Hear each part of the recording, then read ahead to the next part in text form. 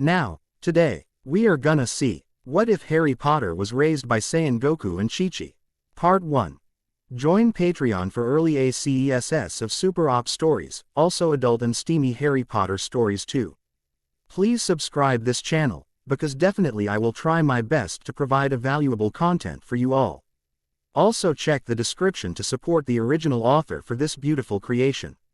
Harry stayed behind to take care of Dad, and then joined Goku on his ship, actually able to keep up with Goku's gravity training, though mostly by meditating rather than blowing himself up. While Goku came closer to being a Super Saiyan, Harry gained total control over his magic and was able to wield it like he could his ki. By the time of the Namek Saga, he had full magic control, but knew very few if any actual spells. He tag-teamed Frieza with Gohan and actually hurt the monster more than a little. After he had his potential unleashed by the Namek Elder as Gohan and Krillin had, he apparated back to the fight to help Goku against level 4 Frieza, holding the monster back while Goku prepared his spirit bomb. After that, he was transported home by the dragon, same as everyone else, while Goku and Frieza stayed behind. As far as special abilities of HPZ Harry compared to Canon Harry had to struggle and practice his spells a lot, and it took him a few weeks to months to get good at any particular magical skill, such as occlumency. HPZ Harry only needs to see a spell performed properly once and he can do it perfectly after that. As for magical skills, it drops from weeks and months to hours and days. HPZ Harry can also fly, is as strong as Gohan post-Namek, pre-Android Saga, and can perform the Kamehameha as well as his matching technique to Gohan's Masenkoa. The Tenshika, an energy beam attack modeled after Piccolo's special beam cannon, charging burning red energy spheres out to the side, and then bringing them together in front of him, and projecting the spiraling red spheres with a wave of red-orange energy. He also learned basic energy attacks and energy manipulation from both Piccolo, Goku and Master Roshi's sister the Witch. Every other difference will be covered in story. Timeline begins shortly after future Trunks comes to warn of the androids. Assume that Trunks, Frieza and King Cold arrived sometime in early June or late May. Prophecy states that the androids arrive 3 years from now, on May 12 at 10 a.m. near South City. Episode 1. The Hogwarts Express Platform 9 3/4, King's Cross Station, London, England. September 1st. Come on Goku, Chichi yelled at her husband. What is the platform number again? It's 9 3/4, Mom, Gohan answered his mother with a tolerant tone. Do you know how to get to it? Harry asked his brother in all but blood. Because that would be very helpful. You're the wizard, why don't you tell me? Gohan growled back. Harry sneered and shoved the older by a few weeks boy. And since when has being a wizard been a problem for you? You certainly weren't complaining when fruit was falling on our heads in the wilderness with Piccolo. Now boys, no fighting indoors. You know your mother's rules, Goku told them from behind the huge stack of trunks and other cases that he was carrying. Okay Dad, both Harry and Gohan agreed, while still glaring at each other. A few moments later, Harry asked Gohan, seriously though, what's with ragging on me about being a wizard? Gohan actually glared and retorted, like you don't know. Harry blinked, surprised at the open hostility. Would I ask if I did? You're going to a boarding school. In Scotland. Yeah, and you get to hang with Dad and Piccolo and Krillin and prepare for the androids. While I'm stuck in a dorm. And Mom. Huh, speaking softer now, Gohan repeated, I'm also at home, with Mom. I'm still homeschooled, remember? Harry blinked and suddenly the past month's hostility between him and his brother made a lot more sense. Hey Mom, Gohan is coming with me to Hogwarts, right? Of course not, she snapped back, distracted by all the people and seeing no signs to platform 9 3/4. He didn't get a letter, unfortunately, and anyway he has to stay home and study to become a Rhodes Scholar. Harry's eyes went wide. Dad, you're going to come to Hogwarts and train me, right? He said a bit louder than strictly necessary. Chichi stopped and physically winced at the very idea of Goku and Dumbledore meeting and spending any amount of time together. You know what, I could probably work something out so that Gohan could get a scholarship deal. That way you boys can still spend time training with each other, and once Harry gets his owls, you can come and go from home to train with your father. Until then, I don't want you unnecessarily distracted from your school work. Either one of you, do you hear me? Yes ma'am, they both dutifully replied.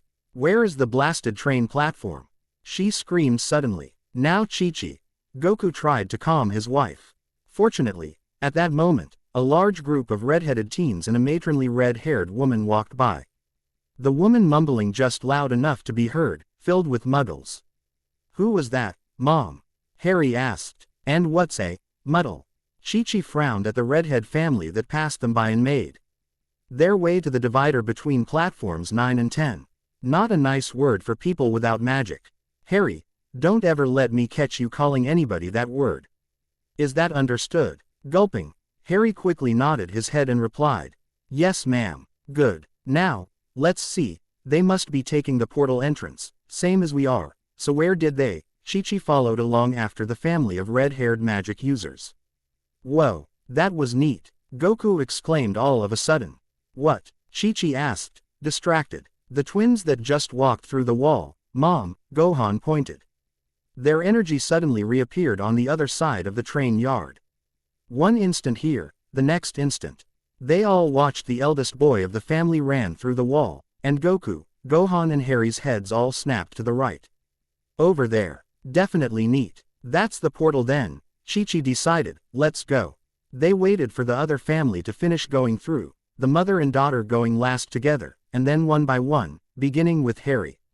Walked through the wall. Chichi went last to make sure Goku and Gohan didn't try anything too Saiyan with the portal.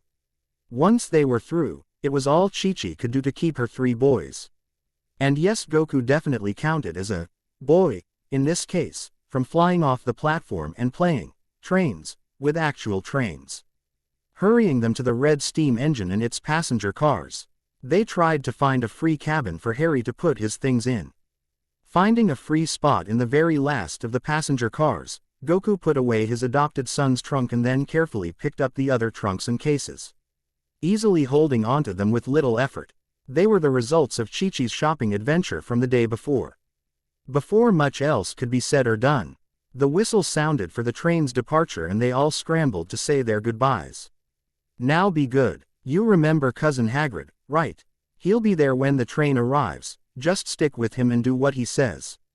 Chi-Chi said as she hugged him with all her might. Only his enhanced gravity training kept him conscious. And I'll be sure to send a letter tonight to the headmaster about the scholarship deal for Gohan. So don't expect your father to pop by for any kind of training, all right? And let me know immediately if your father ever does show up, understand me? All right Mom, he grumbled, ducking his head to hide the tears in his eyes. I'll be seeing you soon bro. Gohan gave his brother a brotherly hug. And sorry for being such a pain these past couple weeks. I really thought you were, well, you know. Hey, you could have asked. Harry playfully shoved his big brother at that. Don't worry about your training at first, Harry, Goku told him after they shared their own goodbye UG. Just have fun and study and do your homework and make plenty of friends, all right? Oh, and be sure to tell me what the food is like. Ha ha, Harry laughed as he stepped onto the moving train. Will do Dad. All right as soon as I get there. And don't worry, those androids won't know what hit them once I learn a few spells. They waved at each other until neither could see the other, which was a good 2 minutes longer than everyone else on the platform, and after having finally lost sight of his family, Harry turned and made his way back to his cabin. Only to find it Ulraya, occupied by the youngest boy from that red-haired family. Oh, hello, the tall boy blushed behind his freckles. Sorry, everywhere else is full up. Is it okay if I sit here? That is your trunk I take it. Yep, that's mine. And sure I don't mind. Harry shrugged and settled himself down on the bench under his trunk. They both sat there in a comfortable silence for about a minute, at which point it became an uncomfortable silence. So, the red-haired boy started to say, not really sure how to react to this strange muscle boy that seemed quite comfortable in a red and blue tunic. It was actually a training GI, but the young wizard had no way of knowing that. Luckily, They were saved from any attempts at awkward conversation by the door to their cabin slamming open and the boys' twin brothers standing there. Mischievous grins on their face. "Hey Ron, we're going to meet up with Lee Jordan, he's somewhere in the middle of the train. Seems he's got this giant tarantula that he's showing off to everybody." The boy, Ron, visibly shivered and looked down as he mumbled his response, "Yeah, whatever." Clearly he either did not like his brothers, or he did not like the mention of the giant tarantula. Having recently had troubles with his own brother, Harry suspected it was more of the latter than the former. "Oh, who's your friend?" The one that hadn't spoken yet spoke up. "Son Harry, adopted child of son Goku and his wife's son Chichi," he casually introduced himself. Being the adopted son of Chichi, princess of the Ox Kingdom of Fire Mountain, he had been trained in a number of various, formal, greetings. So what he'd offered to the twins was as casual as it got with him. "Your parents named you, son," both twins said together. Harry shrugged and figured their ignorance for lack of experience than any kind of insult. "Son is my family name. In my culture, the family name is given before the person's name, so as to avoid potential breaches of honor. At least that is how it was explained to me. If you know a person's family name before you know their name, you know whether or not you can be rude without having to worry about smirching a prominent family's honor." The three redheads just stared at him. Blinking, he shrugged in reply and turned back to looking out the window. Unintentionally, this shifted his hair just enough to allow them to see the lightning bolt-shaped scar on his forehead. "Wait a tick, what was that?" One of the twins pointed. What was what?" Harry turned. "That." The same twin pointed again. "Are you?" "Well, it would make sense, His twin agreed before the question was even fully asked. "You are, aren't you?" "What are you two?" Ron started to ask, and then he too caught sight of the scar and his eyes went wide as his mouth hung open. "What am I supposed to be?" Harry asked with a shrug. "Harry Potter," all three exclaimed at once. "Oh, that. Yeah, my name before I was adopted was Potter. But now I'm son Harry. Please keep that in mind as I refuse to acknowledge Potter as my name. It's an honor thing," he added at their confused expressions. "Blimey, you're really the boy who lived," Ron exclaimed. "By the way, in case we neglected to introduce ourselves before," one of the twins began. "Which we often do," his mirror image interjected. "Please allow us to introduce ourselves. I'm Fred Weasley," the first one gave a short, yet dramatic bow. "And I am the pretty one, George Weasley," the second one gave an identical bow. "Hey, I thought I was the pretty one," Fred argued. "No, you're the funny one that likes to talk," George logically pointed out. "Oh yeah, right," Fred nodded. "Well, have fun you two," George called as he dragged his twin out of the compartment and presumably to their original destination. "Have a lot of brothers then?"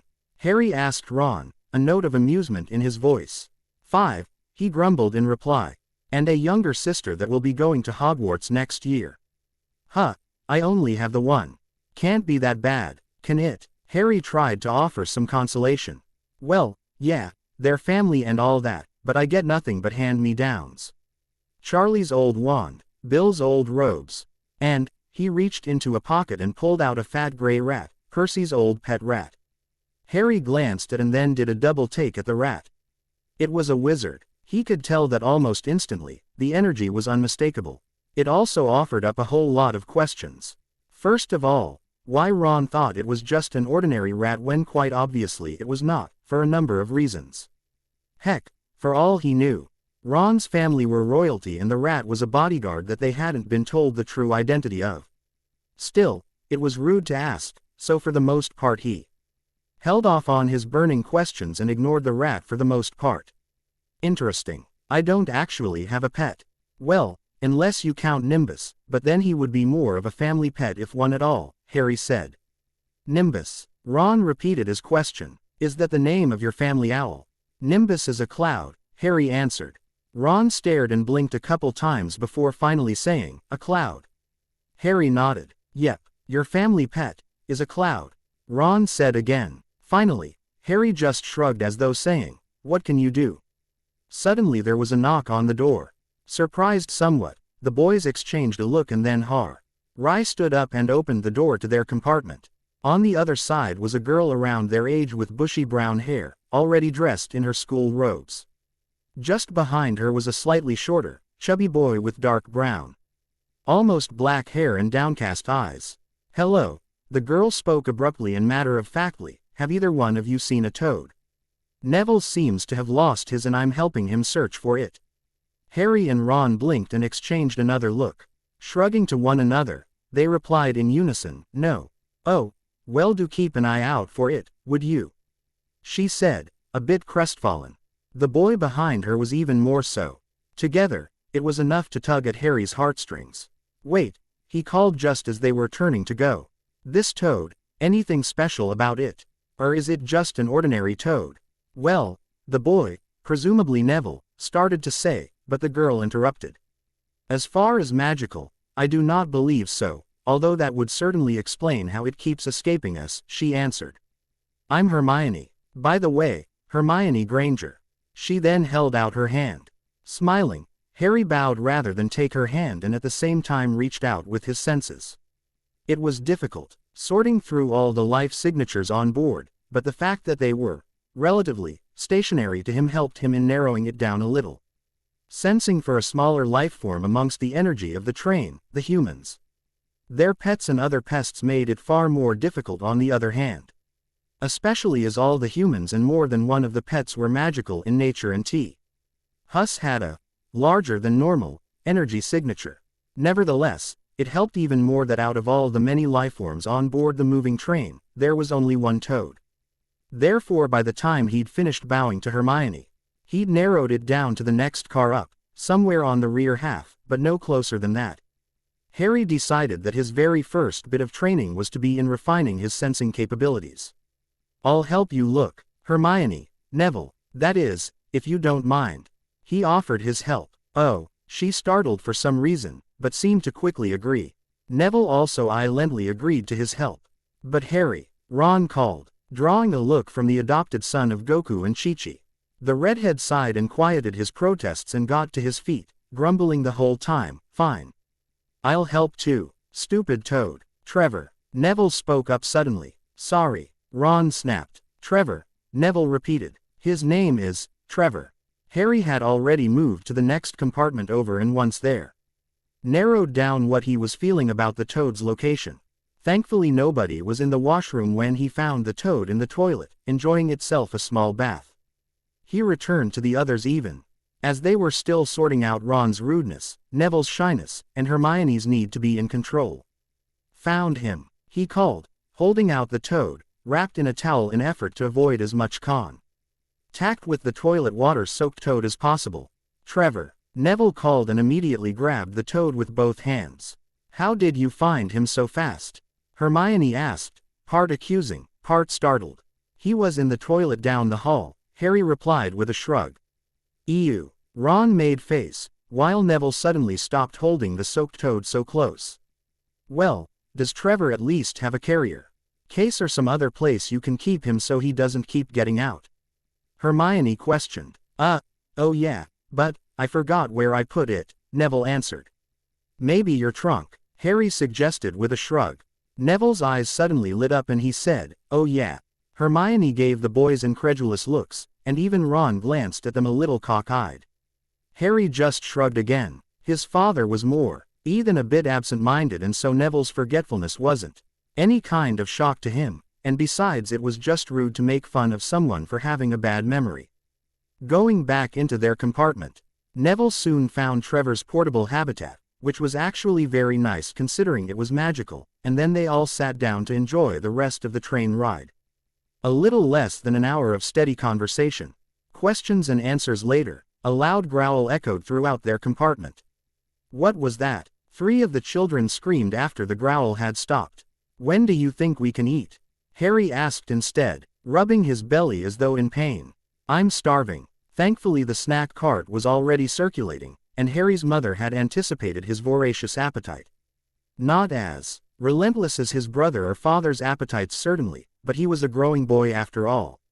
She had packed the standard box lunch for him in his trunk and then also given him plenty of money to use to buy food while on the train.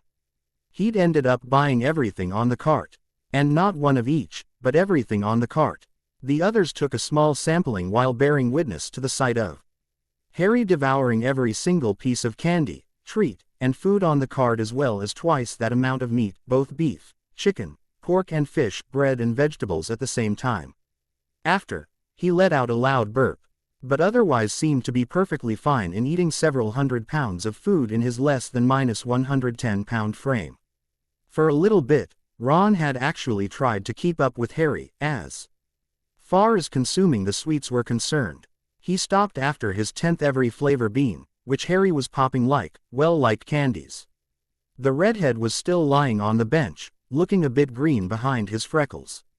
Just after Harry had announced to the world how much he'd enjoyed his lunch, the door suddenly slammed open to reveal a boy their age with slicked blonde hair, icy blue eyes and a pale complexion. Behind him was a small entourage, 2 brutish thugs that looked like they should have been considered 18-year-olds rather than 11-year-olds, another large girl that looked like two thugs' baby sister or third brother, and a pug-faced girl that was staying at the blonde boy's side no matter what. "They're saying that Harry Potter is here in this compartment," the blonde Ron announced once he was sure everyone in the compartment was looking at him.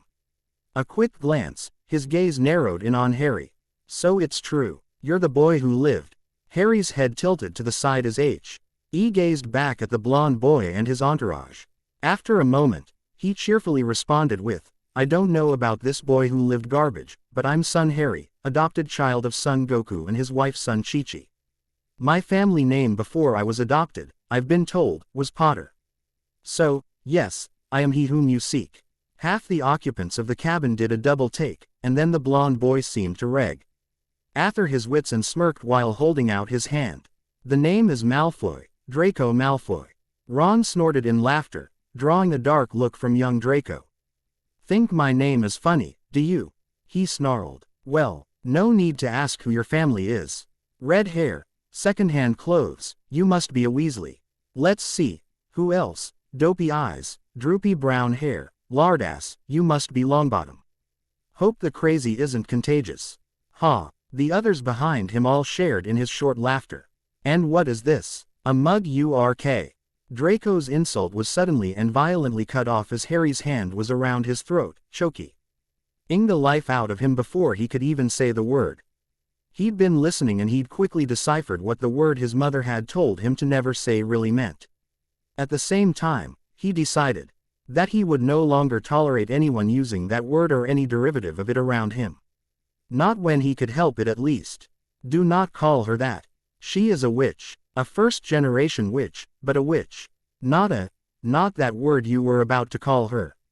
Have I made myself clear, Mr. Malfoy?" Harry said as he released the other wizard, coughing to get his breathing back under control, and rubbing his raw neck.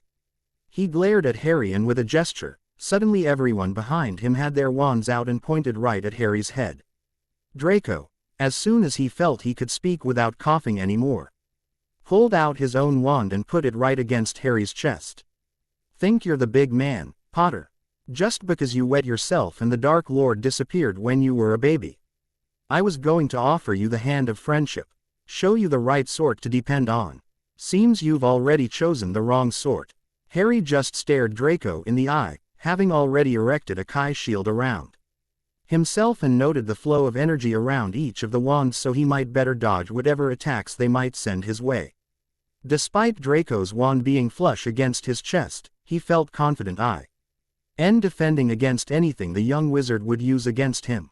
He returned Draco's smirk with one of his own, modeled after that of his father. After a few tension-filled seconds, Draco scoffed and withdrew his wand, saying, "You're not worth it, Potter. I'd challenge you to a duel for what you did to me, but I think instead I'll merely inform my father about just what kind of barbarian you truly are." "Do what you will, Mr. Malfoy," said Harry, "just don't ever use that insulting word in my presence again, and we won't have any problems." Draco sneered and turned to leave, the rest his entourage already exiting the cabin.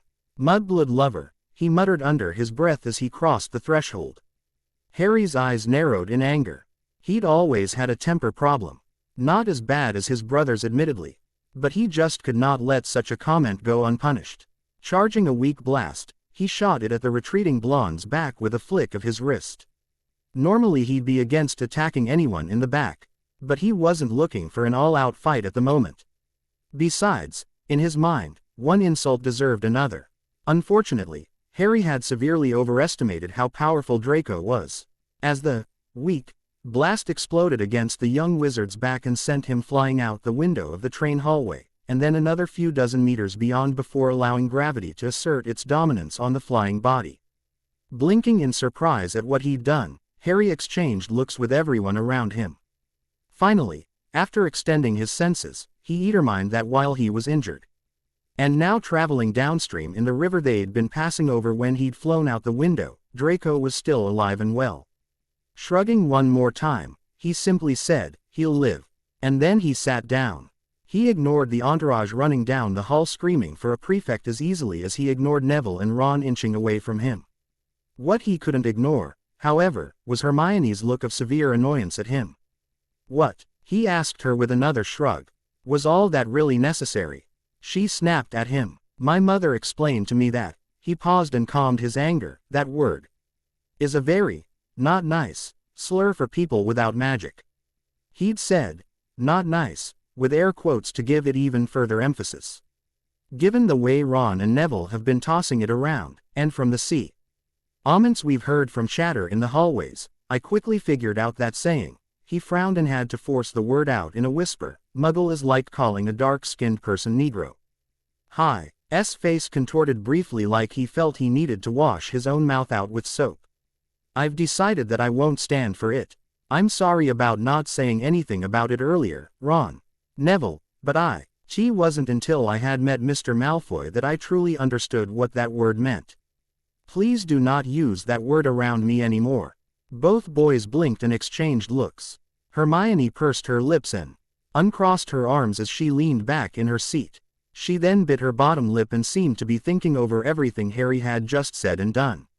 After a lengthy amount of time, she nodded her head and said, "All right. I can see your point of view on that. Still, there was no need to use destructive magic on that bully. We could have just gone to one of the prefects on board the train. They're supposed to be in the first car." Harry nodded, acknowledging her point. "All right then, how about we go see them now? And for the record, I didn't use magic." "Well, true, I did not see you brandishing your wand. But then what was that flash of light that sent him flying out the window?" Hermione asked, completely ignoring the logical side of her brain that said anybody thrown from a moving train should be dead.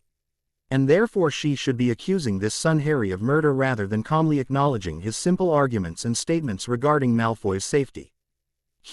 Harry replied to her question, holding out his hand and charging just enough energy to create a small spark of gold-red energy in the palm of his hand. Just raw energy, in other words. I would have thought a magic user of his power would have been able to detect and defend against it. Who knew he was such a weakling? Just as they had made it to the next car of the train, ahead of them a group of older students appeared. Some of them were already in school uniforms, and rather noticeable about those were the shiny badges that they had put opposite the school patch on their robes. Just in front of them was the hug-faced girl that had been hanging on to Draco like a leech. As soon as she saw Harry, she pointed right at him and said, "That's him. He's the one that killed Draco right in front of my eyes." Harry blinked in surprise. "Good work, Miss Parkinson. We'll take care of this." The one at the lead, his badge displaying a vivid H. The head boy brandished his wand and pointed it right at Harry. "That's far enough, murderer." Harry blinked again, and then took a single step forward to put himself between the wand and his new friends behind him. Then he set about defending himself. "Draco Malfoy is not dead. A little wet and certainly injured, but not dead. I don't kill people. It's not what I do," said Harry in defense of his actions. "Besides, I thought he was more powerful than he apparently was. That was the same as throwing a spitwad at the back of someone's head." "You sent him flying out the window," Pansy exclaimed hysterically. Harry shrugged and responded, "My father sends me flying through walls. And my brother sends me flying through mountains on a regular basis. How was I supposed to know that everyone here is so overconfident they don't even bother guarding themselves against sneak attacks?" The head boy shot a spell of red light at him. He almost casually lashed out with his left hand and backhanded the spell bolt away. It dissipated against the ceiling of the train car. Like that, Harry grinned. And thank you for helping make my point. Everyone took a step back from Harry after that, and the head boy was looking at him with absolute fear. Seeing this, he asked, "What? How did you do that?" Hermione finally found the courage to ask him. He shrugged and replied by repeating the motion, but slower, and saying, "Like that." With his back turned, the head boy saw an opportunity to finally end this and cast another stunning curse at Harry's unprotected back. Before it was even halfway there, Harry spun back around, but rather than knock it away like he had before. Having determined that none of the wizards liked seeing that, he charged a shield around his hand and caught it. Normally he wouldn't ever try doing this with something he was so unfamiliar with.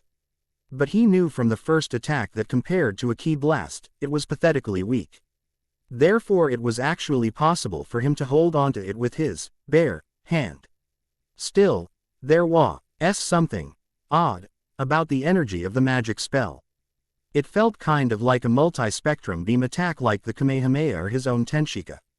But different. Like the multi-spectrum aspect of the energy was working towards a different outcome than increasing the destructive power of the attack.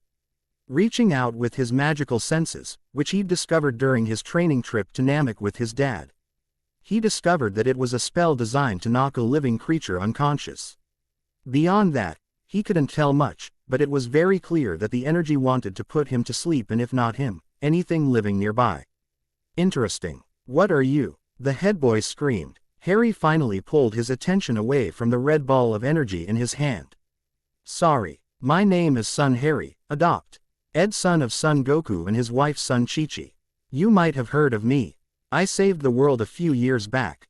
Everyone went silent for a bit, and then one of the others, his badge displaying the letter P, exclaimed, "You're Harry Potter." Harry sighed and rolled his eyes. Fine, I'll say it in the Western way then. My name is Harry, son, he spoke slowly, enunciating every syllable to maximum effect. I was adopted when I was barely even 3 years old, and it is the only name I will answer to. If you call me Potter again, I will ignore you. I hope I have made that clear. Why would you kill a first year? The head boy cried, incredulous. Harry threw up his hands in frustration and shouted, "He's not dead. He's some 50 miles that way," he pointed back over his shoulder. "And stationary. He must have gotten out of the river by now." "Huh, Harry, how do you know that?" Hermione asked, somewhat nervous all of a sudden. Frowning, Harry tried to think of some way to explain it in a way the wizards could understand. He couldn't think of one. It's hard to explain. Let's just say that I can sense energy, and having met Mr. Malfoy, I know what his energy feels like, and therefore I know precisely where he is in relation to myself. He's definitely still alive, by the way. You threw him out the window. The hysterical girl next to the head boy accused. Yeah, and Harry shrugged.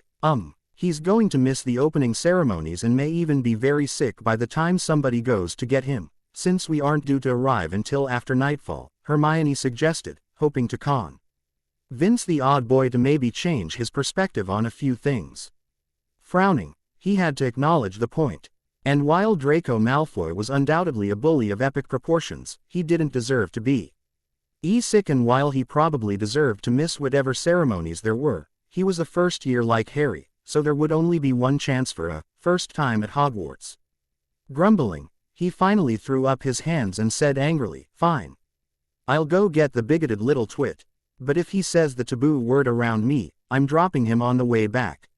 More than once, though I'll probably still catch him." With that said, Harry turned to the windows on either side of the train car.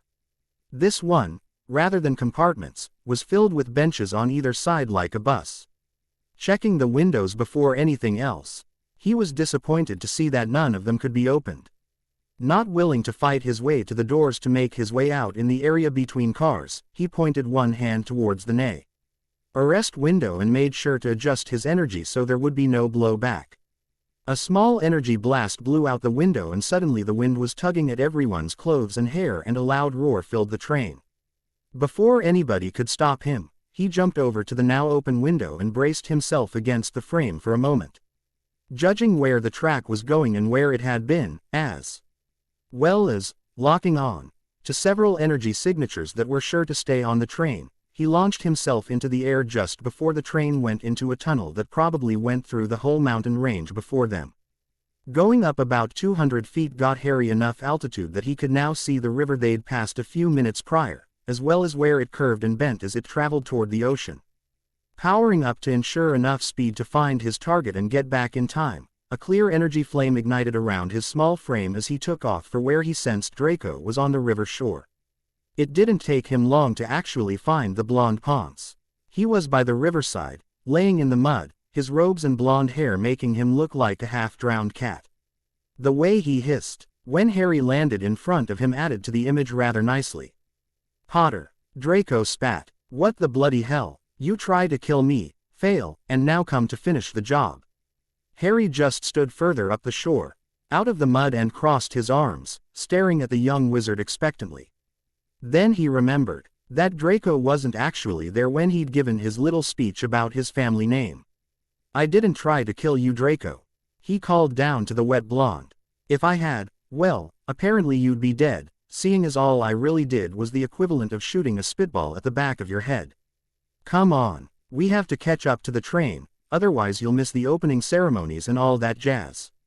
Longer you stand there glaring at me, longer it'll be before we catch up to them and you can change your clothes."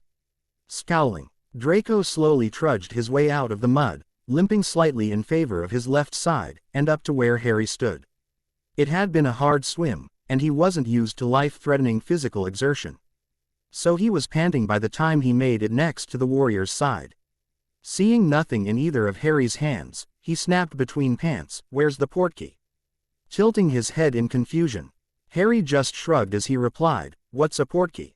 Before getting an answer, though, Harry slipped in on Draco's limping left side and slung his left arm over his neck while grabbing the boy by the waist. "Never mind. Hold on tight. Oh, and for the last time, Draco," Harry said, looking the boy in the eye, "my name is Harry, son. Do not call me Potter again, because I won't reply to it." That having been said, Harry exerted his energy yet again, this time expanding it enough to include Draco. The clear white flaming aura ignited around them and suddenly they were in the air and gaining altitude at a sharp incline. "Oh, my word, bloody hell," Draco screamed right in Harry's ear while holding tight to the other boy's grip on him. "You can fly." "Yes," Harry said patiently, casually tearing off Draco's death grip from his neck and chest. "Since I was 5 years old, as a matter of fact. You don't have to scream. Oh, and if I were you, I'd try really hard not to puke. Ever spit into the wind?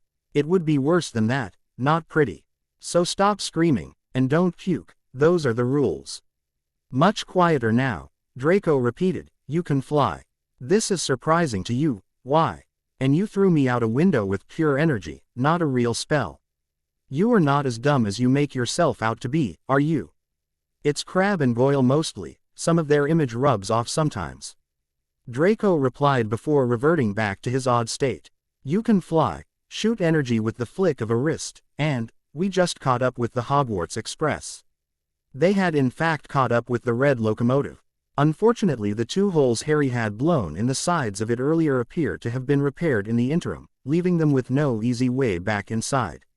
Harry easily matched the train's speed and set them down on the very first car after the main engine. He peeled Draco off of him and put the young wizard on all fours, shouting for him to hold on tight. He then walked forward a couple steps and punched out a hole in the roof of the car. Then, using both hands, he tore away a large section like most people open their mail, and left the warped metal just hanging there. He then came back over, grabbed Draco by the scruff of his neck and dropped the boy in the hole he'd made before floating down himself. "You can fly, shoot energy, are faster than the Hogwarts Express. And you can bend metal with your bare hands," Draco screamed, grabbing the attention of those in the next car down. All the prefects, the headboy and the headgirl crowded into the VIP professor's car, which currently had only one other occupant, a quiet man wearing a purple turban.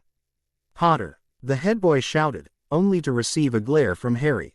He quickly backstepped and spoke in a quieter, but no less officious tone of voice. I mean, Mr. Sun. How did you get in here? And Mr. Malfoy, it's very bad form to have your friends make up stories about how another student killed you. Did you plan this prank together, or did you have help? The Weasley twins perhaps. Harry blinked, surprised at the vehemence coming from the teenager. Weasley twins? You mean Fred and George?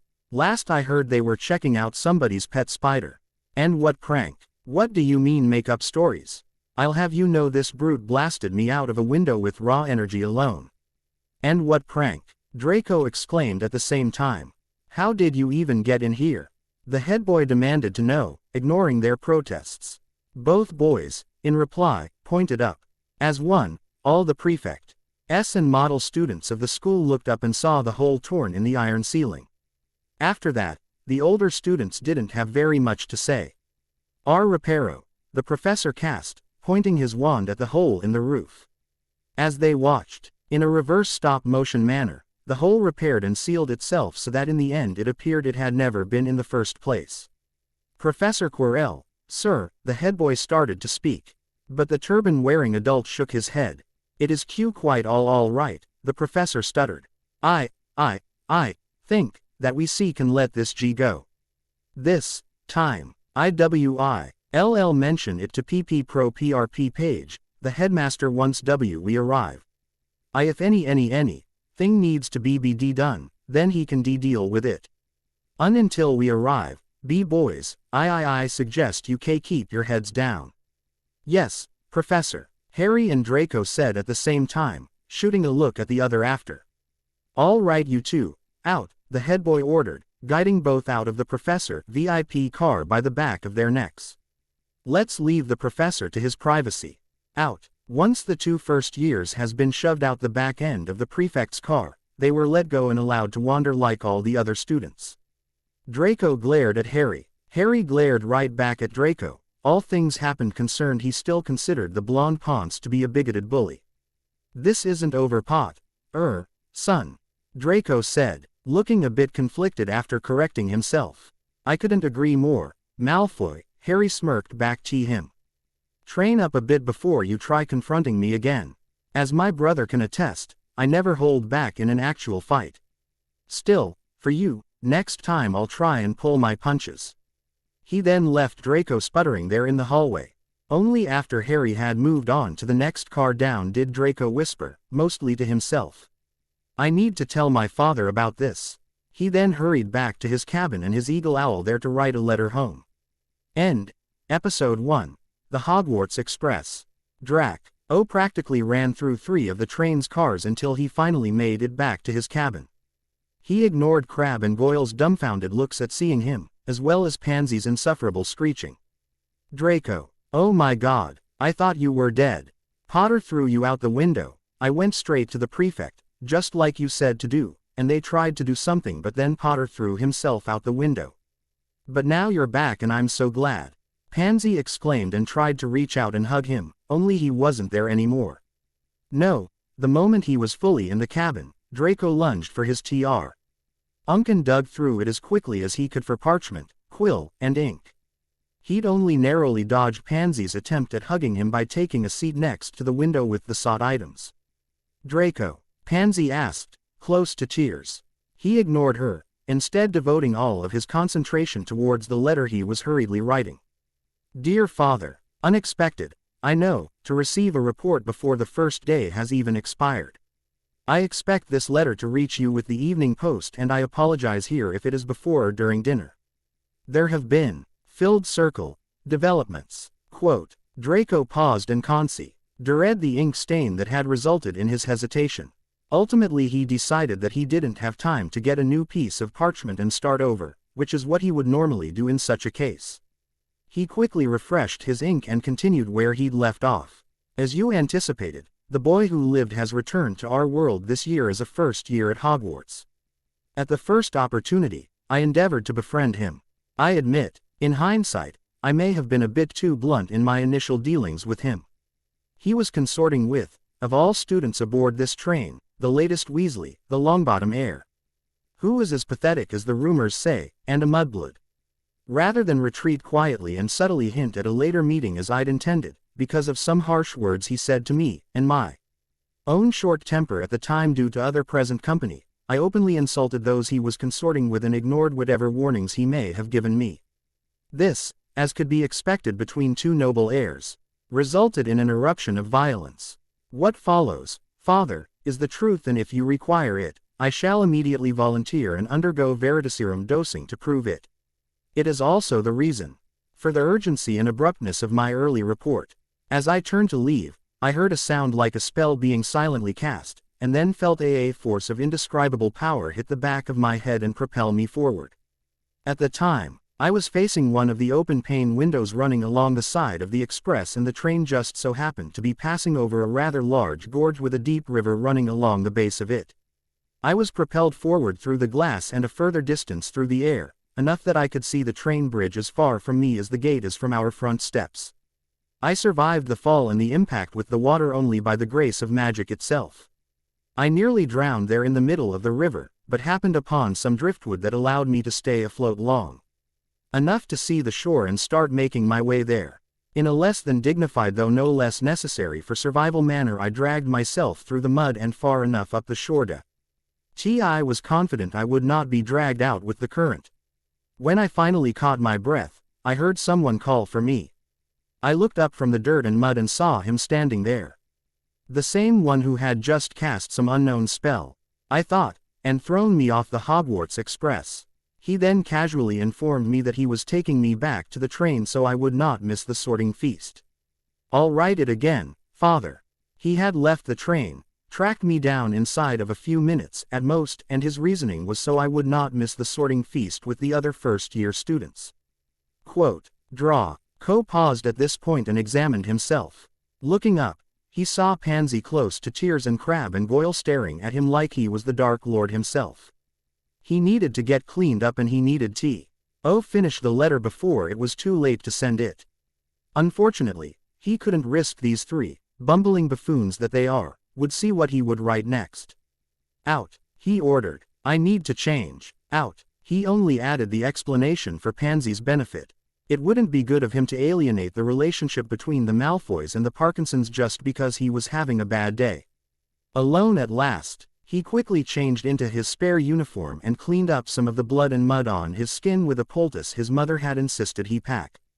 He was glad of it too, despite complaining at the time. Once he was refreshed, he returned to his letter. After telling me to hold on tight, the boy who lived then took to the air and accelerated fast enough for us to catch up with the train.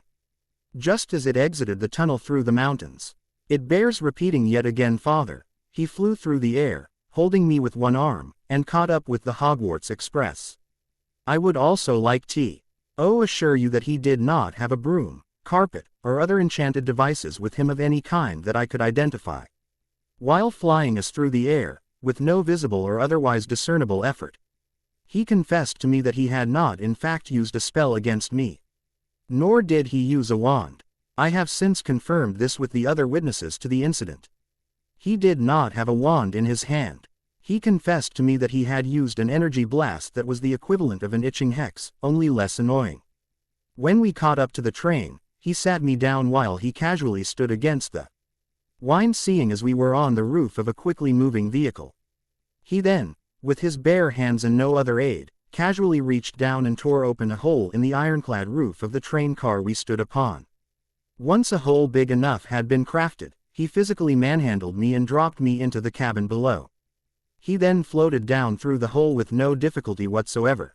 Allow me to assure you of the facts, father. Had I been standing or in any position other than what he'd placed me in, the wind was strong enough to knock me off the train all over again.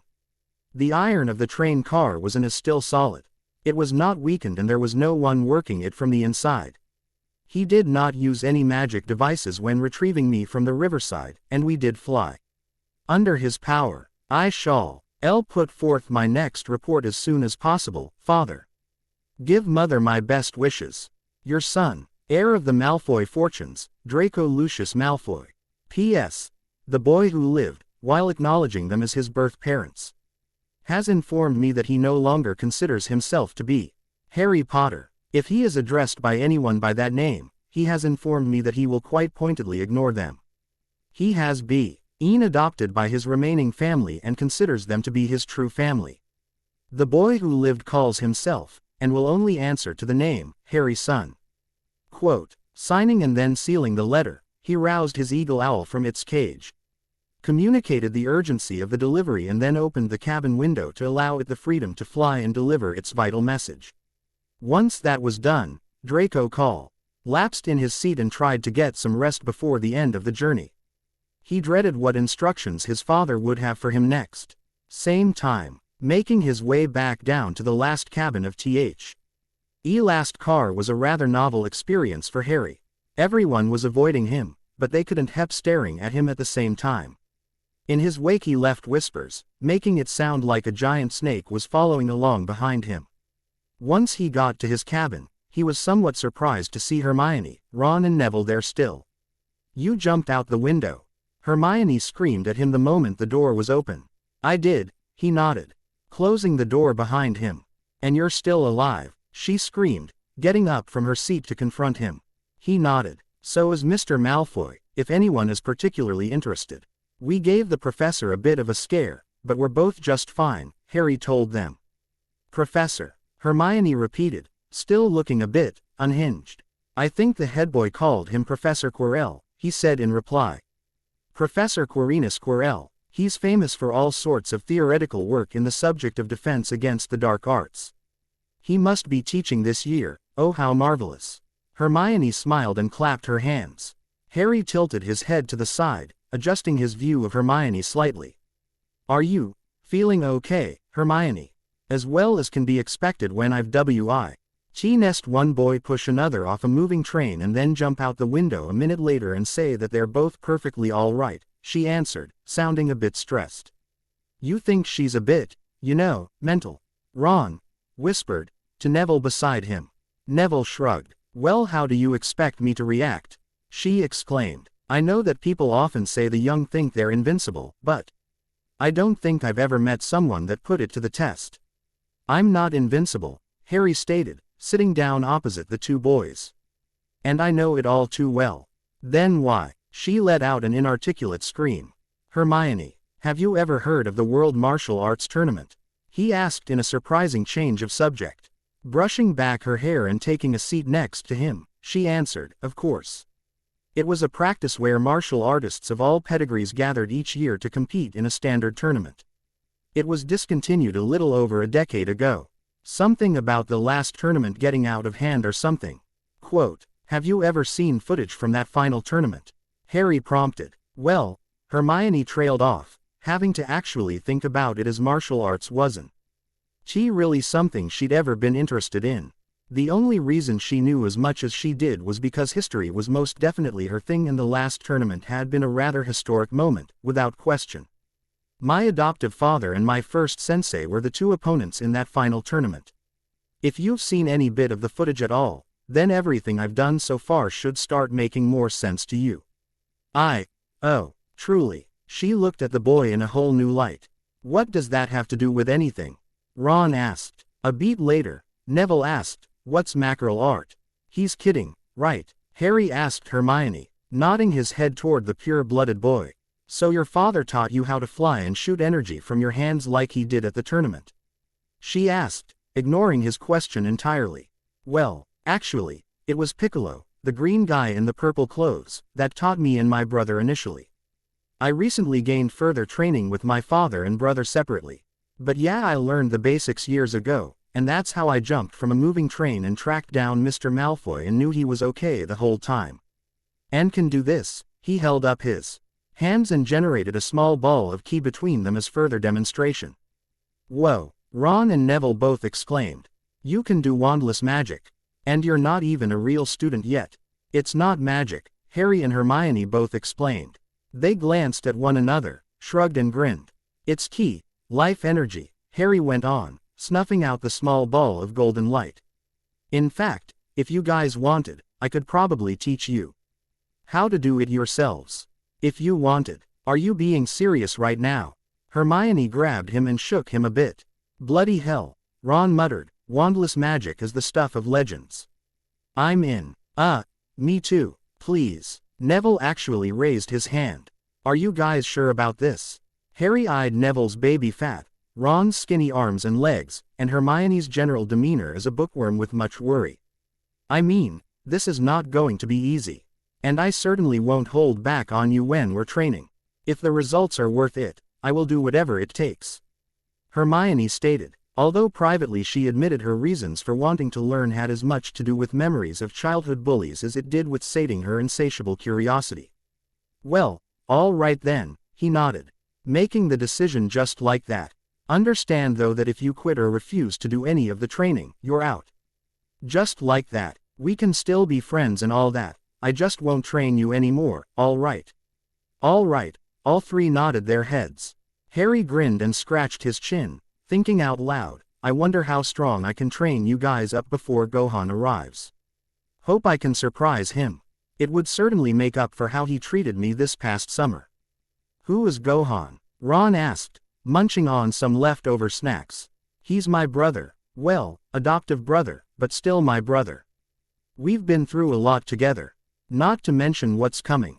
Our mom said she'd see about getting Gohan here on a scholarship or something.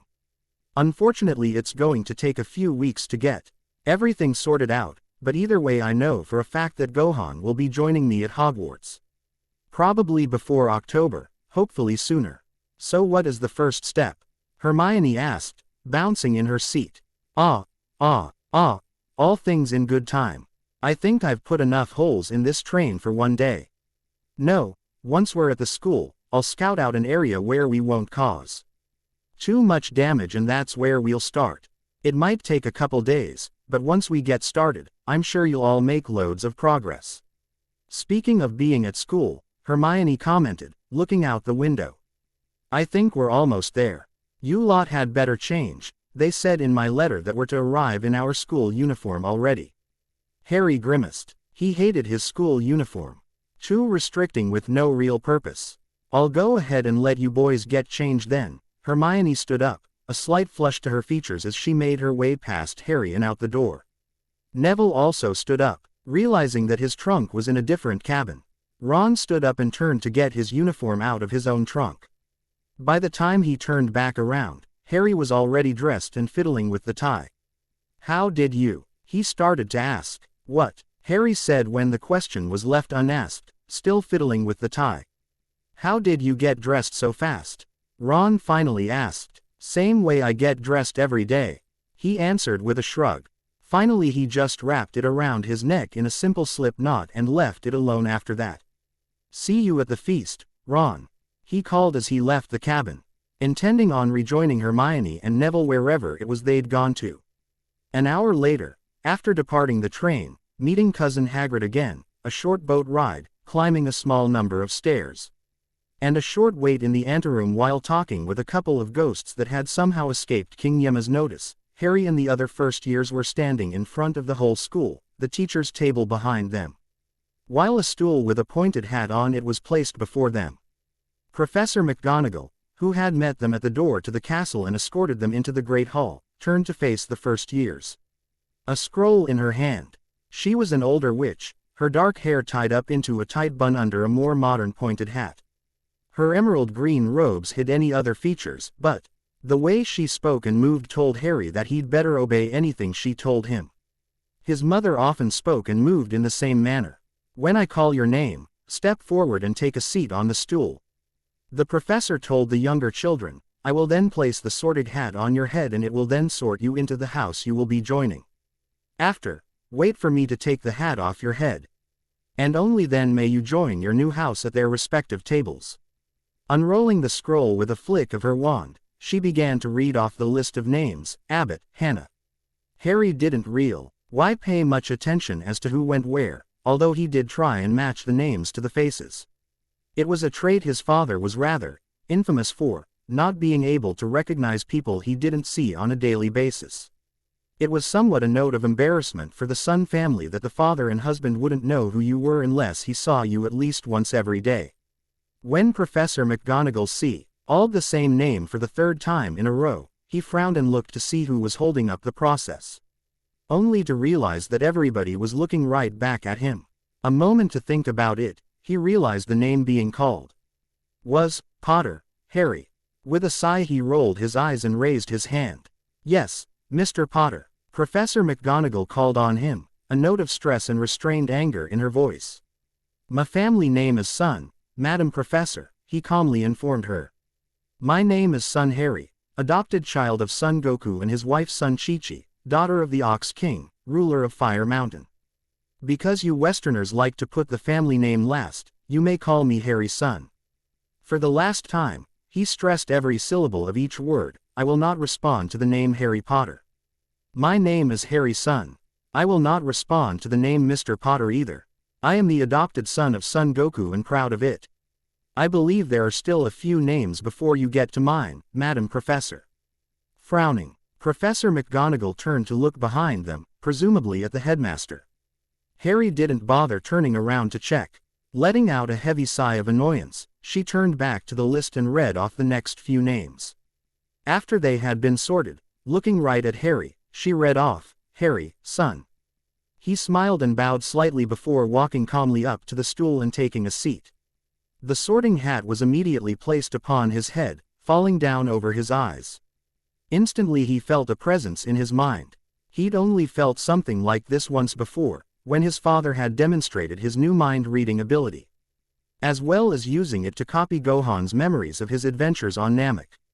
Recognizing it for what it was, Harry's mind reacted automatically, by treating the unasked-for telepathic probe as an attack, and responded in kind. The sorting hat went flying off his head, leaving a trail of smoke in its wake, landing on the head table, right in front of the headmaster.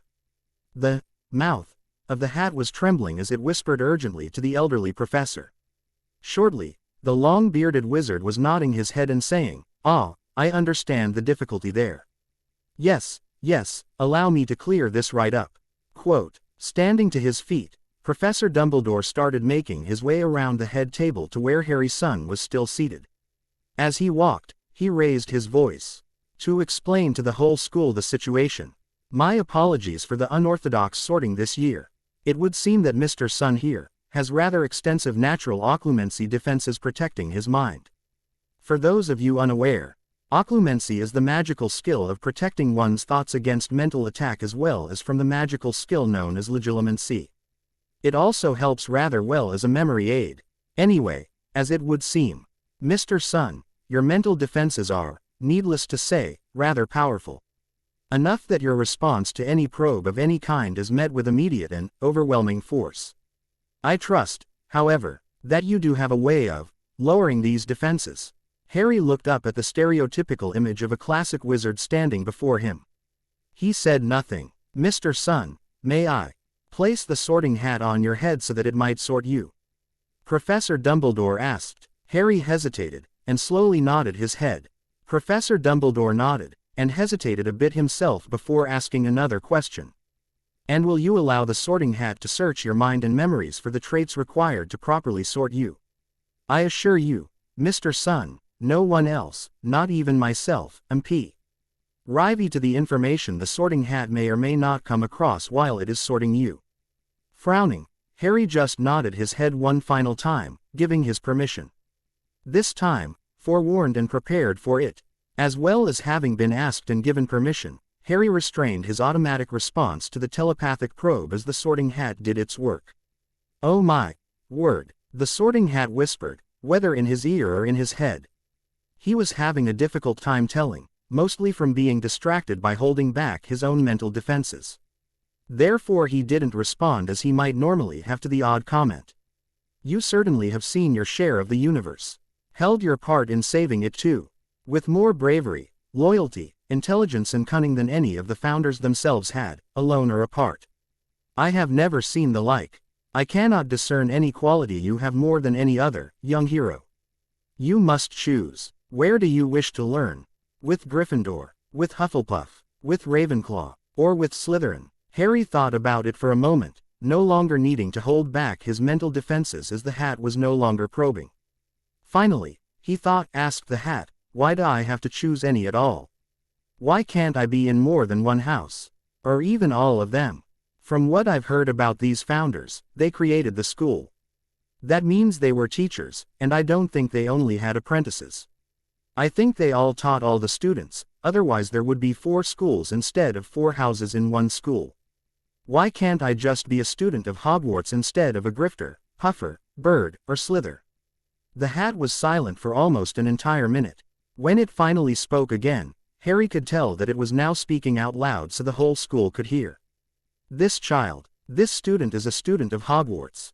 So, mote it be. It then flew off his head again, though in a more intentional and less uncontrolled way than before. The headmaster was still standing in front of Harry, so it didn't have far to fly as it landed on the old wizard's head and seemed to have a rather intense, one-sided conversation with the man. After it was done, it flew back over Professor McGonagall's hand and seemed to be waiting for the next student. The whole school was quiet, anxiously awaiting the headmaster's next words.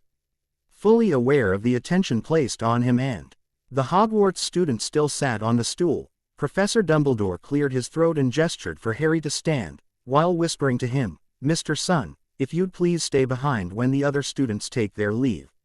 I will personally escort you to your quarters for the foreseeable future. Now please, bear with me for a moment longer."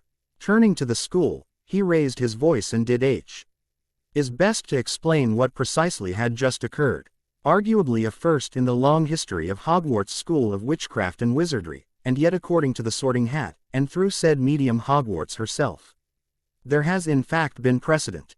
Nevertheless, whether intentional or not, young Mr. Harry Sun had just put the spotlight squarely on him in just his first few hours in returning to the wizarding world.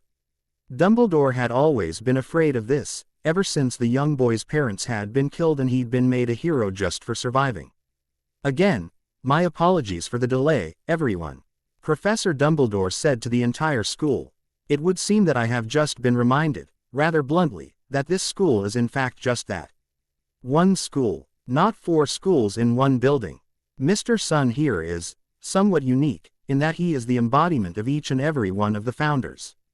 In fact, I dare say, and the Sorting Hat would agree, that if the founders had the opportunity to teach Mr. Sun, they would either fight each other to the death for the opportunity to teach him, or they would pool their resources and teach him everything they knew or that he could learn. Because of this, and because of the imbalance it would create with Hogwarts itself if Mr. Sun were to join one house over the others, it has been decided that he shall be a student of Hogwarts, but belong to none of the houses." There was an immediate uproar, mostly from the teachers still at the head table ironically, though it was not limited to there either. It was quiet at the moment Professor Dumbledore raised his hand, impressing everyone with exactly how much respect the man wielded. "Perhaps I should have phrased that differently." The headmaster let out a brief self-depreciating chuckle. "Mr. Sun will not belong to just one of the houses. It is the same as saying that he shall belong to all of the houses. His sleeping quarters shall be the VIP suite in the first tower, known as the lowest tower nearest the lake. Each day, if Mr. Sun so chooses, he may sit at each of the house tables, alternating between days or meals at his discretion. I will personally draw up Mr. Sun's class schedule, and as for the house cup, I believe rather than points, Mr. Sun will be granted either concessions or demerits, based on the same principles. In any case, for the time being, Mr. Sun does require a place to sit in order to properly enjoy our welcoming feast. Who would like to volunteer?" Instantly, all 4 tables exploded with noise as every student in the building tried to volunteer their respective table, all of them at once. Unfortunately, holding up a hand, or even both hands, just wasn't doing it for the headmaster any longer. He finally resorted to drawing his wand and unleashing a noise that was an explosion of its own. Harry, standing right next to it, wiggled his pinky finger in both ears to try and alleviate his brief deafness. "Well, Professor," Dumbledore spoke to the student at his side, "it would seem, Mr. Sun, that you have your pick of seats. And please, everyone, understand that no matter what choice is made, there will be those disappointed. So prepare yourselves accordingly and take no offense from it, as we still have some students awaiting to be sorted. Mr. Sun." Harry looked all around and then shrugged and walked straight forward and sat down on the right-hand side benches, putting him at the Hufflepuff table. "You guys don't mind, right?" Seeing the open smiles and friendly faces all around him, Harry felt He had indeed made the correct decision. After that had been taken care of, the sorting resumed and was thankfully resolved with no further interruptions. Professor Dumbledore, with a few words, T.H.N. started the feast and allowed everyone to tuck in. Once the feast had started, Harry was bombarded from all sides by all sorts of questions and comments of all kinds. He did his best to be polite, but honestly most of his attention was on the food that had magically appeared before him. Growing up with two Saiyans, and a woman more than able to keep up with their voracious appetites, Harry had gained a rather advanced metabolism. While he wasn't entirely able to keep up, he could hold his own and ate roughly 3 times as much as what any normal boy his age would, let alone could eat. He only needed about 6 hours of sleep, at a maximum. On average, he got between 3 and 4 hours of sleep per day, and most of that came after rather intense training sessions where he'd used up most of his energy. As such, when the feast came to a close, most of the students were ready to fall asleep right there at the table, while Harry was still wide awake and planning on exploring the sea. Astle a bit before taking a nap right before sunrise. After the feast, Professor Dumbledore had some announcements to make. Ahem. Just a few more words now that we are all fed and watered. I have a few start-of-term notices to give you. He began. First years should note that the forest on the grounds is forbidden to all pupils. And a few of our older students would do well to remember that as well. Dumbledore's twinkling eyes flashed in the direction of the Weasley twins. I have also been asked by Mr. Filch, the caretaker, to remind you all that no magic should be used between classes in the corridors. Quidditch trials will be held in the second week of the term. Anyone interested in playing for their house teams should contact Madam Hooch. And finally, I must tell you that this year, the third-floor corridor on the right-hand side is out of bounds to everyone who does not wish to die a very painful death. Harry frowned, and then calmly raised his hand, standing up from his seat, in order to draw more immediate attention. And now, the professor stopped in what he was about to say and looked right at Harry. Yes, Mr. Sun. Why? Harry asked, lowering his arm, yet remained standing. I beg your pardon, Mr. Sun. Why what? The wizened old wizard asked. Why do people have to die just for walking down a corridor? He clarified. Professor Dumbledore smiled, his eyes inkling like little suns all of a sudden. My, it would appear that it is indeed my night to make so many misunderstood statements. I apologize yet again for my need to adhere to the obscura and dramatic subtleties of our unique language. Of course there will be no actual punishment for any student brave or cunning enough to ignore this warning and go immediately to the third-floor corridor. Off the right-hand side of the grand staircase. There is, however, a rather vicious beast, which I will at this time refrain from identifying, being kept at the end of said corridor. This beast is a pet and does not like the company of strangers and has in fact been trained to defend its location most, shall we say violently. Madame Pomfrey, Professor Dumbledore gestured back at the head table, pointing out a matronly woman in a white apron and cap over her robes, while a most extraordinary healer and our school nurse, is not a miracle worker and while fully qualified to treat most everyday and quite a few uncommon injuries, there is a rather severe limit to her power and I would feel better if we all did our best not to test those limitations as much as possible. So again I say, there will be no punishment for any student that does not heed this warning. Nevertheless, the warning has been given and have no doubt that if you do ignore it, there will undoubtedly be most severe consequences. At that, everyone started whispering and talking amongst themselves about the statement just made, as well as the fact that Harry's son had just openly stood before Albus Dumbledore and questioned his word right to his face. Once the noise had reached a certain level, the headmaster interrupted it with merely another raised hand. I trust this answers your question, Mr. Sun? He asked, eyes still twinkling. How strong is it? Mind if I fight it? Harry questioned with an almost eager grin. He certainly wasn't going to go around killing helpless monsters, but if he'd found a sparring partner already, he was eager for the challenge. I would prefer that you not, Mr. Sun, Dumbledore said. After all, there is a purpose for it being placed where it is and I would rather not have to replace it so soon. Ah, shucks. Harry snapped his fingers and let out a disappointed sigh, then sat down. Now then, as I was saying, let's end the evening with a rousing rendition of the school song." After everything was over and done, the students were released and allowed to march off to their respective house dormitories and the warm beds awaiting them there. All except for a student that stood out from all the rest, of course. The prefects for the various houses took charge of the first years. Harry, meanwhile, stayed where he was sat at the Hufflepuff table, remembering that the headmaster wanted him to stay after so he could show him where he would be sleeping while here at Hogwarts. Professor Dumbledore walked up to Harry once the last people had left the Great Hall.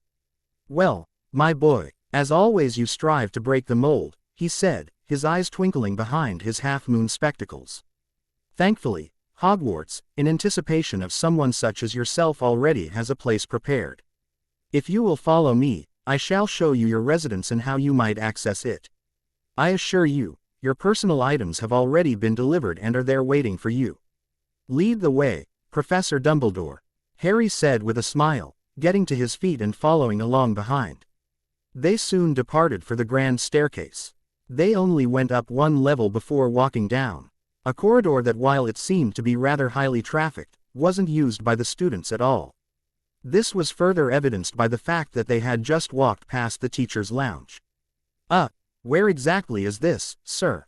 Harry asked as they went up another flight of stairs, these going much higher than one flight, and then a brief platform that connected with a spiral staircase that was feral. "Why, obvious inside the tower the headmaster had mentioned previously. Hogwarts has 13 towers. The Gryffindor and Ravenclaw dormitories happen to occupy 2 of them.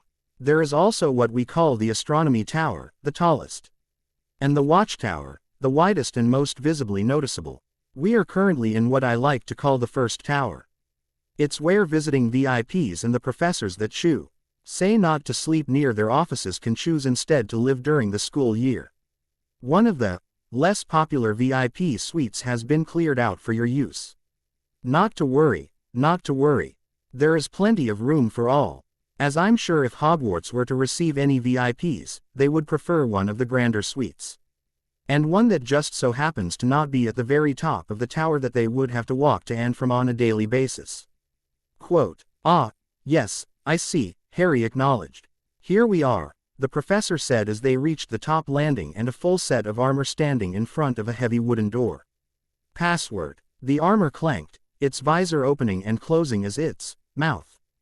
"Dragon Balls." Harry nearly choked on his own saliva and shot Dumbledore a worried expression. How much did the people know about him and his family already? If they knew about the Dragon Balls, then they certainly must know about the androids and what was coming. Yes, well, Dumbledore seemed oddly uncomfortable all of a sudden.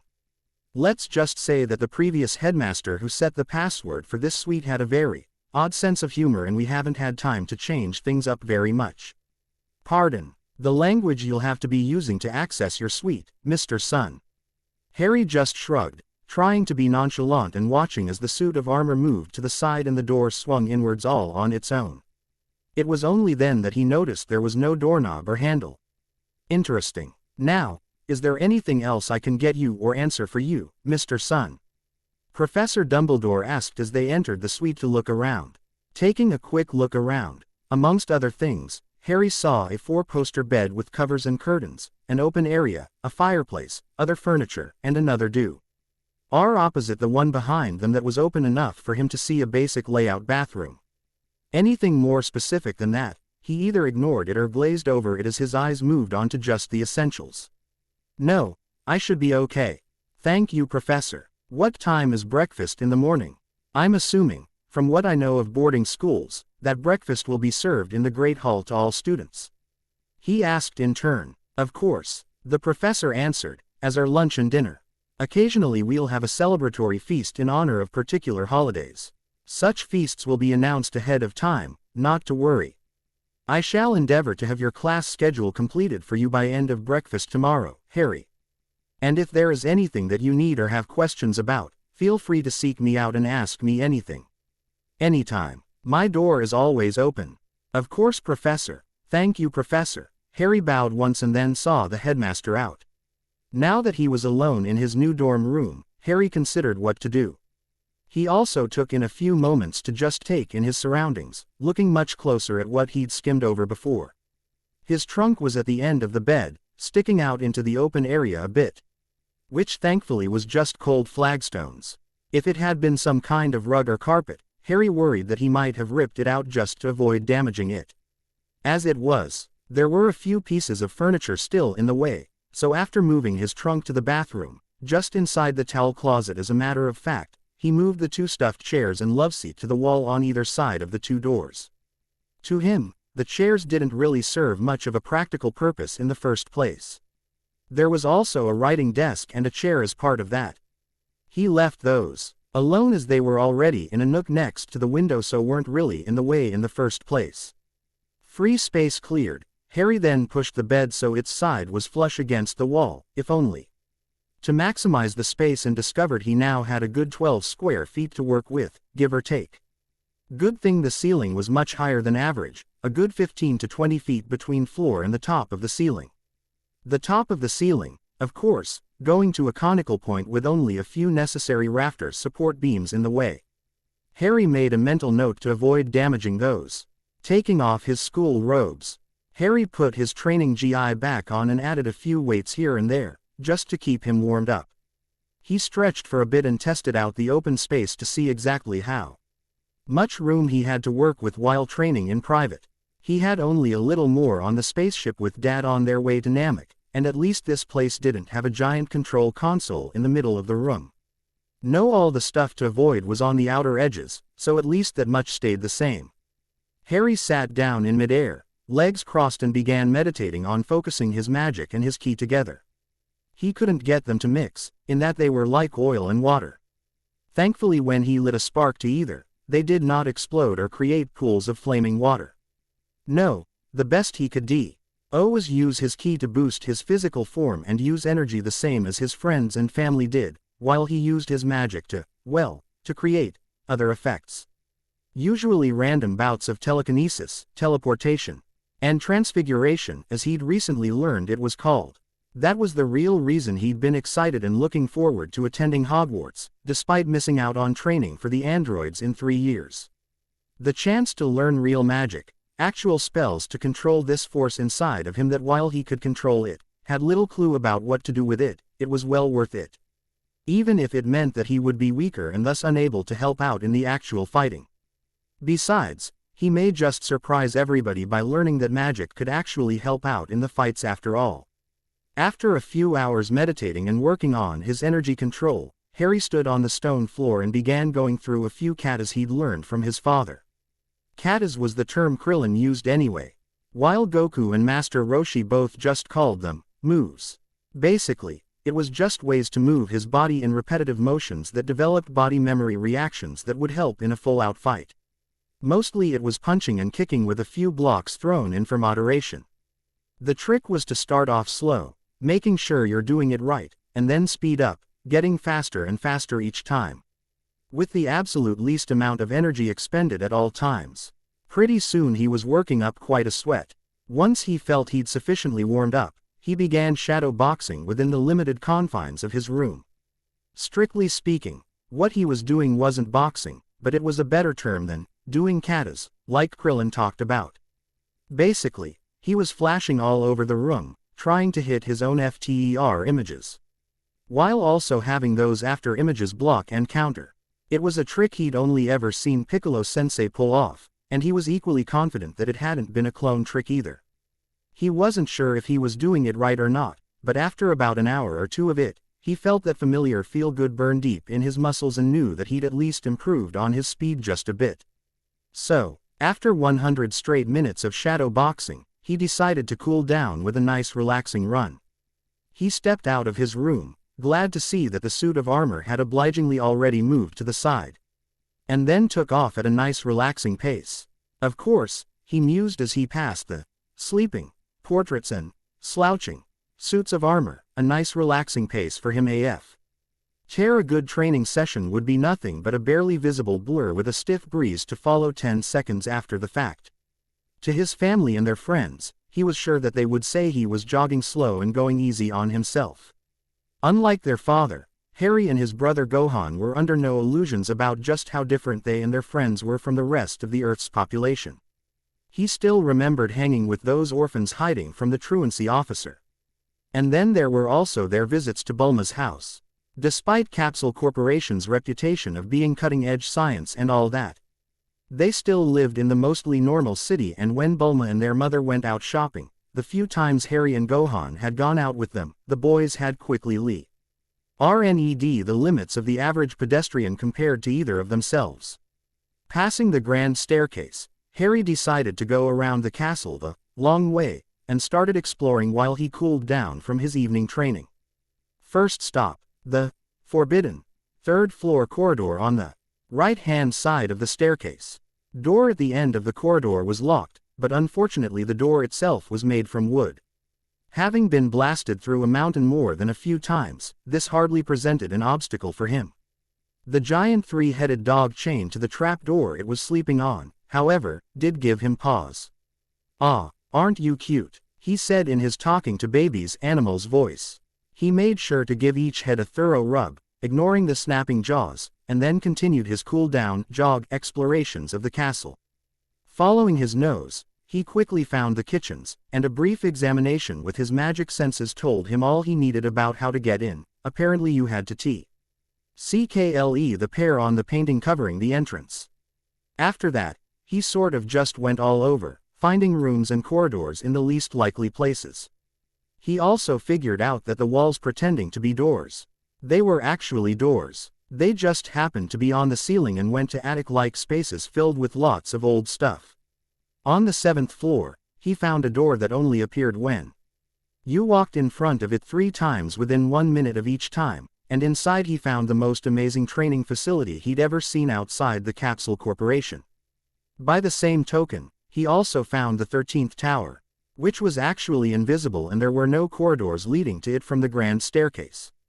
He couldn't get inside, but he did find it. He also mapped all of the dungeons in his memory. But there weren't that many secrets down there to discover. Sure, loads of secret passages to all over the castle and beyond, but nothing as cool as an invisible tower or the amazing training room. Done with his explorations, Harry made his way back to his room, actually feeling a bit tired. After a quick shower, he stole a glance at a clock and saw that it was only 3 in the morning. Shrugging, he figured that should be more than long enough. He jumped in his bed and crashed, asleep in moments. His dreams were filled with excitement and wonder as his mind raced with all the possibilities of what he would soon learn and all the training opportunities there were. End. Episode 2. Hogwarts Express. Harry awoke with the sun, the light shining in through the window to him right in the eye just as it crested the mountain's peak in the distance. He opened his eyes and smiled. Jumping to his feet, he ran to the bathroom and took care of things. A few minutes later, He was dressed in his normal training clothes and was making his way out of his room and using the secret passage he'd discovered right outside his room to take him down some steps and then a straight shot to a wall behind a set of armor that was right outside the Great Hall. He wasn't the first student there, but not a lot were, despite breakfast having started over 10 minutes prior. This morning, he decided to sit at the table on the far right of the entrance, which happened to be the Gryffindor table. A short time later, Ron Weasley and Neville Longbottom walked in and sat down on either side of him.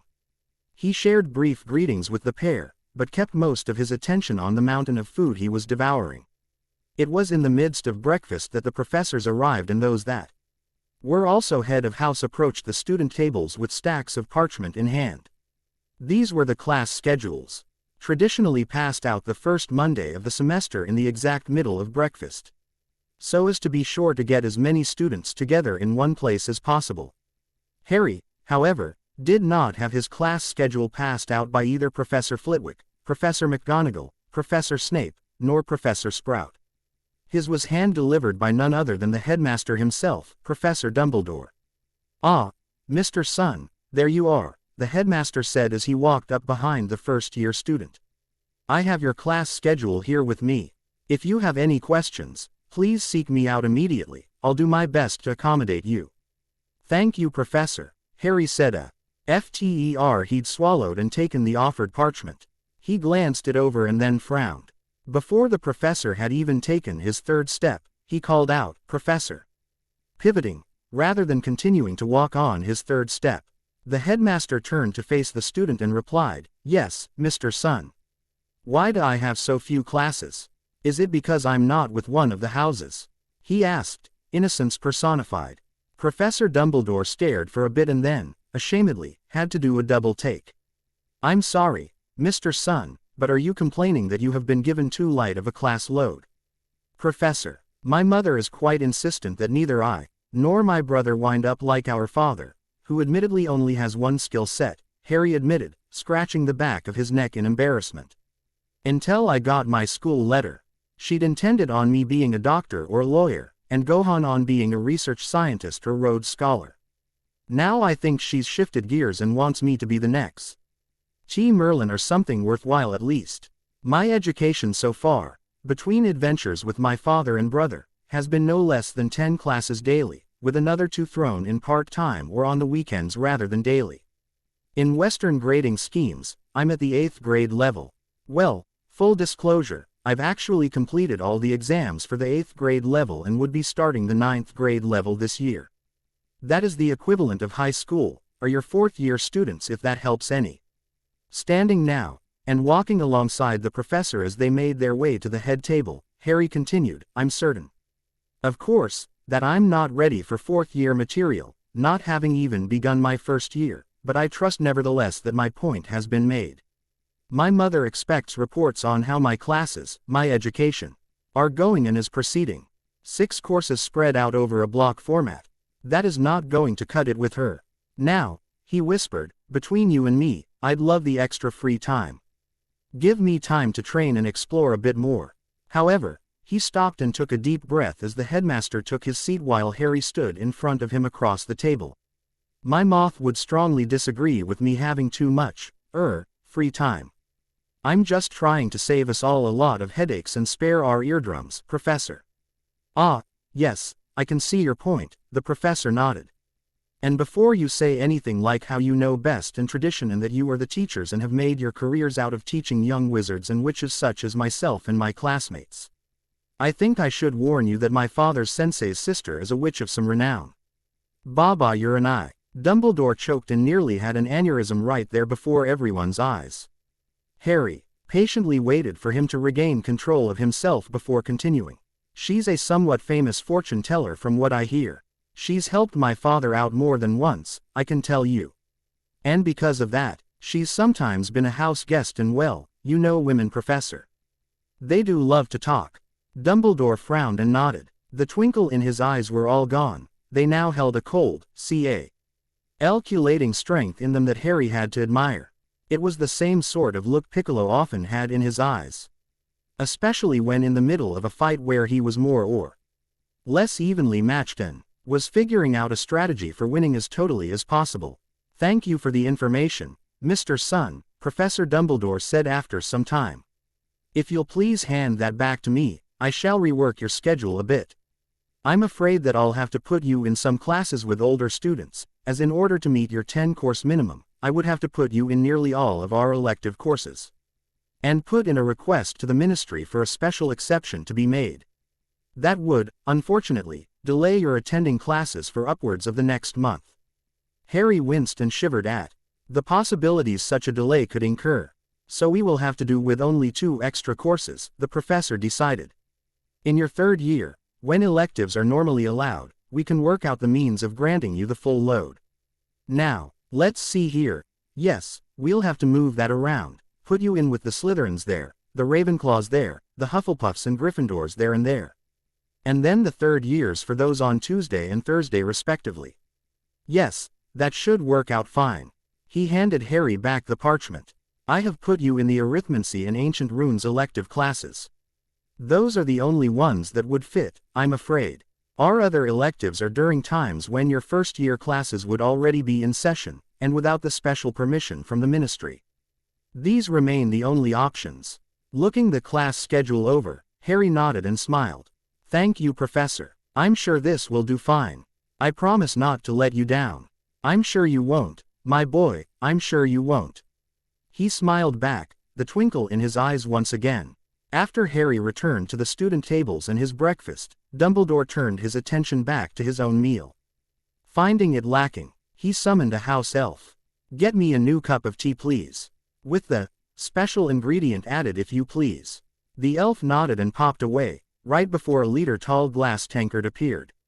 Taking a sip, Dumbledore let out a long, satisfied sigh as the alcohol from his Long Island iced tea filtered through his bloodstream. Normally he didn't need this kind of support until after Halloween. History of Magic. Disclaimer. Sorry for this, but I felt it was needed. Given that JKR only ever went into detail on the format of History of Magic exactly once, and the same can be said for at least some of the following classes I have been forced to take: creative license. In short, every single bit of the following is entirely made up and should not be considered part of HP or DBZ canon like I try to make other aspects and historical references in this story. Just in case anyone had questions about the historical figures that I'll be referencing, as well as spells and theories and other stuff below. Also, I am of the opinion that Professor Cuthbert Binns should be portrayed by none other than the monotone infamous Ben Stein. Closing parenthesis. Harry followed the instructio NS that he'd been given, and while it wasn't as good as a map might have been, he did manage to locate the correct classroom before class actually began. He double-checked the time and his schedule and nodded, satisfied that he was in the right place on time. He was actually somewhat looking forward to this class, though not as much as one or two others. He'd always been a fan of history, in party. Coular, the stories that went along with the facts that most people learned by rote. His and Gohan's tutor in history had been a friendly and open man who had a habit of spouting off stories at the drop of a pencil. Sometimes those stories got the whole household listening. He always managed to make history come alive for them. Harry hoped that this History of Magic professor was as good. The professor was a ghost. Harry stopped just inside the doorway and couldn't help staring. He could, literally, see right through the teacher. It didn't help much that one or two of the students that he knew had older siblings had actually brought pillows rather than their books.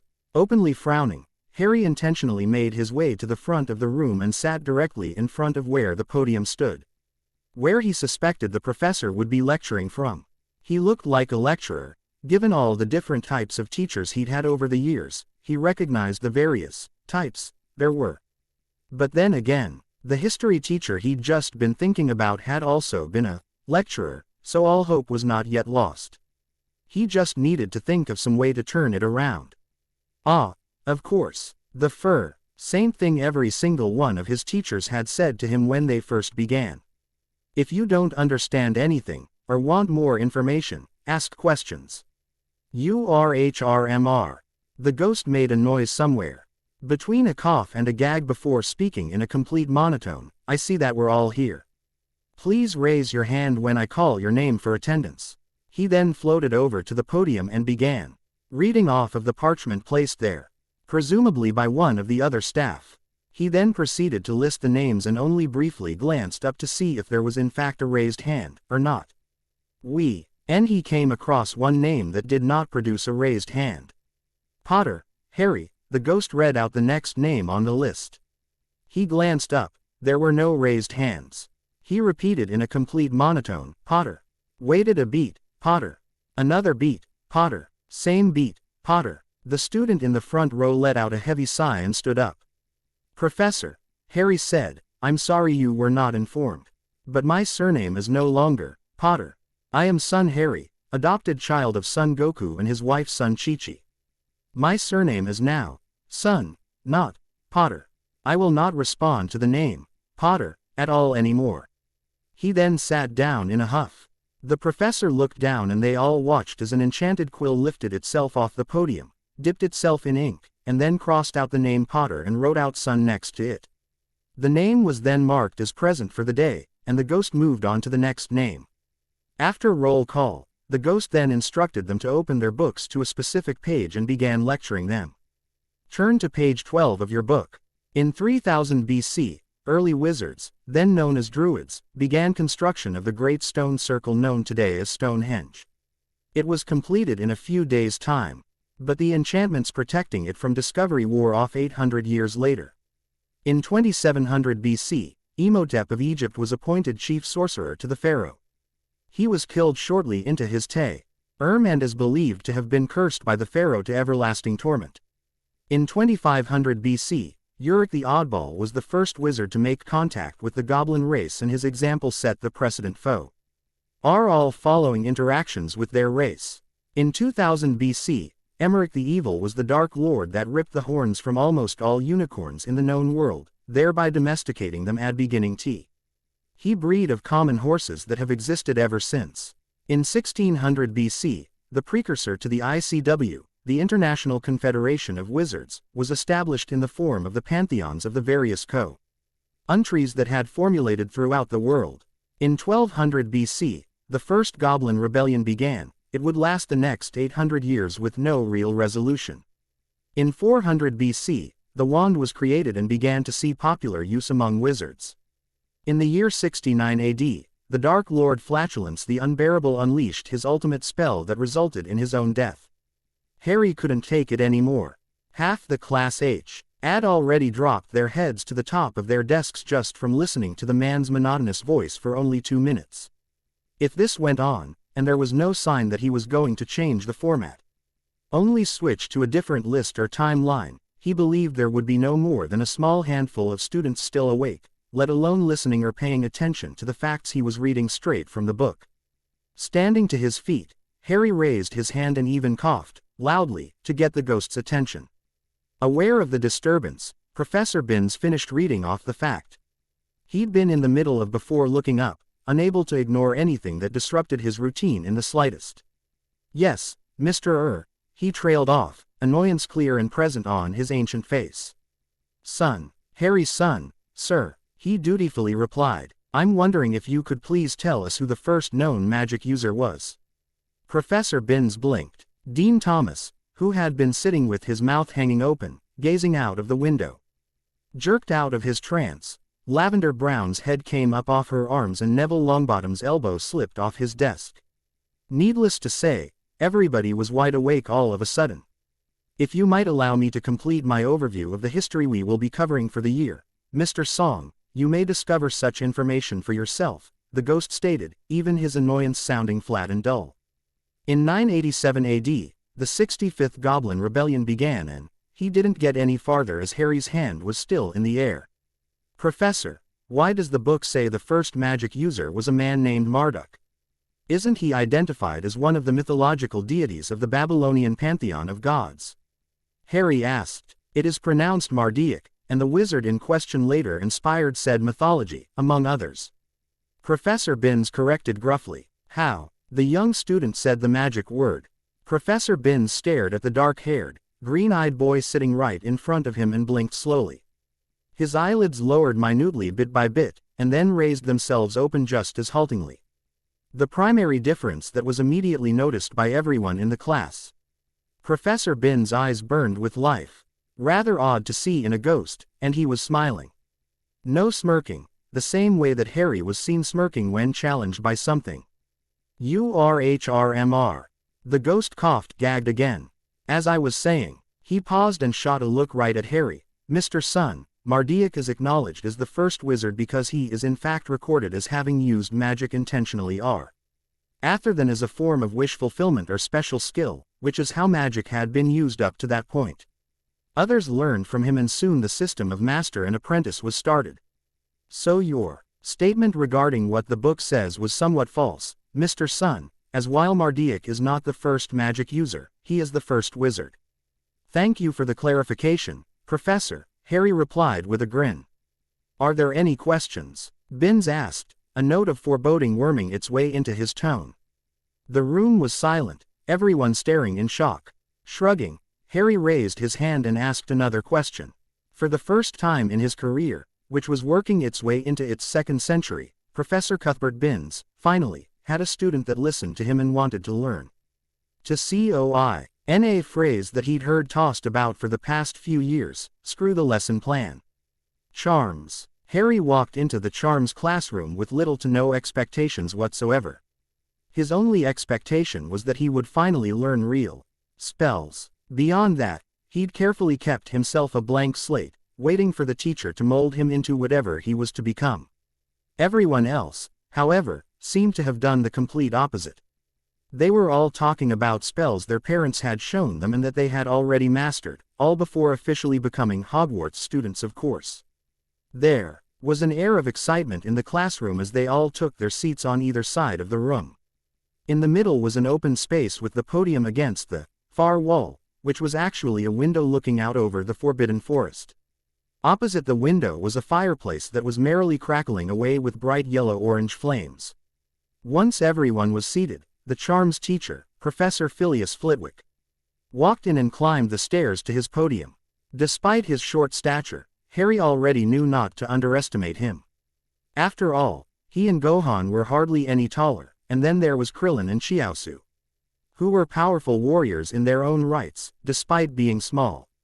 As was common, Professor Flitwick began by taking attendance. When he got to the P's, he came to one name and squeaked, nearly falling from his precarious perch and bringing it all down on top of him. Thankfully he managed to regain control before anything like that happened.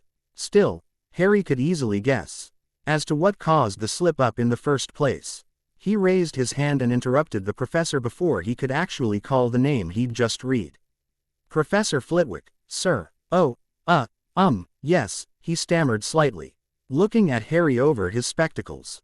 "My name is Sun, Harry's son, as I'm sure you recall from the sorting ceremony the other day," he reminded him, eyebrows raised. "Oh, yes, you're right. Terribly sorry about that, Mr. Potter, Mr. Sun. Still, very nice to have you back with us and all." He squeaked and jumped again, though this time without almost falling. Harry just grinned and did his best not to give any outward sign of how tired he was getting from all the baseless praise and why people just would not accept the fact that he wasn't Harry Potter anymore, but Harry's son. After roll call, Professor Flitwick began teaching them with a standard lecture. At least that's what Harry thought until he really got into it. "Now class, to begin with, allow me to explain some of the things we'll be accomplishing this year. Oh, I'm sure you've heard all sorts of stories about that many amazing things you get to do. That is the practical. This class, and make no mistake, it is indeed a class, is made up of equal parts practical and theory. Before we tackle the practical, we must first conquer the theory, as I'm sure will be much the same with most of your other classes. We will always practice and discuss, at length, the numerous aspects to learning each spell that I shall be teaching you in this class. Once the basic theory of the spell is understood by all, we will then move on to the steps of each component of the spell, the wand movements, the words and the enunciation of the actual spell, as well as the mental quotient. We will then spend our double block on Thursdays actually practicing the spell, the practical in other words. Homework will be assigned at the beginning of the week and due at the end of class on Thursday. Any questions so far? Harry immediately raised his hand, and this time he was satisfied to note he wasn't the only one this time. He was equally pleased to see that, despite holding in a squeak and his eyes shining upon seeing his hand raised, Professor Flitwick did not in fact call on him, instead nodding to Hermione, who had her hand in the air just a bit faster than Harry did and was practically vibrating in her seat already from stretching it as high as she could. "Yes, Miss Granger," the professor called. "Professor," she began quickly composing herself, "please forgive me if this is to be covered in a later lesson. But I've already read through all my books and having found no suitable answer, I feel the need to seek those answers with the other resources made available to the students, namely our teachers. And I certainly don't mean to your question, Miss Granger," Professor Flitwick interrupted with a practiced patience. All his Ravenclaws were much the same. This one was no different, and he was glad to have gotten her. "What can you tell us about Ki and how it affects magic? Or are they both in fact the same? And will we be discussing, or practicing, applications of using either in alternative methods? There is a first time for everything, they say." Flitwick just wished that he could have held off this particular first time for a bit longer. After all, while it did happen on rare occasion, this was the first time that a first-year student had utterly flummoxed the charms professor in his own classroom. "I'm sorry, he repeated. "Life energy, Professor," Harry casually answered. And then, as simple as Flitwick would conjure a colorful spark or other magical illusion, the boy held out his hands and created a small orb of yellow golden energy. I promised Hermione I would show her how to do it. But we've been really busy this first week. I haven't had time to find a place to train yet. He blushed horribly, thinking of that perfect training room, but wanting to hang on to the secret for just a bit longer. At least until Gohan showed up, because it was absolutely amazing and he was using it nightly now. Also, Harry added once he'd forced his blush down, I can say with certainty from experience. Hermione, that ki and magic are most definitely not the same thing. Ki is more natural, flowing with the blood in your body and the breath in your lungs. Magic is not natural, not quite artificial, but it is most definitely not natural. It acts more like the wind or the flames of a fire.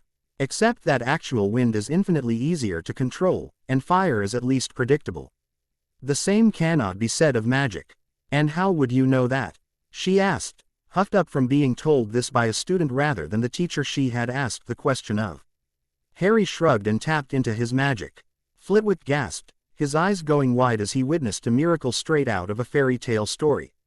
Focusing his will, as he had learned how to do on a spaceship on its way to an alien planet.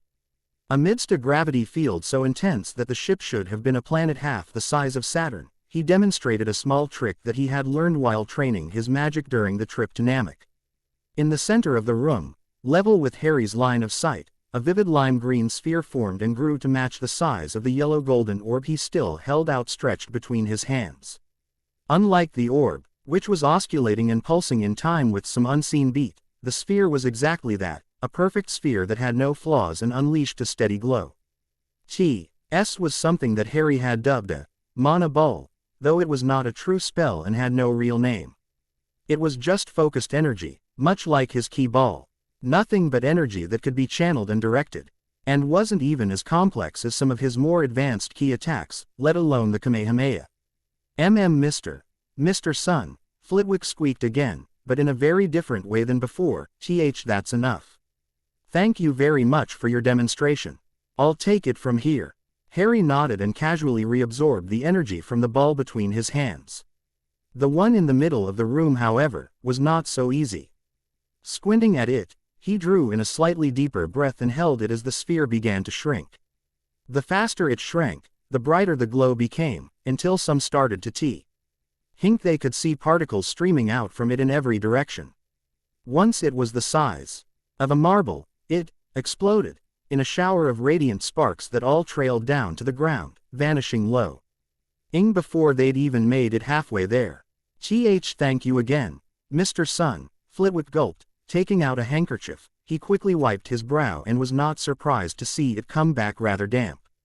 In answer to your question, Miss Granger, Mr. Sun is quite correct. Magic is a force unto itself, controllable only through strong will, determination, and of course magic. Let's make that perfectly clear. Magic can affect magic. We will be discussing the particulars and the theories and such behind it later on in the year, but you can consider this to be Rule 1 when it comes to casting spells. Energy is energy, whether created from magic, nature, he shot Harry a strange look, or one's own life essence. An example, he stepped down from his podium and began to pace the room. Say, there is a lightning storm going on around you. Say again, for argument's sake, that you happen to be a particular wizard who is easily capable of casting a variety of lightning spells. You could cast your strongest lightning spell at a bolt of lightning headed your way and, heaven willing, probably fight it off, meeting like with like so that it would then become a battle of which had the greater endurance. By the same token, someone like Mr. Sun here, who is able to somehow produce lightning energy from their very biology. On that front, you might find the ground a little more even, perhaps. There is also the other side of it, as you will rarely ever meet someone that is particularly stupid enough to train themselves into being a lightning mage if they have other options available to them. Few wizards about to be struck by lightning will bother firing back a second lightning bolt at the first. No, they'll more than likely either shield themselves, or do the smart thing and redir. Court the lightning by shooting a grounding or water element spell at it to make sure they don't get hit by it in the first place. The spell Adwamentia, which we'll be covering sometime in the distant future, for example conjures a stream of water from the tip of your wand to whatever target you designate. It's also pure water, I should tell you. Harry's and Hermione's eyes both lit up and they shared a look of surprise. Hermione, ever the motor mouth, couldn't help saying aloud, pure water is one of the most effective insulators in nature.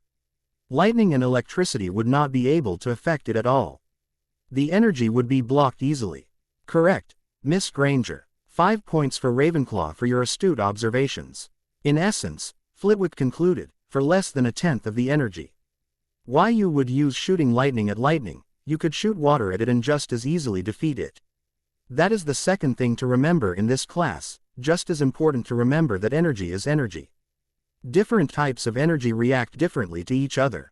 That is just a small portion of what we will spend our time learning. Now then, for being such attentive students, how about a little treat? Who wants to learn their very first spell? A little something I like to call mycandeo. Not a real word, it's a slurring of internet-translated Latin words myco and candio, both are translated synonyms from the English word, sparkle. This is my made-up guess at the spell first years used to shoot sparks at each other, from Ron and Harry's conversation regarding the latter's duel with Malfoy. Arithmancy. Now this, Harry thought as he walked into a straightforward classroom with neatly aligned desk chairs set before a blackboard with the teacher's desk off to the side, is a subject I'm actually looking forward to. I was always rather decent at the maths. Professor Septima Vector was already at her desk and watching as students walked in, marking something with her quill O. And the parchment before her as each took their seat. It wasn't until he'd taken his seat near the front of the class in the second row from said desk that he even noticed that every other student in the room so far, as well as those still filing in, were all at least 2 years older than he was. He shrugged it off, not all that concerned about the GE difference. Math was math, regardless of the age you learned it at. Setting his supplies up at his desk, he took the opportunity to look around the room. Most of the professors, he'd noticed, liked to decorate their classrooms to reflect their subject and personal teaching style. From what he was seeing, he felt he would definitely like this class. On all 4 walls, even the small spaces above and below the blackboard, there were sheets of RCH meant that in any other school would be called posters. Here, Harry felt it was better to call them proofs, seeing as they all contained a variety of differing arithmetic equations. Looking them over, he felt like he could mostly understand 1 or 2 of them, but the rest were worse than the most complex calculus equations he'd ever faced and then some. Once all the seats had been filled, Professor Vector nodded and stood to her feet, snapping her wand in the direction of the door. It shut with a slam a moment later, startling most of the class. I've already taken your attendance and your seating arrangement, she stated in a cold, hard tone. Standing before the blackboard, she tapped it once and the chalk immediately began to write out information there, even as she spoke. Harry immediately started writing, but made sure to listen as well, as not everything of importance was being written on the board. I am Professor Vector, your arithmancy teacher. Arithmancy is a branch of IC that is concerned with the magical properties of numbers. My job is to teach you those properties and how it relates to the world at large. Your job is to memorize everything I tell you and then you understand it by explaining it back to me, which you will do with your essay homework that will be assigned daily. Those in the classroom not wearing a blue stripe on their robe hems, Harry being the lone exception, all groaned and some even pulled out extra parchment and vials of ink. As for Harry, after noting the expressions of frustration from most of his classmates, he just shrugged and resumed writing out everything the chalk was putting on the board as it was written. Those of you that are prepared for this class, you would have known this was coming all summer, she said with a smirk on her face. Please turn in your first essays of the semester. You've had all summer, since you actually requested my class as your elective in fact, to complete them. Hand them to the person in front of you. Those at the front of the row, I will be collecting them once they are all up front. Yes, Mr. Sun. Harry had raised his hand, and felt he probably should have asked this before. He'd basically strong-armed the headmaster into giving him the extra classes, but he was hoping to have a chance to do some make-up work here. Professor Vector, if I may ask, what is the subject of the summer essay? One eyebrow raised. The arithmancer shot the small first-year a calculating look before answering. The subject of the essay was to be the arithmetic equation at the front of your book, Numerology and Grammatica. Using and citing examples from the book itself, as well as any other sources available to you, explain and give real-world examples why the equation is true. Harry nodded and handed the parchments that were being shoved at his back forward to the person in front of him with one hand, while the other was opening the book that he'd gotten via owl delivery just that morning. Finding the equation was no difficulty at all, it was on the very first page. Frowning, he tapped his kai and boosted his thought process a bit, although it required about as much effort fr. Him as the average person put towards watching the television. It allowed his mind to focus, absorb, and analyze information at more than 10 times the rate it normally did. As everyone watched, and before the professor could collect the second row's papers, Harry began to flip through the book at a steadily increasing rate, first just a page a second, but soon he was leaving through the book, his eyes flashing up and down. At a rate that nobody could believe. Within a few seconds, he reached the end of the book and sat there for just another couple of seconds. Finally, he nodded, seeming why to himself, and then raised his hand again. Professor. Yes, Mr. Sun, she replied, somewhat amused. Would you like to receive my essay orally, or is there a set length for it on parchment? It's to be no less than 1 foot in length, Mr. Sun, she answered, collecting the next row's stack of parchments. And I can see already that most of you have forgotten that tidbit. If you want credit for the assignment, Mr. Sun, I strongly suggest that you find some way of. She trailed off as she saw him roll out an exact foot of parchment, cut it with a small trace of smoke with his fingertip, and then began writing. Dipping his quill into the ink pot every 3rd second, which on the piece of parchment translated to every 5th line. His hands was literally a blur to all their eyes. Quote, Mr. Sun. What, how are you doing that? She asked, staring. She wasn't the only one. Same way I can fly and tear open an iron roof of a train car, he shrugged, distracted as he was composing this entire thing on the fly. And he just knew there would be tons of grammatical and spelling errors since he wasn't being given an opportunity to proofread it. A sudden thought occurred to him, and I'm not being facetious. I'm sure Professor Quirrell has already mentioned it, and I've made no secret of my skills learned from my sensei and father. He'd finished the first side, but still wasn't quite done, so, shrugging. He exerted just enough magic to dry the ink so it wouldn't smear, and then flipped the parchment over and quickly resumed writing his essay. Within 3 minutes of starting, he completed it, and after spending a second, literally it only took him 1 second to read through the 10,000-word essay. Reading it over, he nodded in satisfaction and handed it to the person in front of him, who took it only after a bit of cajoling. Frowning, Professor Vector accepted the last-minute entry and began to read it even as she stood before them all. 30 seconds later, she was only a fifth of the way down the page, but already she could tell that she would be giving this paper an O. 2 minutes later, she'd finally reached the middle of the first page and reevaluated her assessment.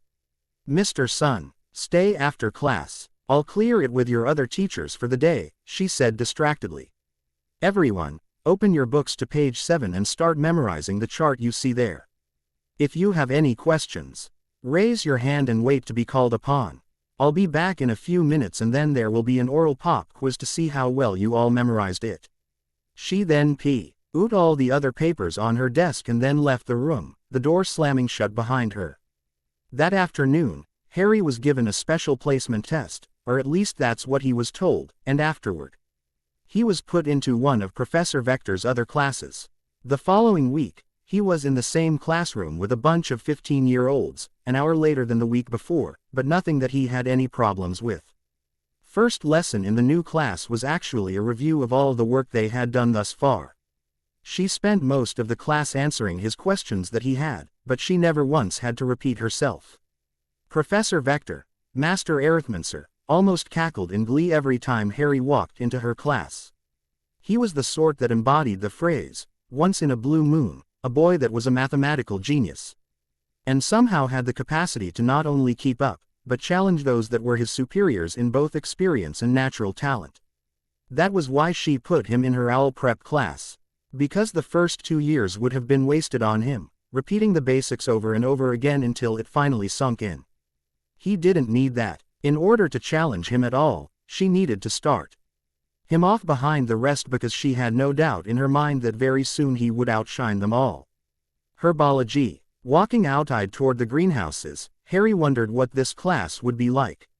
He didn't exactly have a lot of experience with plants, let alone magical plants. Well, not unless you counted Corinne's senzu bean plant, of course. He entered Greenhouse 1 along with the other first years. These from Hufflepuff and Ravenclaw, so as to make time for his arithmancy class earlier in the day. Professor Pomona Sprout was already there and handing out the equipment needed for the lesson of the day. "I've already done a head count," she was saying, "and I know who was late, who was absent, and who was here. Mr. Sun, please no flashy antics in my class." Harry had the good manners enough to blush and duck his head, but otherwise did not respond. "I do hope you all remembered to bring your dragonhide gloves, as the only homework I will assign will be at the end of class, and it will always be about the plants we discussed that day, or will be discussing on the day the homework is due. Pay attention and you'll be fine. Don't pay attention and, a girl screamed. Her hair was being tugged and yanked at by one of the plants she'd gotten too close to. "And thank you, Miss Abbott, for making my point abundantly clear." The professor smiled and helped the girl get free. "Now then, first order of business. Get your hands dirty." The rosy-cheeked teacher laughed bubbly. "I don't mean that literally, of course. This is dragon dung fertilizer we're dealing with here. I never want to see anyone without their dragon hide gloves on. I've lost more than a few students to nasty infections and burns. Not to worry, our school nurse fixes them right up." At followed was a lesson straight from Corinne's book, sticking their hands in the dirt and working with the plants, adjusting their position, pulling out weeds and parasites. It's just where Corinne had him doing it bare-handed and never with any tools. Professor Sprout had them use wands and specialized spells for the more delicate work, she called it. For everything else that wasn't some SPECIAL and unique need of that particular plant, but just a standard need for any plant, they did it all by hand, the same as any gardener. Harry decided that he liked this class, even though he didn't find it particularly useful as his aptitude fell towards other pursuits. Professor Sprout, on the other hand, was equally pleased and disappointed that Harry's son hadn't somehow impressed or amazed her. Oh well, there was always next time. Astronomy. Harry joined the rest of the first years at the top of the tower. Most were yawning and rubbing their eyes, obviously trying to stay awake. Unlike all the rest of his classes, this was one where he was matched with students from all 4 houses. As a matter of fact, the entire first-year class was in attendance, as astronomy could, according to wizard logic, only be held at midnight, and Newt classes were held on the weekends, leaving the other nights for the other years. As for Harry himself, he'd already had a late evening workout in that hidden gym, and he was planning to go back after class before getting a couple hours sleep. He was sure that everyone else would just be going straight back to bed instead. The astronomy tower was one of the highest towers of the castle, and as such, being on the flattened roof of it, the students were at a higher elevation than at any other point in the castle, save 1 or 2. In fact, they were even with the nearest mountain peak, as far as elevation went. These facts made it seem that the sky was much closer than normal. Harry also suspected there were strong enchantments in place on this area, as he felt hardly any of the wind that he should have felt from this height, and it was warmer than the torches should have allowed for. And if that weren't suspicious enough, Harry could not see a single cloud in the sky, in any direction. Taking a closer look, he blinked and did a double take. He was wrong. There were clouds, but just like the ceiling of the Great Hall made you see the sky instead of the rafters and inside of the roof. 1 or more enchantments made any and all obstructions to the night sky nearly invisible. Instead of blots of blackness, gray or white, all Harry could see with his naked eye was a slight distortion of air, like heat steam coming off a desert road. Impressive. All right, class, enough gawking and lazing about. Professor Aurora Sinistra snapped at the half-dozing group of first-year students. We have a bit of work to do in a somewhat limited time to do it in. The purpose of this class is to teach you the position of the heavenly bodies and how they affect your magic. That latter part shall be discussed at length during your newt classes if you so desire and get no less than an E on your astronomy owl. Between then and now, I will have you work, every class, and as homework between classes, on personal maps and star charts. The best way to learn is by doing. Now then, please respond clearly and loud enough for me to hear you when I call your name. Abbott, Hannah. Harry sighed and rolled his eyes, thinking, here we go again. Single quote dot. When she got to the P's, however, despite the fact that he was listening for it this time, he never heard the name, Potter, come from her. It was proved soon enough when she called out the name, son, Harry. He was so surprised that at first he didn't respond, but a nudge from Hermione next to him had him standing at attention and exclaiming, a bit louder than he'd intended, H here. He quickly sat back down before anyone could say anything on the matter. After roll call, the professor began the lesson for the evening. Now, if you'll direct your telescopes to the northern horizon, the first star that should become obvious is Polaris, the North Star. If nothing else, it will help you locate north and therefore the other directions. It is the brightest star in the heavens and has been for several thousand years now and shall be for long after we're all dead and buried. It is also where you can begin your personal star charts. As if you cannot find Polaris by the end of this class, you may as well throw yourselves off this tower here and now, because I will do it soon after if you do not. Harry grinned, not bothering with the telescope and still easily able to identify the star in question. It was fairly noticeable to begin with, and using it as a frame of reference, he quickly identified more and more of the well-known constellations in the northern sky. Also, it should be obvious, but I'll go ahead and say it anyway, there are more to the heavenly bodies than just stars. There is the moon and the sun, of course, but also planets. Now, direct your telescopes upwards, but a little to the south by a few degrees. Almost straight up from that position, most of you should see a small, pale pink point of light. 5 points to the student that can identify exactly what that is you are looking at. A few immediately started calling out random names, some repeating the word, Polaris, and they immediately lost a point apiece. Harry just leaned back against the part of the tower he was using as his seat and soon noticed what the professor was referring to. He recognized it almost immediately, saying aloud, Jupiter. As luck would have it, most of the attention grabbers had stopped talking and the rest that had no clue or were too shy were staying quiet, waiting for someone else to speak. As such, everyone on the tower heard Harry clearly. Excellent, Mr. Sun. 10 points. She paused suddenly as she recalled that he couldn't receive or have taken points away. Well, 10 points towards your reward. Whatever that may end up being, she finished rather lamely. Now, off to the east, which is that way, she pointed when everyone started looking in every other direction, in the constellation of Leo. You'll see a yellow dot of light that likes to flicker a bit. That is Venus. On the other side of Leo, almost on the eastern horizon, you'll be able to see a much smaller, red dot that also flickers. That is Mars. The other planets are out of sight for a bit longer, but now that you all know what to look for, I'll trust you to try and identify the other two still visible in the night sky. Now, before I let you get to your stargazing, does anyone have any questions? Relevant questions. A few raised their hands, but what was surprising to the astronomy professor was that Harry's son was among them. Despite his lucky guess on the largest planet in the sky, he did not strike her as a serious astronomer. Especially since he had yet to even look into his telescope. Therefore, to satisfy her curiosity and determine what kind of student he truly was, she called on him first. Yes, Mr. Sun. Your question, Professor, will we be discussing other planets that are not visible from Earth?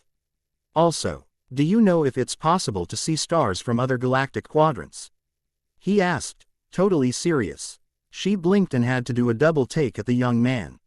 She'd heard the rumors amongst the others, but she honestly hadn't believed them. Although, when that old ghost Binns showed up to actually compliment and gossip about his new, favorite student, she had almost been sold. Now that she had him in front of her, she knew she couldn't deny it any further. There was definitely something unique about Harry's son, nay, Harry Potter. I'm sorry, Mr. Sun, did you ask if there are other planets? And galactic quadrupeds? He shook his head. No, ma'am. I asked if we would be discussing alien planets not in our solar system, and therefore not visible to the naked eye. And its galactic quadrants. You know, the 256 galaxies of the North Quadrant, which we're in, and then the 256 of the South Quadrant, the 256 of the East Quadrant, and the 256 of the West Quadrant. Of course that only counts for our North Quadrant of the universe, with the other 3 universal quadrants divided into their own galactic quadrants. I doubt we could see into other universal quadrants. But it would be kinda cool if we could see galaxies in the East or the West quadrants. Harry smiled, thinking of the possibilities. Mr. Sun, Professor Sinistra began slowly and carefully. There is no such thing as alien planets. All the other planets are devoid of life. Earth is the only planet on it with magical beings on it, of that I can assure you. Harry stared at her, and then he laughed, startled. Everyone jumped at the sound and could only watch as he descended into what is commonly known as a giggle fit. He was laughing so hard that he actually fell over and Ted rolling back and forth on the floor of the tower. Professor Sinistra failed to see what was so funny. Mr. Sun, she snapped, her tone breaking him out of his laughter. Stifling the last of his chuckles as best he could, Harry struggled to his feet, wiping the tears of mirth from his eyes as he answered her. Sorry. Hey Professor, but I couldn't help it. You see, he cleared his throat. No longer laughing but still smiling widely, I've actually been to one of those non-existent alien planets. And as for alien life, well, my adopted father is actually a Saiyan, an alien from a planet once known as Vegeta. And my sensei, Piccolo, he's a Namek from the planet that was once known as Namek. Unfortunately, both planets were destroyed by an evil alien warlord that went by the name Frieza. Frieza's dead now, by the way. Pursing her lips, the professor walked up to Harry and glared down at him. Those points I mentioned earlier, Mr. Sun. Considered them revoke. Ed for telling bold-faced lies to your teacher.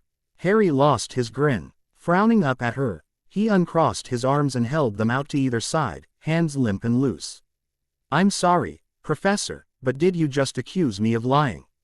His voice no longer held a trace of mirth in it. There are no alien planets. She insisted, glaring hostilely down at him. Humans are the only beings to possess magic in the whole of the universe. At that bold proclamation, Harry recoiled. He could see it in her eyes. She genuinely believed that with every fiber of her being. Blinking, he took a step back. When he spoke, there was still no happiness there, but none of the hostility that had been just beneath the surface either. If anything, there was a trace of pity in his tone. I'm sorry, Professor, but you are wrong. And if you simply refuse to accept it, then there is nothing I can do to prove it to you. The fact of the matter is that since I was 5 years old, the Earth has been invaded by hostile aliens, some even from other dimensions. At least 4 times that I'm aware of. Perhaps more. But aliens do exist. He stopped talking when she slapped him. As do alien planets, he finished as though nothing had happened. And judging by the lack of bruising on his face, it may as well not have. Professor Sinistra, on the other hand, was nursing a bruised and aching hand. She moved to slap him again. But this time he easily dodged out of the way, saying even as he did so, "It's hardly the time for speed training, Professor. And I wouldn't want you to break your hand. I know from experience how much that can hurt. Go see the headmaster, now," she screamed at him. Shrugging, Harry jumped over to the edge of the tower, sensed out where Professor Dumbledore was in the castle, and then he flew down off the tower and around and over to the window near the top of the 3rd tallest tower. He of course totally ignored all the screaming from everyone after he'd jumped off the tower. She said she wanted him to get the headmaster. So he was going to get the headmaster. Knocking on the window, he patiently waited for his knocking to awaken the old wizard and for said old wizard to dress and come to the window. He ignored the man's gawking at his casual state of standing in midair outside the window, and instead filled him in by say, "Professor Sinistra asked that I come see you, headmaster. I think there's something you need to discuss with her." Dumbledore shook himself out of the stupor of seeing a boy flying without the aid of broom or enchantments and treating it as casual. As if he were standing out in the hallway.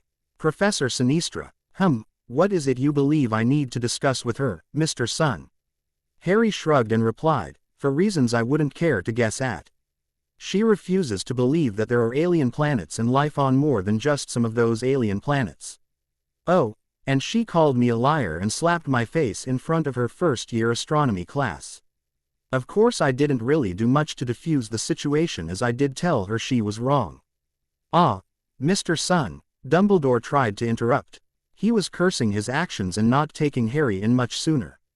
It was clear that the Sun family, despite teaching Harry some amazing skills, had indulged his fantasy life to the point that he was becoming delusional.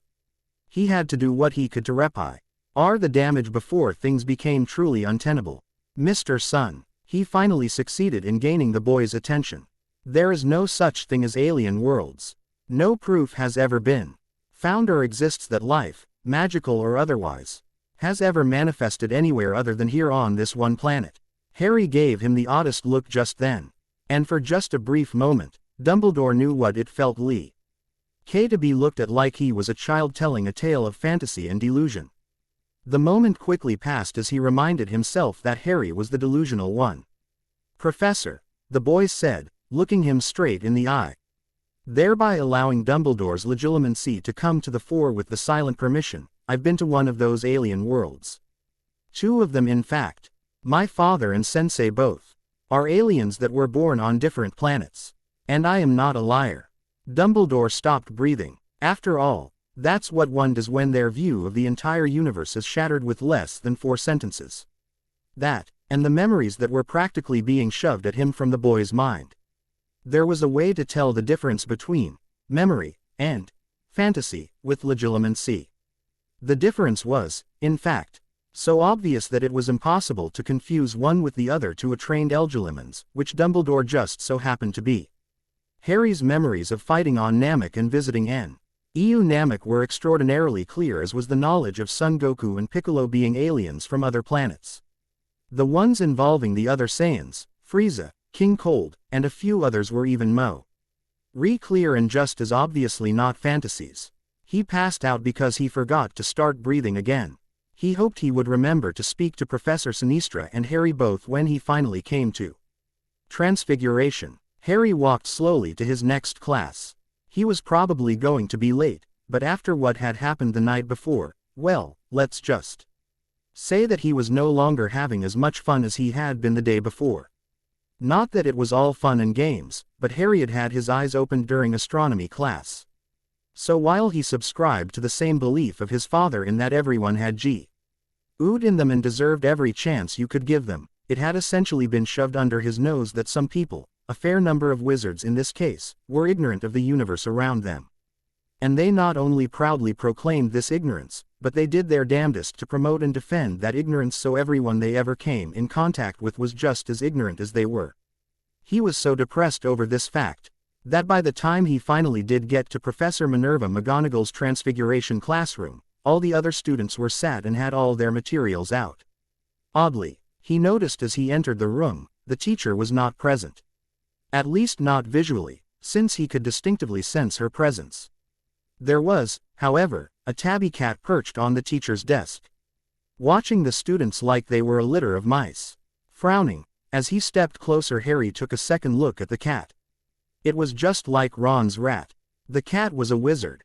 No, a witch. What's more, he could sense Professor McGonagall's energy coming from it, but it was mixed and muted by the energy of the cat's own energy signature. What was going on here? Was this McGonagall's familiar? He'd read about such phenomena in books before, not to mention witches and wizards were known for having animal familiars attached to them, though this would be the first time he'd come across it. Stopping in the middle of the classroom, Harry continued to stare at the cat, trying to figure out what it was. He barely acknowledged Ron Weasley coming in behind him, out of breath.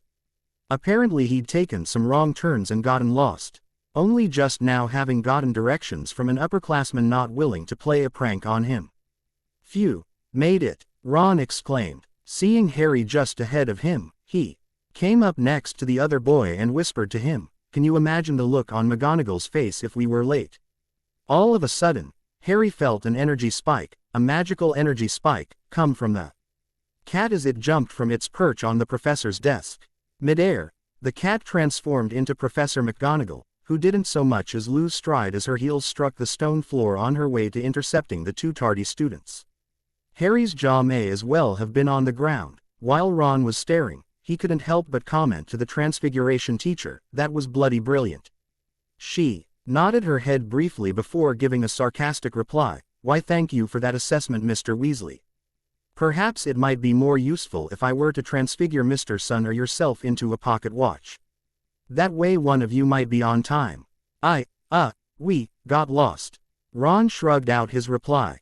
"Then perhaps a map. I trust you don't need one to find your seats," she snapped, turning back around to return to the front of the class. "Professor." Harry finally found his voice. Pausing, she turned back. "Yes, Mr. Sun. You just transformed." He was still trying to make sense of what his senses were telling him. Before, the cat had definitely been a cat, but it also had a small part of McGonagall's energy in it. Now that he was looking for it, he could even sense, somewhat, the cat in McGonagall. But it was even more muted and overwhelmed than her energy had been inside the cat, making it all but completely undetectable. "Yes, Mr. Sun, I did. I would give you the full explanation for it. But before that I require that you take your seat." McGonagall blinked. Harry had just disappeared before her eyes. Looking about, she saw him sitting attentively as near the front row as he could. All his materials and books out and ready for use. Shaking her head, she just let out a soft sigh and decided to go ahead and get class started. She quickly marked attendance, and after the roll call, began with her normal speech that she gave to all her first years on the first day of class. "Transfiguration is some of the most complex and dangerous magic you will learn at Hogwarts," she said. "Anyone messing around in my class will leave and not come back. You have been warned." She then tapped her desk with her wand, transforming it into a large pig of equal mass. A casual wave changed it back. As always, she got a bit of appreciation from her students at the display. Even as she turned to begin lecturing, Harry Sun's hand shot into the air. "Yes, Mr. Sun," she called on him, almost dreading what could come from him. She'd heard poor Aurora's rants about his blatant lies all this morning in the teacher's lounge. "You transformed," he said, lowering his hand. More as a statement than a question this time. "Yes, it is called the Animagus transformation, something that is covered more in depth in your third year, I believe," she answered. "You were a cat." She didn't like the emphasis he'd placed on that sentence. Turning to him, she merely replied with a patient, "Yes, I was." "But you were still you." "You were a cat," he repeated, his eyes wide and unblinking. "Yes," she nodded. "Your point, Mr. Sun. I could transform?" he asked, eyes shining. Tilting her head curiously, she sighed and replied, "Yes, I suppose you could, Mr. Sun, provided you worked to master the skill. But again, this is a subject that will be covered more in depth at a later date. Today, we will be discussing the basic tenets of the art of transfiguration." "I could transform," Harry said again, softer. More to himself. He raised his hand again, eyes burning with eagerness. Letting out a suffering sigh, she acknowledged him, "Yes, Mr. Sun. You can teach me to transform. Will you teach me how to transform?" He was practically begging, shooting him a glare. "Yes. But only if you attain the highest grades in my class, Mr. Sun. And nothing less than an O in all your other classes. Except maybe potions, and astronomy." Shaking her head, she forced herself back on task. "Now, if we're done with questions, for the moment, let's all go over the basic principles and Gamp's laws of transfiguration." After that, Harry Sun was a model student, and in the coming months, he would find himself fighting tooth and nail for every grade and the top spot in transfiguration. The one that would no doubt give him the most trouble fought just as hard, and arguably harder still, but he would not relinquish the promise Professor McGonagall had unwittingly just given. Whoever got the top spot in transfiguration, she would personally teach them how to become an animagus. Looking back over it, Minerva wondered and hoped that the casual promise hadn't resulted in a magic oath that would actually force her to keep said promise. Although, as she watched Harry Sun and Hermione Granger in academic combat over the coming months, she felt she might very well change her mind and teach the winner anyway. But that was for the future. For now, turning matchsticks into needles. Ancient runes. Harry walked into the room and took his seat near the front row. He was in this class with a mix from all 4 houses. But the real catch was that, as with his arithmancy class, they were all at least 13 years old. The room was a standard classroom, blackboard up front, stud and desks in neat rows in front of said blackboard, and the teacher's desk off to the side. As for decoration, well, on that point, where the arithmancy classroom has posters of arithmetical equations, this one has various photographs and parchment sheets of numerous runic writings. The photographs of buildings, walls, or other artifacts that had the writing on them, while the sheets were just like the arithmancy posters. Once all the students had taken their seats, the teacher, Professor Bathsheba Babbling, stood from her desk and moved up to the blackboard. A tap from her wand had the chalk floating in writing. "My name is Professor Bathsheba Babbling," she introduced herself, "and this is Ancient Runes." The ancient part is somewhat of a misnomer, however. Runes, quite simply, are letters that have the same meaning as words, and sometimes whole sentences. Runes were, said by some, the first letters ever used. When language was still being invented and tossed around, runes were how we communicated when unable to do so in person. As I'm sure you've learned from Professor Flitwick by now, words have power. The right word, with the right meaning behind it, can allow one to use magic and do almost anything with it. Runes work the same way. Some common examples include warding, enchanting, and more unusual than most is casting and maintaining spells with them. For example, at St. Mungo's, there is a room that is constantly filled with the magic of a healing spell that negates all illnesses and infections and increases vitality for all that are affected by it. If one were to cast the spell with their wand, the effects would be quite potent, but ultimately temporary, lasting only as long as the wizard's magic could maintain it. Whereas that room, the spell has not stopped once since it was first activated. Letting that sink in for a bit, the professor glanced over her shoulder and saw that only 2/3 of the board was filled in. Seeing that she had a bit more time, she turned back to the class and continued speaking. "In this class, we will be covering the 3 styles of runes used by wizards today: Futhark, Egyptian, and Latin. Arguably, the English ring system used today could be said to being the culmination and therefore the only usable variety of Latin runes. There are, however, subtle differences between what is used today and what was used 2,000 years ago, when magic use was at its height and all the spells we still use today were just being invented. As for the Egyptian runes, I'm afraid that we'll have to wait for next year." Harry raised his hand. "Yes, Mr. Sun," Professor Babbling called on him after a moment to prepare herself. "Egyptians used hieroglyphics, ma'am. Pictographs, rather than line symbols. There is no such thing as Egyptian runes," he pointed out. Professor Babbling stood there and waited for about 30 seconds, slowly taking in the reactions of the rest of the class. More than half of them looked very uncomfortable at the idea of a student talking back to a teacher, while only a handful were frowning and looking back and forth between Harry and the teacher. Those were the ones to watch for then, she decided. "How many of you agree with Mr. Sun?" she asked after a lengthy pause. Only 2 others raised their hands, both the only Gryffindors in the class. 15 points, Mr. Sun. No. Our Mally takes my students most of the year and partway into next to realize that. What we will be discussing this year is Futhark runes, and as for the Egyptians, well, that's next year. She smiled and turned around and began to lecture. "On the board is the entirety of every version of the Futhark alphabet.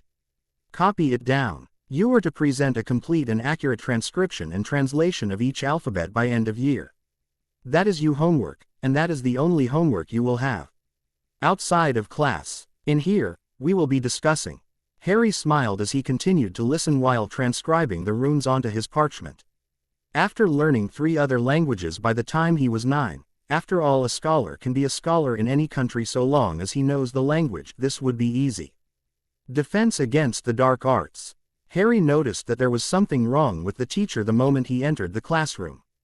He would have mentioned something, except that it took more than 10 minutes to get through the roll call with the man stuttering every second and third word.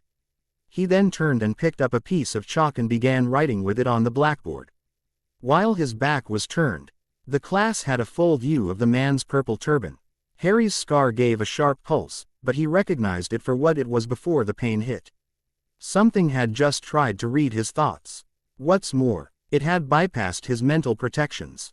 He wasn't a telepath, and he certainly wasn't a Super Saiyan, although Professor McGonagall's promises of teaching him how to transform gave him some hopes in that regard. But unfortunately he did not have a way to strike back at whatever had attacked his mind.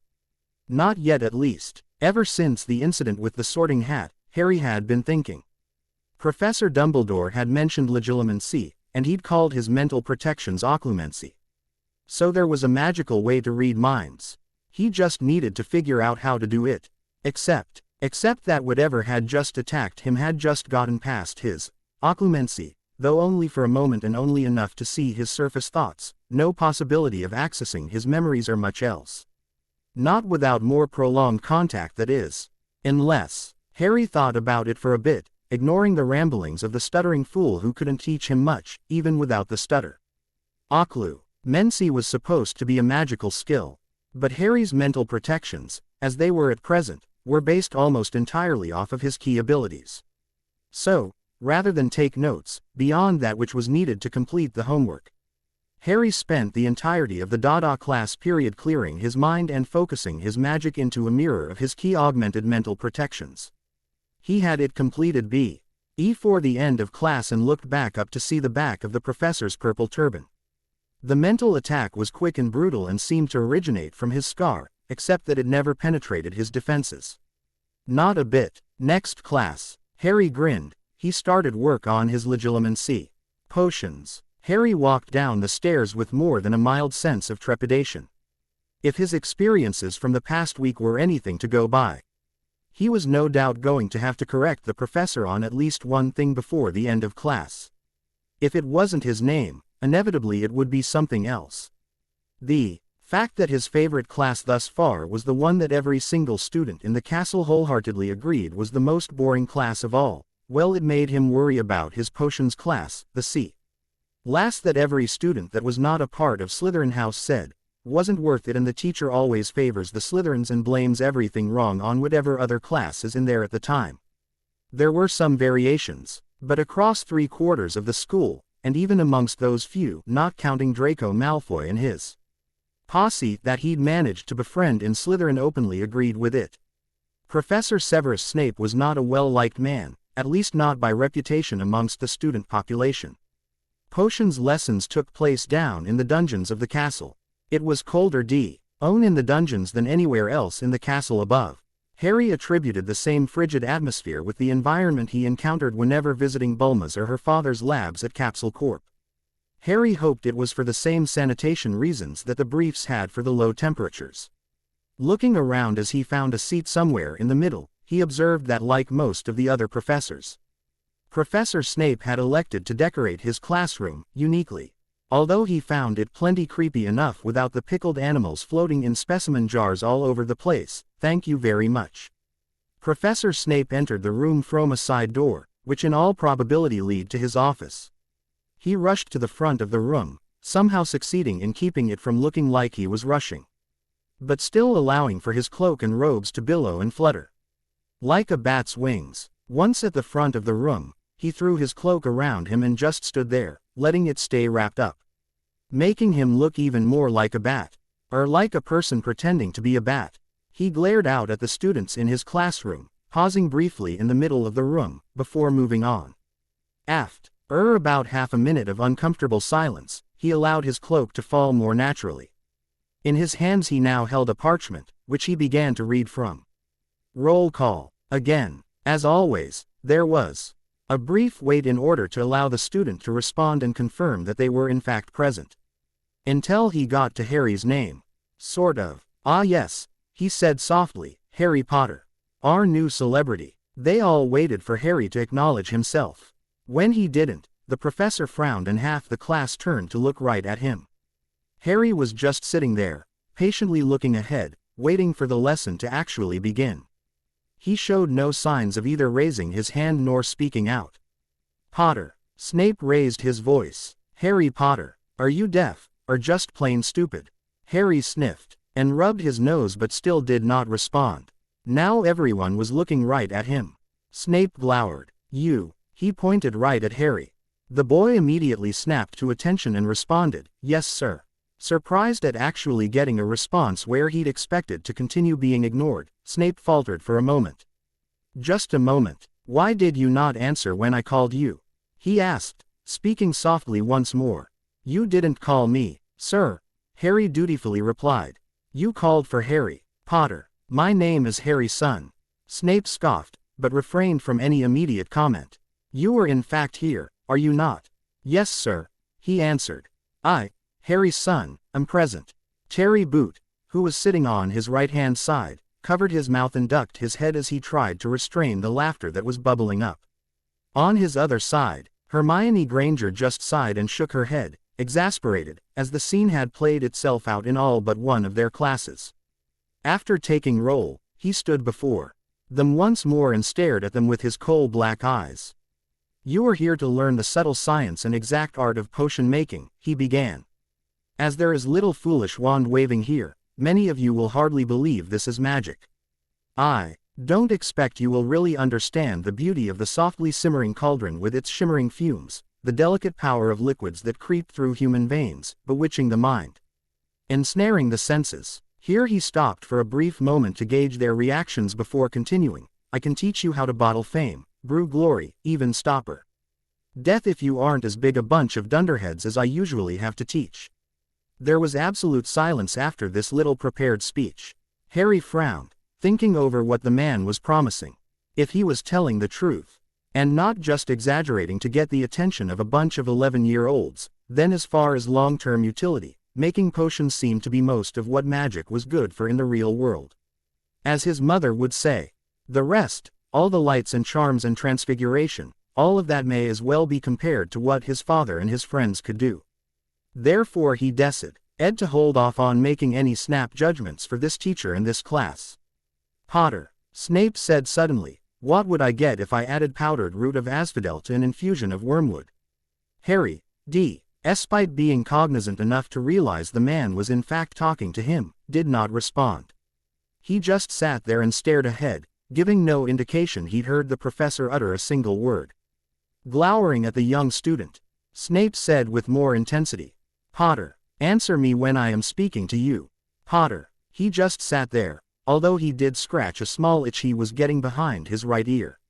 Hermione raised her hand. Snape ignored her. "Do not ignore me, boy," the professor warned, pointing this time, idly noting that he snapped to attention as before. When this was done, Snape repeated the question, "Answer me. What would I get if I added powdered root of asphodel to an infusion of wormwood?" Asphodelus is a genus of mainly perennial plants, including Asphodelus estivus, or the common asphodel, Asphodelus albus, or white asphodel, and Asphodelus ramosus, also known as branched asphodel. In this case, I will deduce that you are referring to powdered root of branched asphodel, as the other two are used as supplementary additives to a number of home remedies and vitamins. As for wormwood, I can only assume that you are referring to Artemisia absinthium, an herbaceous perennial plant most commonly used in the production of spirits and other fluid substances too numerous to name. Done properly, I can only surmise that in accordance with our textbooks, these two ingredients are put together only for the creation of a single potion. The draught of living death, which can bring upon its drinker a very powerful sleep that can last indefinitely. Only potions masters of exceptional skill can successfully brew this draught, and due to the danger in its use, it is highly regulated only to the potion masters who brew them, and trained healers, who are the only permitted to legally use it on other human beings. The room was quiet after Harry finished speaking. Most everyone was staring at him. Hermione's mouth had dropped open in outright shock. Snape was frowning. "Where did you come up with that answer?" the professor asked at length. "My mother had me and my brother memorize a floral guidebook when we were 8, he answered with a shrug. The guidebook included lots of information about what each plant gets used for, as well as some history about each, when it was discovered, how it got its name, things like that. When I was going over my potions books, I noted the ingredients listed all use the common names for things, rather than the full scientific name, so I had to make some assumptions. In how you asked the question, I recognized that it was powdered root of asphodel. And based on some of the mythology of the asphodel plant, I easily deduced that you were talking about branched asphodel and wormwood. Well, there's really only one kind. If Hermione's jaw wasn't firmly attached, Harry might briefly have worried that it would have gone through the floor by now. Tell me, Potter, Snape said, pacing up front a bit now, where would you look if I asked you to find me a bazaar? Harry sighed and sat back, arms crossed and face pinched in a bit of annoyance. Grumbling, he pointed, tell me where you would find a bazaar. Sitting at attention, he answered, I'm sorry, sir, can you rephrase the question? I don't believe I can give you the answer that you are expecting with the way you've said it. Eyes narrowed, Snape repeated, where can a bazaar be found? Harry nodded and answered, a bazaar is a mass that gets trapped in the gastrointestinal system, usually the stomach, though it can be found in other areas of the digestive and waste tracts. There are in fact several varieties of bazaar. Food boli imitate true bezoar's ability of negating poisons and are composed of loose aggregates of food items such as seeds, fruit pith, or pits, as well as other types of items such as shellac, bubble gum, soil, and concretions of some medications. Pharmacobazaars are mostly tablets or semi-liquid masses of drugs, normally found following overdose of sustained-release medications. Trichobazaar is a bazaar formed from hair, an extreme form of hairball. Humans who frequently consume hair sometimes require these to be removed. The Rapunzel syndrome, a very rare and extreme case, may require surgery. So, I guess to properly answer your question, sir, I need to know exactly what type of bazaar you are referring to. Otherwise, my tentative answer would be inside somebody's stomach. Looking around, he saw that while everyone was still staring at him, most of them looked kinda sick. What is the difference, Potter, between monkshood and wolfsbane? Harry didn't answer. Why don't you answer? Don't know all of a sudden. Have I finally stumped you? Snape taunted. Leaning forward slightly, green eyes flashing dangerously, he did answer this time. My name is not Potter. Falling back, arms still crossed, he added as a parting shot, and in answer to the question that was not directed at me in the first place, none.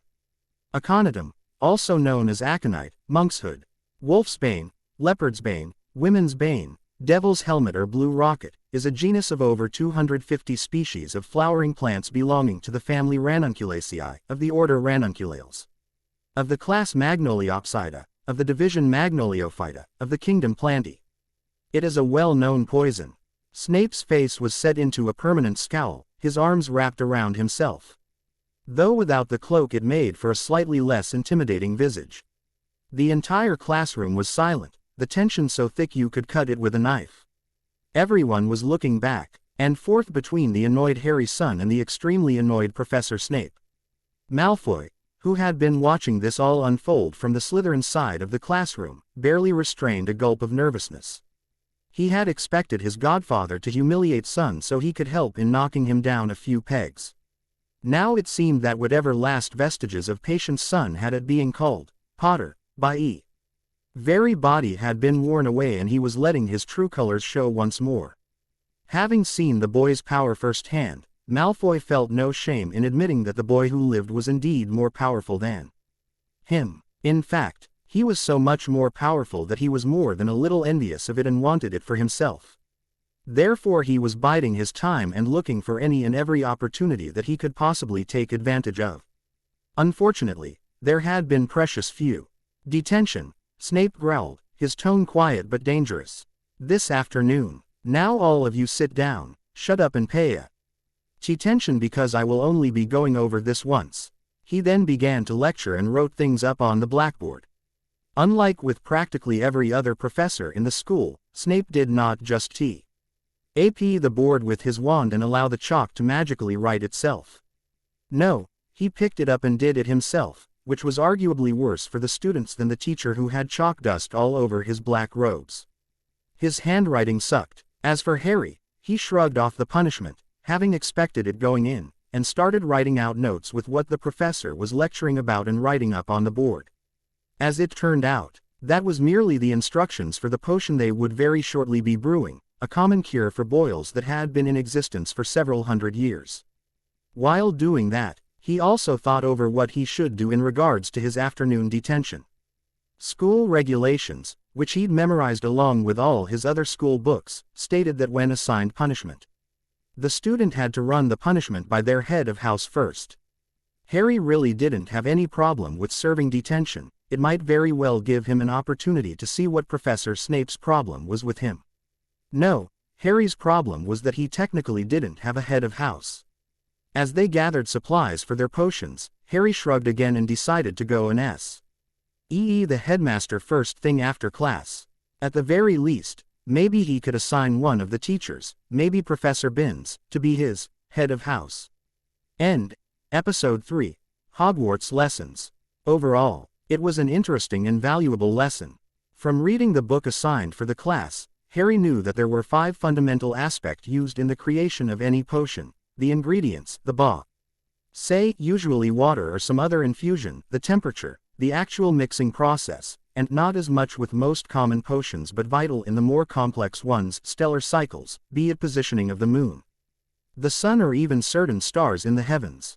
Fortunately for the first year class's first potion, stellar cycles had nothing to do with it, and all they had to do was put the proper ingredients in the boiling water at the right times while maintaining a constant clockwise stirring. Unfortunately, if one were to put the ingredients in at the wrong times, things got explosive. Having Co-MP leaded his potion in a matter of minutes, as he could control the temperature of his cauldron quite easily with his key, not to mention the speed of his stirring allowed the ingredients to mix that much faster. Harry was done before anyone else and was just letting his potion cool for the latter half of class. While he was waiting, he looked around at everyone's progress. Neville, he noticed, was about to dump in the correct number of porcupine quills to the potion, while it was still on the fire.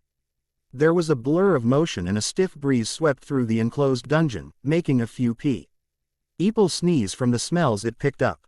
Harry had raced across the room as fast as he could move and grabbed Neville's wrist to keep him from adding the ingredient. He then, as Seamus and Neville stared wide-eyed at him, picked the boiling potion up and took it off the fire. To their looks he said, "Porcupine quills enable the potion to penetrate the skin in order to fully remove the boils.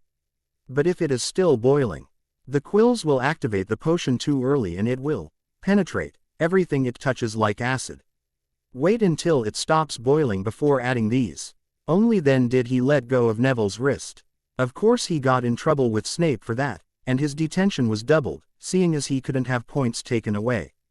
At the time, Harry just shrugged and walked normally back over to his own potion, casually catching the extra quills thrown at him that would have landed in his assignment, ruining it.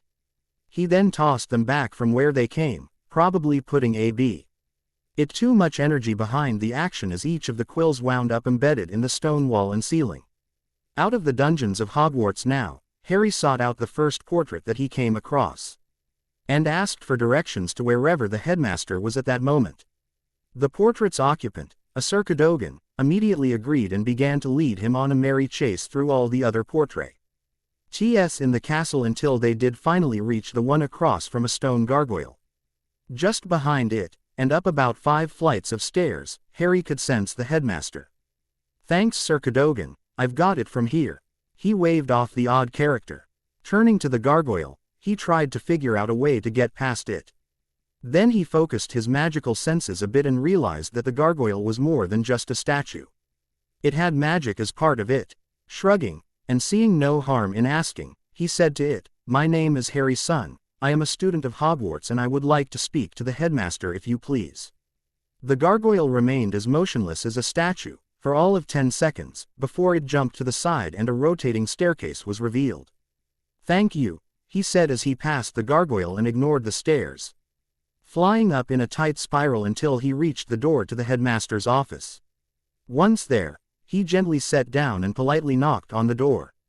"Come in, Harry, Professor." Dumbledore's voice came from the other side. "Thank you, Professor," he returned as he walked into the headmaster's office. "What may I do for you, Harry?" the professor asked. Harry stepped forward and took a seat before the ornate desk, only casting a passing eye on all the glittering devices scattered throughout the room. Shrugging, he replied, "I came to inform you, as the closest thing I have to a head of house, that Professor Snape has assigned me detention." "Oh, I see," Dumbledore nodded, part disappointed, part acknowledging. Well, not to worry my boy, not to worry. I'll have a talk with Professor Snape. You won't have to attend the detention. Harry's head came up, the surprise evident on his face. I don't. Curious, Dumbledore thought to himself, while aloud asking, is that not why you came to me? Harry shrugged, and then shook his head. Well, no professor. The student handbook stated that we are to inform our head of house of all detentions and punishments. Well, I don't really have a head of house. I'm a student of Hogwarts. You're the closest thing to a head of house that I have.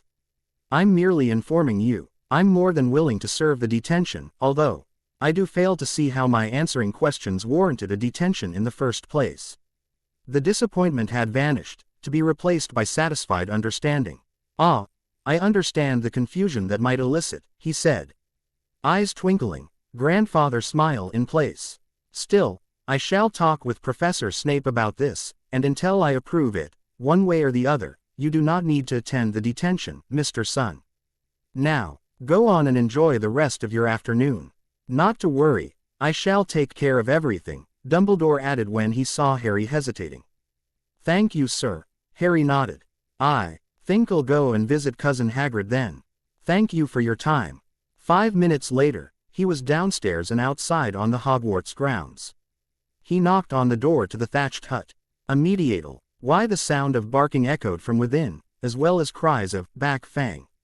Back!" The door opened and a giant of a man stood there. His face was almost completely hidden by a long, shaggy mane of hair and a wild, tangled beard. But you could make out his eyes, glinting like black beetles under all the hair. He was holding the large boarhound back, barely, by the thin leather strip collar around its neck. Harry, glad to see ya, he exclaimed. Hello, Cousin Hagrid, Harry greeted in return. Mum and Grandad send their best wishes. Oh, that's nice indeed, Hagrid replied, openly smiling at the sentiments. Tell me, how are the folks on Fire Mountain? Haven't seen 'em for few years now. Everyone's great, you should come visit more often. At the least you should be able to make it during the summer months when school is out. And I'm sure the headmaster would give you time off if you asked him for it. He's a nice man. Great man Dumbledore is, great man, Hagrid nodded. His agreement as he pulled out some, refreshments, for the two of them. But I can't too rightly see myself leaving Hogwarts any time soon. It's my home. Shrugging, Harry leaned forward and obeyed one of Hagrid's infamous rock cakes. Well, of course it is, but so is your villa on Fire Mountain. It's where your dad is buried, and while your mum is a bit of a, how did Grandad call it? Oh yeah, a wandering spirit. She still visits with your brothers from time to time. Wow, these are just like Grandad makes. How do you get the recipe from him? Mom says he won't even tell her, and she makes them, they're never quite the same. Blushing, Hagrid shrugged and picked some crumbs out of his beard. So, how are things with you, Harry? How are your classes? Not bad, he admitted with another shrug. Actually pretty cool. History is interesting. I like the professor, he's neat. But astronomy, I don't think the professor likes me.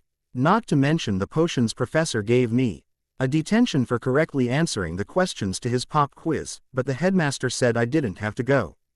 This place is pretty different from home, that's for sure. Hagrid nodded his shaggy head.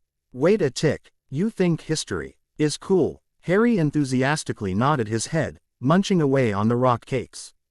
Blimey, things sure have changed since I went here. Hagrid sat back in his sunken chair, stunned. Well, it's mostly because I asked questions, said Harry. In fact, from what the other kids say, all he does is read out of the books. When I'm in class, well, I'm asking so many questions from the start that we never even open our books up most of the time. Hey, that would do it, Hagrid nodded. Most folks never even bother with the questions, they just focus on catching up on sleep. So I hear anyway. Harry laughed. Hagrid smiled, leaning back, a soft twinkle in his eye. 'Tis good to hear ye laughing again, Harry. I still remember when you were a wee little tyke. Always laughing at the silliest of things. Or just laughing because you could, I suppose. Wish I could say that I remember, Cousin Hagrid, but I was just a baby at the time. Of course, Harry laughed again. Of course, according to some, Gohan was off saving the planet from being pulled into a black hole at the same age. Growing up hearing some of that, always made me wonder about how I could be part of a family of heroes. Now see here, Harry. Hagrid sat up. Just cause not blood relations with mothers, aunt's husband, don't mean not part of a family of heroes. I know Hagrid, I know. The boy nodded his head sadly. Mum and Dad, Hagrid began. I know the stories, Hagrid, he interrupted the friendly giant. They were my bedtime stories up until Piccolo-sensei took me and Gohan for training. And then before I left for Namek with Dad Goku, Mom sat me down and told me everything. Everything. He stammered, suddenly nervous. Mom and, okay, let me start over. Harry paused to swallow the last of his rock cake and follow it down with some of Hagrid's version of tea. Li and Chichi were twin sisters born to the Ox King and his wife. About the time that Chichi met her future husband and helped him in saving the Ox Kingdom from a raging fire, Lily, using her middle name, Evans, to hide her true identity, had already left for Hogwarts. At Hogwarts, here, Lily met a boy named James Potter, who according to Chichi, was a right bully and show-off. At least according to Lily's letters he was. Harry took another sip of tea, earing his thoughts before continuing his bedtime story for Hagrid. 7 years of schooling later, Lily and James were dating and both were head girl and head boy respectively. Chichi was, courting Goku at the same time that he was dealing with Demon King Piccolo in the World Martial Arts Tournament. I'm told that Goku and James actually met a couple times, but always on Fire Mountain under the purview of the Ox Kingdom. Behind closed doors. Apparently James liked to make flashy entrances and he was a notorious prankster. Goku, being Goku, laughed at every one of his jokes and pranks, even the ones played on him. Then everybody got married. Apparently Gohan and I were born mere months apart. 1 year later, on Halloween night. I remember, the half-giant grumbled, pulling a very different bottle than where his tea came from. You know who attacked them. The house was a mess, half the wall blown off. James was, and Lily, sniff, she was in front of her crib.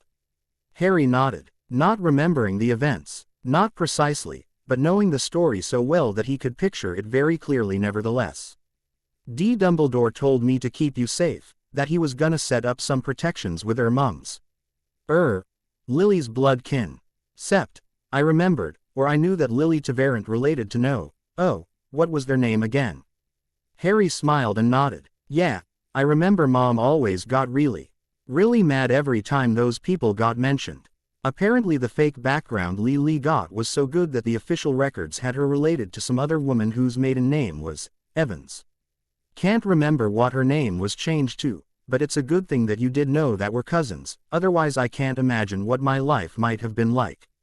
Dumbledore sure was mad with me though. Hagrid rubbed the back of his neck, blushing. Great man, Dumbledore is. Still, don't ever want him mad at me again. I owe a lot to her mum, Chichi. Yeah, she is quite, a handful, Harry agreed. Albeit diplomatically. Only reason Dumbledore let you stay is cause of something Goku either said or did. All I remember is that they walked outside for a bit, then when they came back in. They were both smiling and laughing and then Dumbledore took Goku off with him to one of the parties that were still going on all across the country. So that's why Mom, as always so nervous whenever Dumbledore and Dad get together. Still some rumors floating about here and there about that night. And not for the reason you're famous for, Harry. Can never tell what's the truth and what might be exaggerating. Example, there's this one rumor about Dumbledore, Dad, and a goat wearing a suit and sunglasses. Whoa, too much information there, Hagrid. Harry immediately backpedaled. As far as I'm concerned, my dad loves to eat, train, and hang out with his friends, and that is all. Anything he does with old wizards, or stuff he does with my mom, I don't want to know about. Ever. Hagrid chuckled. I understand that. Well, look at the time. You best be getting back up to the castle, Harry. Best wishes to her mum.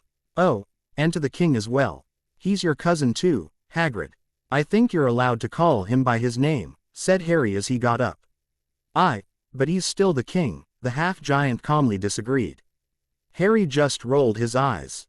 All right then, Cousin Hagrid. I'll be going now. See ya around, Harry. Hagrid called as the boy wizard walked out his front door. Outside Hagrid's hut, Harry was surprised to be greeted by 4 very familiar faces. Hermione, Justin, Neville, Ron. What are you guys doing out here? He asked, a smile on his face. Well, I can't speak for the boys, but it is the end of the first week of school, Harry. And I believe you have a promise to keep, Hermione answered, arms crossed. Wait, how do you know the Hufflepuff? Ron interrupted before he could answer. Nice, Justin Finch-Fletchley remarked. Maybe I should ask how he met 2 brutish Gryffindors. Harry shrugged and replied, I met these 3 on the train in. Helped Neville out a bit. Answered Hermione's questions. Oh, and made Ron drool a bit. What? I did not, Ron exclaimed, face as red as his hair. As for Justin, well, first night here, I sat at the table of loyal badgers, and Justin was sat right across from me. We got to talking, and I told him some things about myself while he told me other things about himself. Such as the fact that his family is in charge of a sporting goods chain. I advised he might want to suggest T.O. them that they invest in martial arts equipment if they hadn't already. Now it was Justin's turn to blush. Yeah, well, my dad isn't really one to take business advice from his 11-year-old son. I was originally planning to go to Eden when my Hogwarts letter arrived. Gotta say, if the rest of the year is anything like this first week, I'm glad of my choice. Harry, your promise, Hermione insisted, actually stamping her foot. Yeesh, are all Ravenclaws as pushy as you? Said Ron. Narrowing her eyes in anger, she responded in kind, are all Gryffindors as thuggish as you? Ah, I would have to, say no. Neville actually raised his hand as he spoke quietly. All right, enough of that, Harry laughed, leading the way up to the castle. I still haven't found a good enough place to train. But I suppose there isn't really any ideal location. Why not just an empty classroom? Hermione suggested. Harry laughed, loud and hard, like she had surprised him with the funny same thing he'd ever heard out of the blue. Which, in a way, she kind of had. Seeing that none of them were laughing with him, he quickly stopped. Right, well, once we get started, you'll see why that was so funny, he lamely told them. Couldn't you start us out with some basic theory? Like they are with magic classes, she said. Shrugging, Harry opened his mouth to speak, and then shut it as he came around the bend. Slowing to a stop shortly after, Hermione, Justin, Neville and Ron also all halted beside him. Standing right in the middle of the path, just outside of view from the castle, and likewise from Hagrid's hut, was Draco Malfoy. He wasn't alone. Malfoy, Harry said as greeting, his friends behind him. Son, Draco returned the greeting, the entire first-year Slytherin class behind him. 2-to-1 odds. Are close enough, commented Harry as he stepped forward. Are they here for support, or to help? Draco smirked. Against you. Oh, they are absolutely here to help. You tipped your hand, son. You're more powerful than even the rumors could concoct. And now I know it. I'm not about to face you without adequate planning ahead of time. But you've been causing quite the stir this past week. And you need to be shown your place. And I'm here to show it to you. Harry, Hermione called out. He instantly held up his hand, but towards her, not the antagonists as they might have expected. Stay back, all of you. I got this covered. Let them go, Malfoy. You don't want to make this bigger than me. I defend my friends a lot harder than I defend myself. At the simple and straightforward statement, Draco found himself frowning a bit. And not in the 2-year-old about to have a tantrum frowning, but the I think I just bit off more than I can chew kind of frown. Harry's N was more powerful than anything he'd ever heard of, and he grew up hearing about how the Dark Lord was the most powerful wizard since Grindelwald, who he was also more powerful than. But the Dark Lord didn't shoot energy blasts with his hands, fly faster than the Hogwarts Express, or bend steel with his bare hands. Son did, and so far, the boy who lived had treated all of Draco's attacks on him like they were playing a game. Draco, as confident as he was in all that he'd been taught and raised to believe, was not so stupid as to believe that he would stand a chance against his rival if said rival actually got serious. he couldn't afford to take the chance that he would start. Not before Draco was better prepared for it at any rate. Nobody target the losers, Draco ordered. Surround him. And son, I'm not responsible if they do something stupid like getting between us and you. Agreed, Harry shrugged and turned to his friends, even as all the Slytherin first years surrounded him in a loose circle. Careful to make sure they wouldn't be shooting at each other over his head.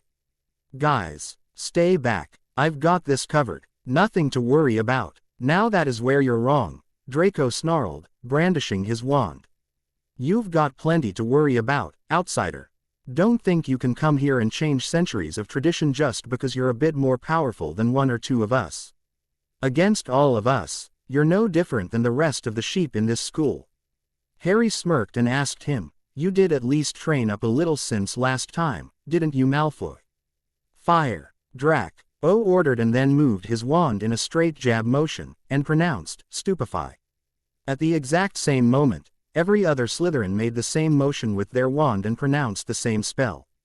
A lengthy heartbeat after that, red bolts of magic energy flew out of the tips of all their wands and flew straight and true, at Harry's chest. Glancing all around and behind him, Harry actually sighed, his shoulders drooping a bit as he said, disappointed, apparently not. He then powered up and charged his energy with magic that was the exact and total opposite of the type he felt in the bowl. TS that were only halfway to him by the point he was done. When they struck, they all dissipated against the flowing energy coming from his body, exploding in little red streamers like paint from a paintball gun. Only one that doesn't leave a stain after it explodes. In the aftermath, there was a stillness that spread all around. Nobody could believe what they'd just seen with their own eyes, but they had indeed seen it. And it had really happened. Harry, however, just continued standing there, fists at his side as though nothing had happened at all. After a few moments' time, Draco lost patience and screamed, fire. Get him. Teach him that he's nothing against all of us together. Sectum Sempra. After that, each Slytherin started casting different spells, as harmless as what they'd learned in class already. Others not so much. Harry remembered the day he and his dad arrived on Namek. How much faster his dad was when not held back by 100 gigaseconds. He also remembered the trick that he pulled on those two from the Ginyu Force. Given the circumstances, Harry really couldn't help himself. After all, he too had been on the ship under 100 times normal gravity, he was pretty fast himself. So, when the spell bolt from Draco's curse was about to hit, Harry leaned out of the way as fast as he could at the last possible moment, and after it had fully passed, he resumed standing in the exact position he began in. To those observing at normal speed, the curse had gone right through him and out the other side without affecting him in the slightest. Others had cast spells and curses of their own. The ones that would do little to no harm, Harry dodged as easily as he had Draco's curse. 3 in particular, cast from Theodore Nott, Blaise Zabini, and Pansy Parkinson, were as dangerous as the curse Draco had used. Though he didn't yet know enough to identify them, he could feel the malevolence and dark magic needed to cast them in the first place. Furthermore, those particular spells, he could tell, would create a splash effect that would hit or affect the people around him if he merely dodged. So those he deflected up, putting an extra layer of magical protection around his hands even as he did so at super speed. Always returning to the same position after moving. Growling, Draco cried, Sectum Sempra, Sectum Sempra, Sectum Sempra. Quote, Theodore Nott, behind and on Harry's left, was similarly frustrated and tried his hand at something he wasn't even supposed to know, let alone be able to cast at 11 years old. Crucio, he whispered under his breath. Opposite Nott, Blaise Zabini turned his nose up and then took a deep breath, loudly exclaimed, Depulso. Now that, Harry couldn't ignore. He wasn't entirely sure what the spell was for, not really, but he could feel E-force being generated, and while it wasn't anything that would bruise, let alone kill him, it could be enough to knock him over. He felt a soft ache coming from Nott's direction, but considering he felt more pain from his daily workout burn, he casually ignored it, instead focusing on dodging the last of Draco's curses. The moment he'd passed the last one, he had almost no time to do anything about the wave of force coming from Zabini. Almost was plenty. From everyone else's perspective, Harry had just stood there, still as a statue and somehow become intangible. Except for 3 curses, which were somehow instead deflected upwards where they exploded harmlessly, the rest all went right through him and dissipated against the trees and rocks all around them. Then Zabini cast something that only Hermione knew anything about at the moment, and when it struck Harry, he disappeared. And not the typical magical way of disappearing, it was like he'd vanished entirely and without a sound, 1 second there, the next gone. That is, until he landed on his feet, apparently having just fallen from a great height. It took a moment, but finally everybody understood that somehow Harry had jumped over the spell Zabini had shot at him, causing more than a few of those gathered to start looking up and then back at Harry and then up again. "What are you?" Draco demanded, sweating more than a little by now. Harry grinned at him, the first real move that anybody had seen him make in the confrontation thus far. He then vanished, only not really. Some of them might have thought he was apparating, save for 2 facts. Numero uno, you cannot apparate or disapparate on Hogwarts grounds. The wards are ancient and have never been bested by anyone or anything known to wizarding kind. Secondly, air was no crack or pop sounds that usually accompanied a wizard apparating. And last but certainly not least, Harry hadn't disappeared because he was standing right in front of Draco Malfoy, less than an inch from touching noses. The young Malfoy heir screamed and backpedaled, jumping away from the other boy that was suddenly way too close. Tripping over his own feet, he fell down, forcing to look up at the adopted child of the Sun family. It was pure coincidence that put the sun directly behind his head, forcing Draco to squint as he looked up at the shining shadowy figure. "I'm a fighter, Draco. Have been for a long time now, most of my life in fact," Harry happily answered Draco's question. "And much as I love my father, and what he teaches, I was trained by a real sadistic bastard to be the fighter that I am today. So I've got one rule when it comes to starting fights. I don't start them, and I give people one chance. Only one chance, to stop the fight before I finish it." "Malfoy, that one chance ended after your first salvo." Draco gulped and tried to scramble away, but Harry just bent down and picked him up by the neck, making sure not to choke him too bad. There was a hysteric scream coming from behind him. "Let go of him, you freak." Pansy screamed and cast the stunning spell again. It dissipated harmlessly against his back. Harry glanced over his shoulder.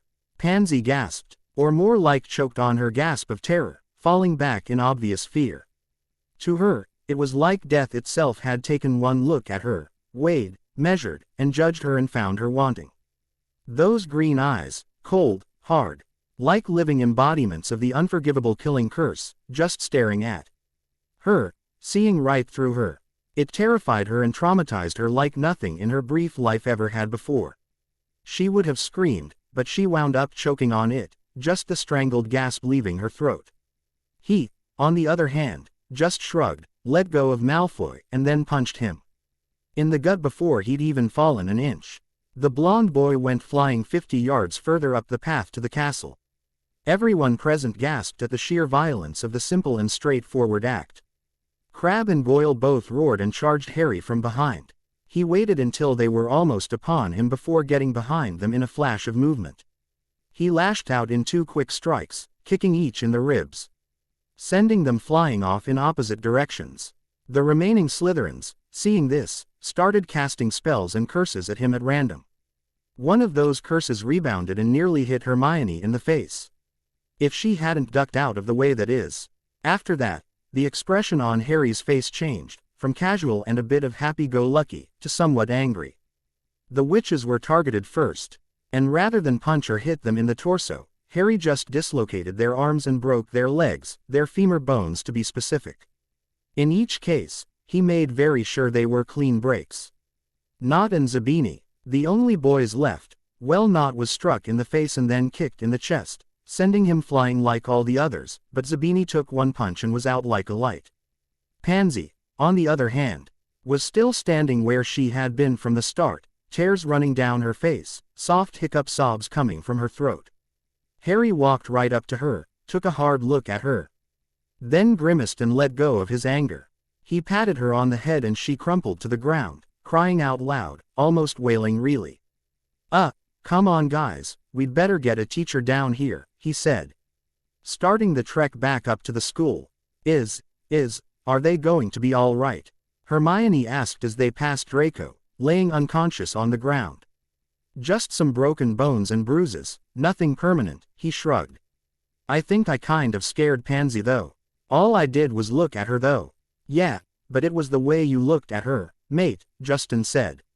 Yeah, I about wet myself and you weren't even looking at me. Ron added. Who do we tell about this?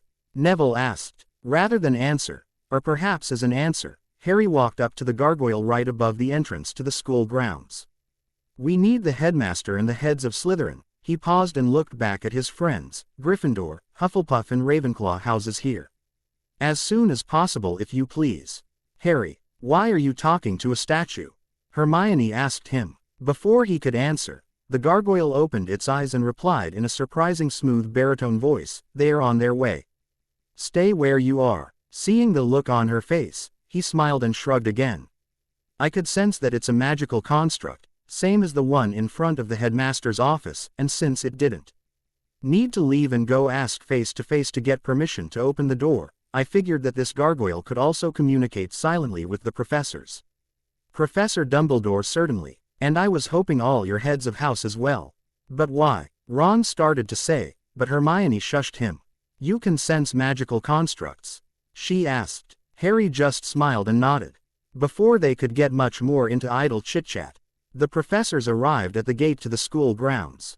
They all rallied behind the headmaster, mostly because they all had received strange summons from the Gargoyle STA.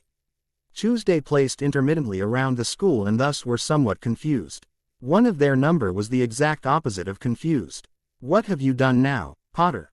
Something so bad the school it'll won't let you back in until you are properly punished. Professor Snape said the moment he spotted Harry there waiting for them.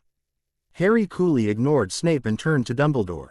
Good afternoon, sir. I apologize for taking up your time like this, especially seeing as we concluded our earlier meeting not too long ago, but, well, you see there's been an altercation, and it involves students from all 4 houses, as well as myself. So I thought I'd err on the side of caution and get all 4 house heads together to make sure there's no mismanagement of blame. Dumbledore felt the stirrings of a headache, but nevertheless he maintained his posture and smiled understandingly at the Hogwarts student, his eyes twinkling brightly as he endeavored to understand the boy. That is perfectly understandable, Mr. Sun. And I appreciate your concern. Perhaps if you were to explain what precisely this altercation involved. This way, sir. Harry turned and began walking down the path to Hagrid's hut. It didn't take them long to get to the site of the incident in question. The Slytherins were still where they'd left them and nobody else had come along. Seeing his godson and all the other IRST years of his house laid out on the ground, either moaning in pain or blissfully unconscious, Snape lost the last vestiges of control that were keeping his temper from erupting. You little, what have you done to my students, you bastard son of a bastard wanker? He then launched himself at the younger and smaller wizard, his intentions unknown, but the way he held his hand indicated he wanted to throttle the boy. Harry almost casually ducked out of the way and backed up, angling away from the rest of the group, and unfortunately towards some of the still conscious Slytherin first years. Snape dove for him again, but this time when the boy dodged, he tripped the older wizard, sending him on top of the girls, eliciting cries of pain and fear from them. The next time, he just stepped aside so that Snape wound up kicking Malfoy in his bruised ribs, followed by stepping on the unconscious boy's gonads. That seemed to be enough to finally wake the blonde heir up, albeit in a most painful fashion. Enough, Severus! Dumbledore shouted. Headmaster! Snape protested. I can see perfectly well what Mr. Sun has done, Dumbledore said, his voice uncharacteristically grim. APS if you would stop chasing him for a moment, inflicting even more pain on your students, then he might be allowed to explain himself. Explain himself, Snape cried, exasperated, ignoring his irate potions professor.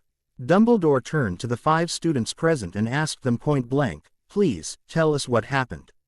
He raised his hand, halting them from speaking all at once. Let's begin with Mr. Sun's version of events, shall we? They all ignored the strangled cry coming from Snape's general direction. Thank you, Professor, Harry began. After the conclusion of our meeting, I took your advice and came down here. Alone, to visit with Cousin Hagrid.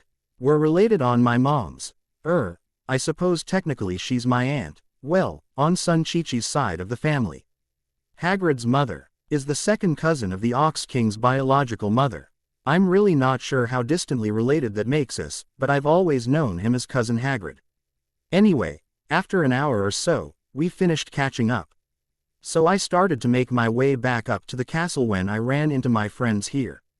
Hermione was curious about my promise to her, and the others came to see me although they never gave specific reasons. Miss Granger, Professor Flitwick gave a surprised look to one of his most promising students. It has to do with what was discussed that first day in class, Professor, Hermione mumbled, her bushy hair covering her blushing face. Carry on then, Mr. Sun, the charms teacher acknowledged. Well, just as we got to this point in the path from Hagrid's home, Draco Malfoy and all those you see around you revealed themselves. They were, quite literally, standing between us and the castle, our ultimate destination. Mr. Malfoy and I exchanged words. He then ordered the others to surround me. I allowed them to, and then they attacked me simultaneously with the same spell that 7th-year student, the head boy, fired at me on the train. They must have practiced quite a lot to get so well in sync the way they did.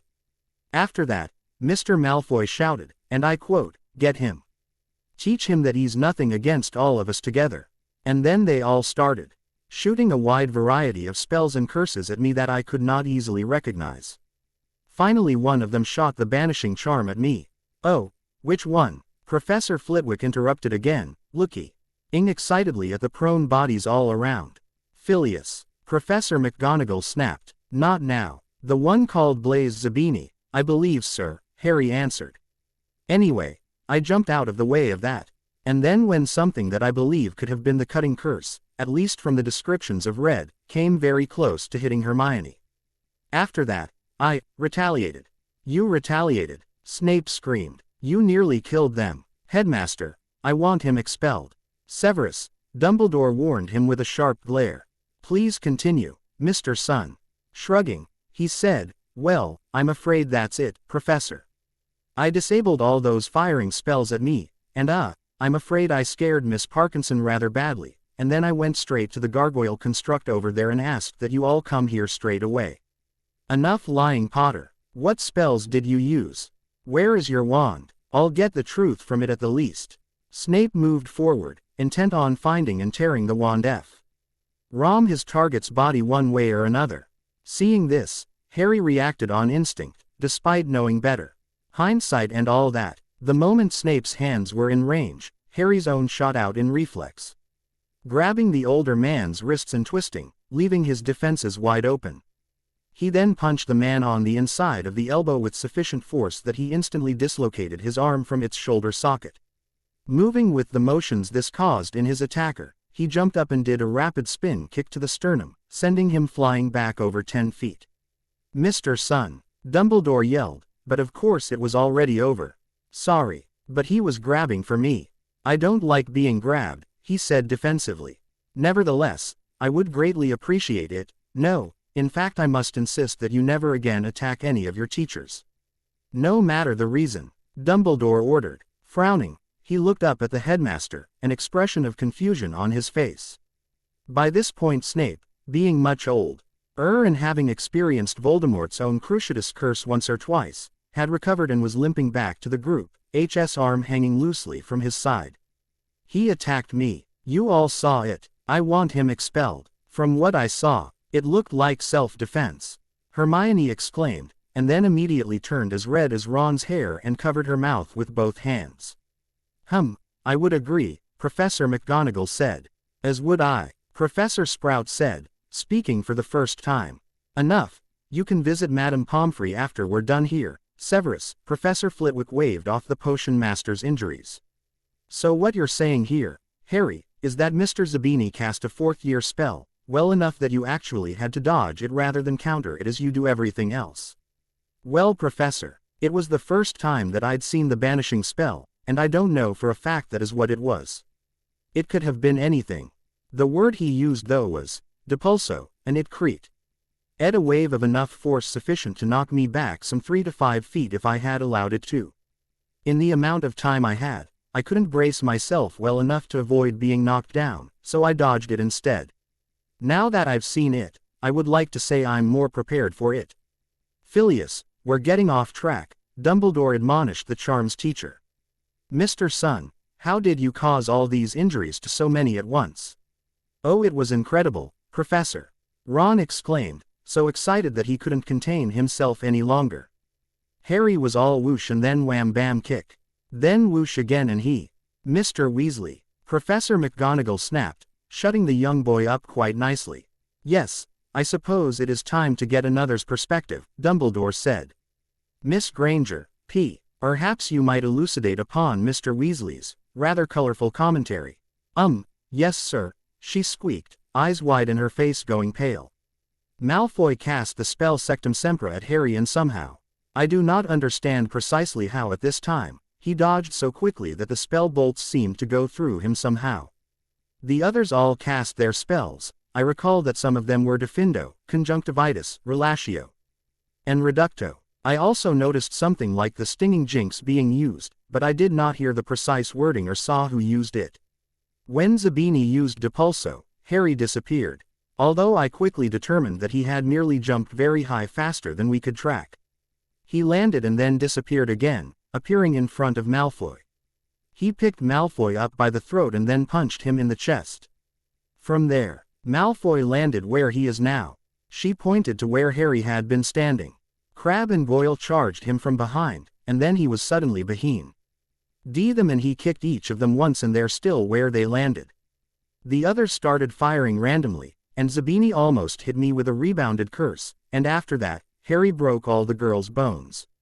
Which I could tell from the noises made as he hit them, and punched and kicked the others until they stopped attacking. He only hit them once each. Well, except for not, Harry admitted. Had to hit him twice before he'd stay down. He's tougher than he looks. The way he said it, everyone honestly believed that the fighter was giving the other young wizard an actual compliment. Parkinson was crying, he hadn't touched her. Except to pat her on the head, Hermione finished. And then we all went to the statue and waited for you to get here, like Harry said. Mr. Finch Fletchley, Professor Sprout called on her student. It's exactly like she said, Professor, he said, exactly like she said. I swear, HMPH, Snape scoffed. And you too, Professor McGonagall questioned her own pair involved.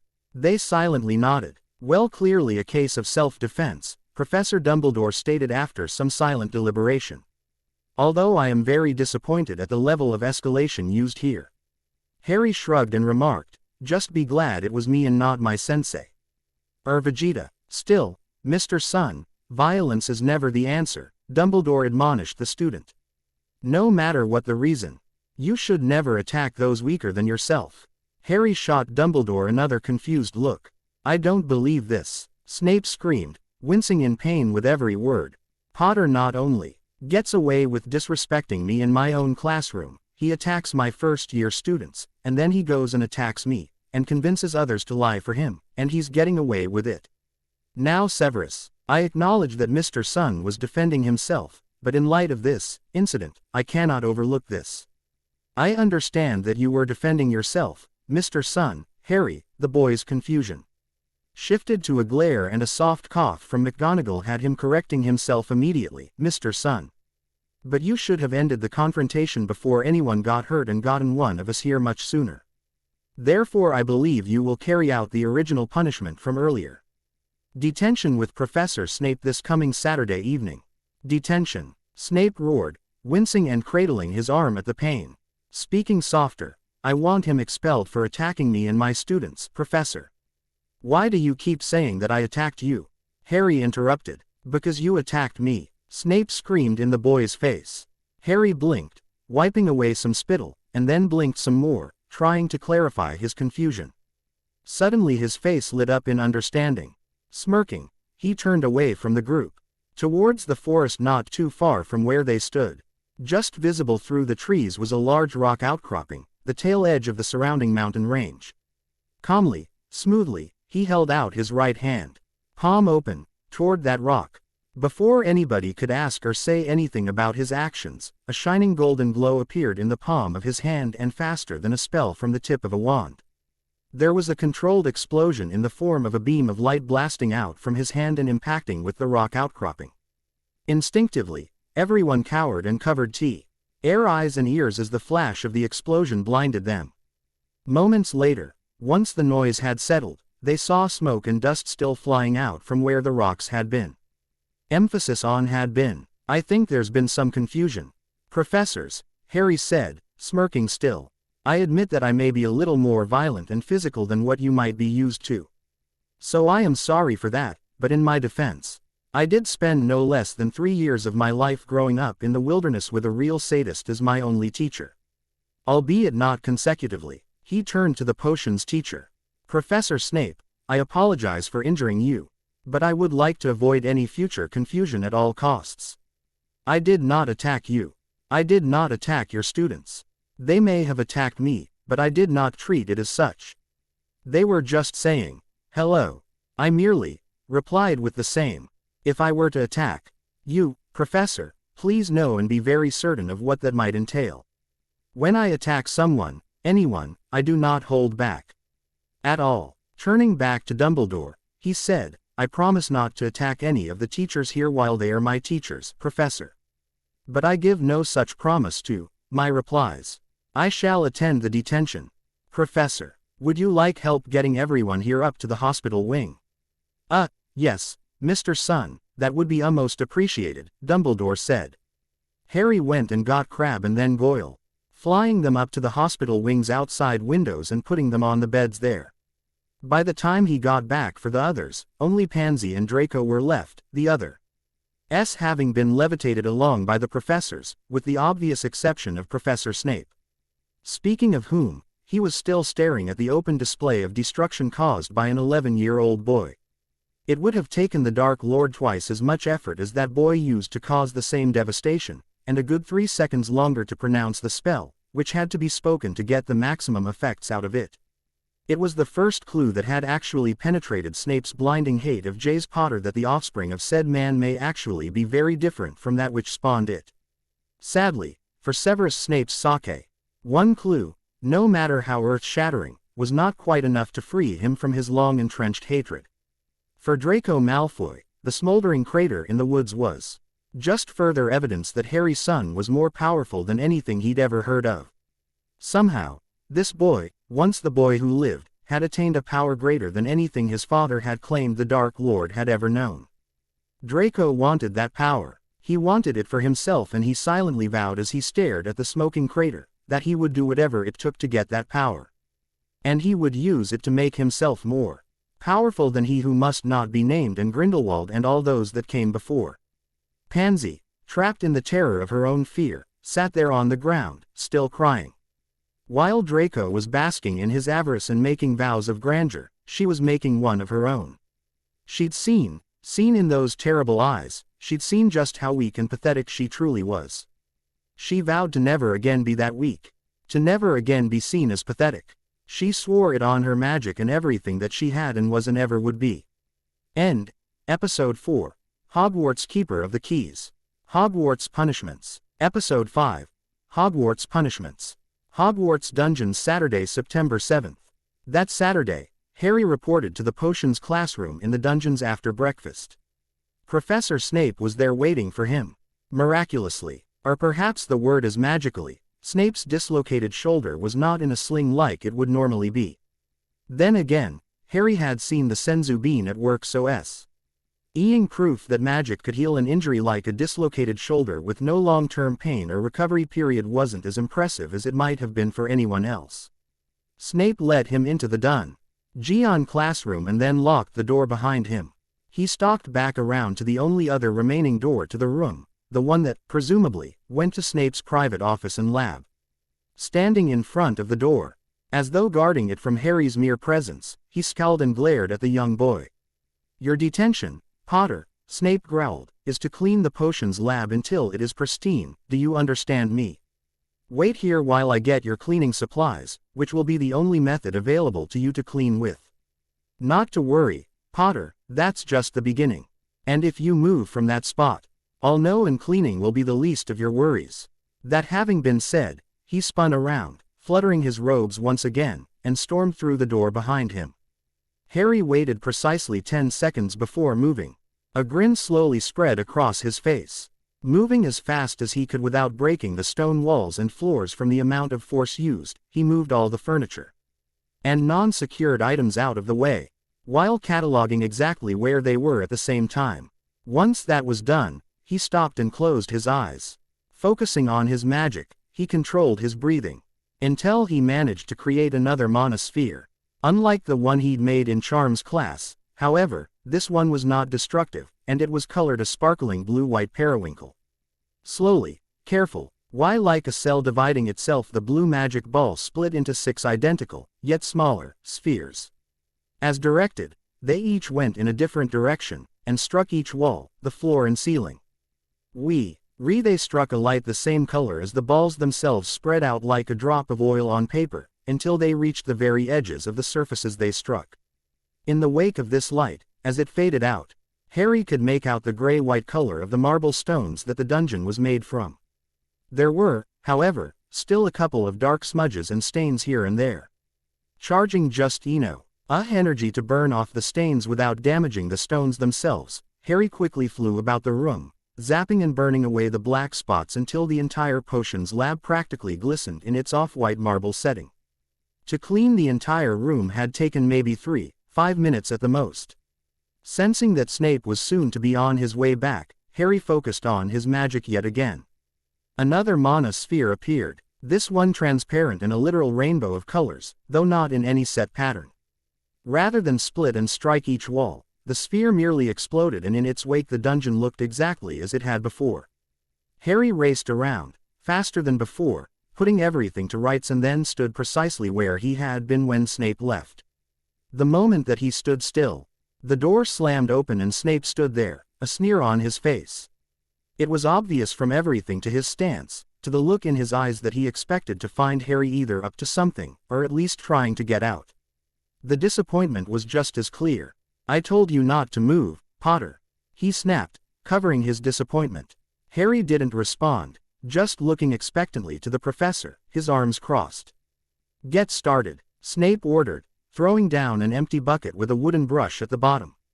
Harry shrugged and dropped to his knees, grabbed the brush out of the bucket, and starting at the entrance to the classroom, he began to scrub away the illusion he'd cast on the floor and wall. "Stupid boy, don't you know anything? Use water and soap, you." Snape stopped mid-rant. Then he saw the results of Harry's dry scrubbing on the floor. How? Harry ignored him and kept scrubbing, moving faster and faster with each passing second. All the while he used the opportunity as a training exercise, using the scrubbing motion and hunched over position to practice his blocking techniques while flying. As close to the ground as he was hovering, Snape couldn't tell the difference. It took longer than it actually took, using the brush. Some 15 minutes later though, Snape was staring, jaw-dropped in amazement and disbelief at the off-white marble stones the walls, floor, and ceiling had become right before his eyes. In total, Harry's detention had lasted a little less than half an hour thus far. In Snape's mind, that could not be allowed. The greasy-haired man grunted, and turned to the cabinet where all the potion ingredients for class were kept. "Sort these, Potter. I'll know if you did it wrong and you'll have to start over from the beginning. Do it now." Without a word, Harry moved up to the ingredient cupboard, took about 10 seconds to look over everything, and then right before Snape's eyes, began moving at a blurring speed. Well, to Harry, it was actually pretty slow, but he was being extra careful with everything. To Snape, Harry's whole body started to blur and his arms were all but invisible. The evidence, however, was inexcusable, as all the ingredients, partially mismanaged over the years, part intentional messing with to give Harry more to do, were being moved and stored in the correct order and with the older and less viable matter IALS being separated from the rest, as well as being made more easily available so they would be used sooner. Exactly 110 seconds after he started, he'd been counting in his head, Harry finished moving the last ingredient and double-checked his work before stepping back. Scowling, Snape tapped his wand and half the ingredient flew off the shelf and would have smashed on the near pristine floor, except that Harry moved faster than before, caught all the flying ingredients midair, put them back in their jars, and put them all back on the shelf. All without saying a word and in a fraction of the time he'd done it initially. Not bad training, these detentions, he thought quietly to himself.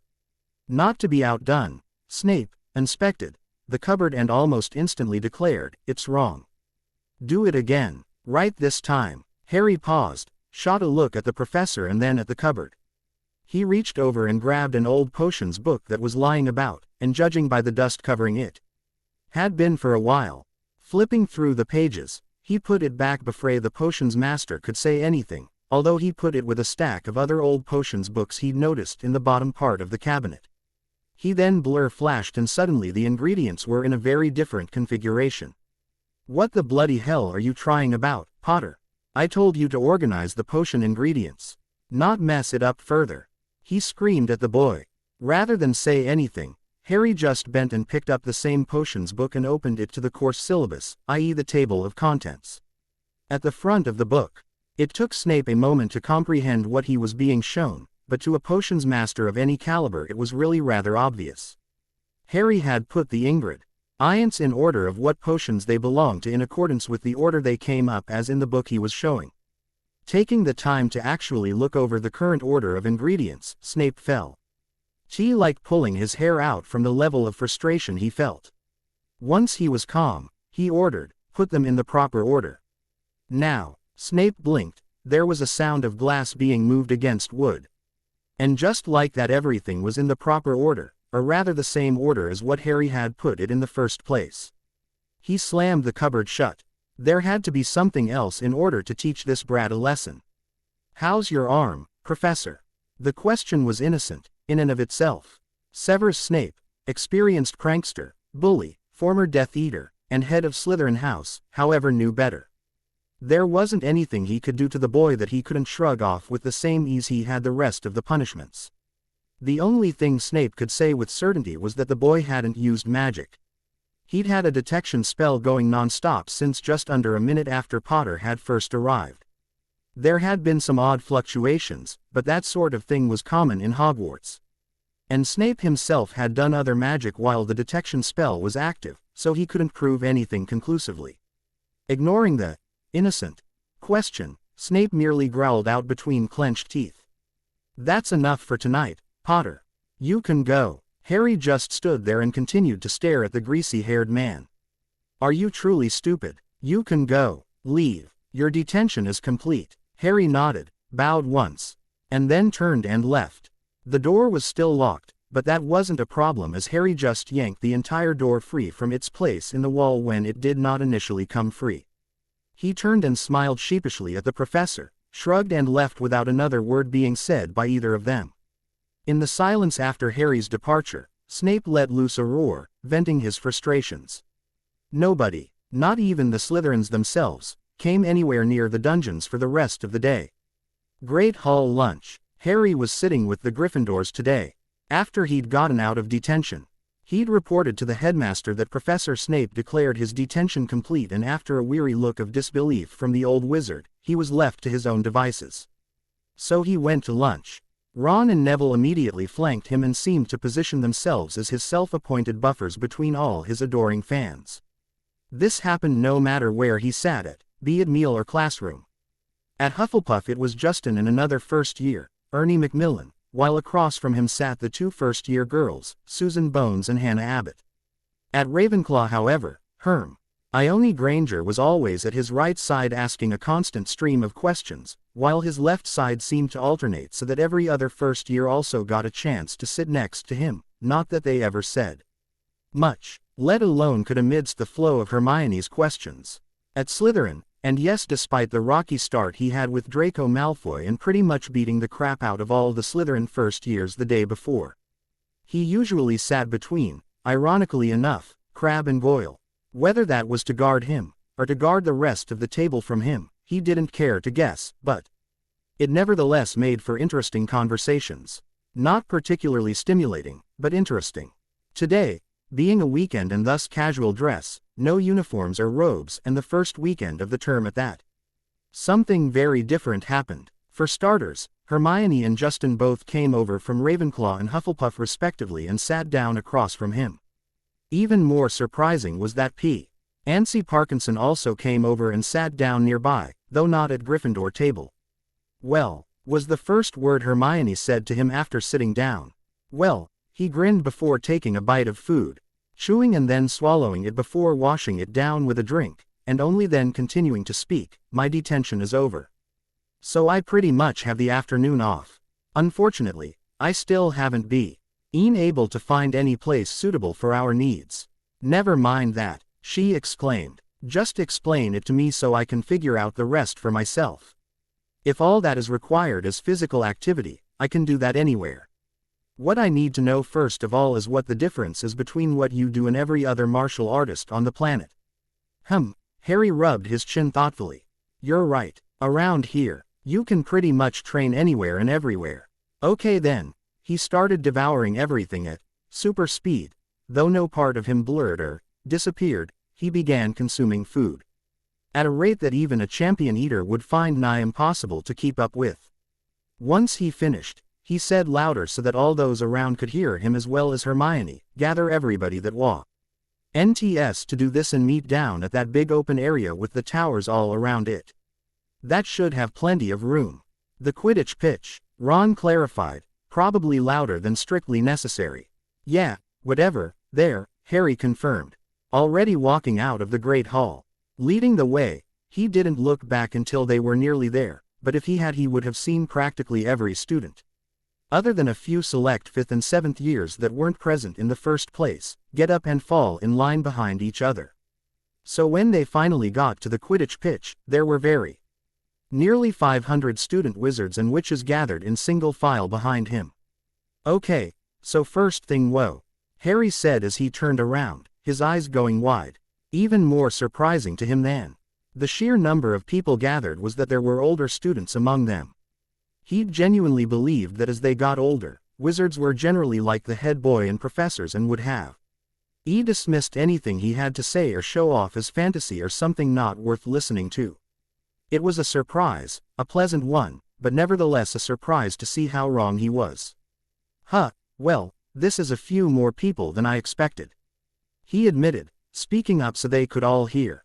A few shuffled nervously, apparently sensing his words as him saying they weren't welcome. He quickly disabused the notion.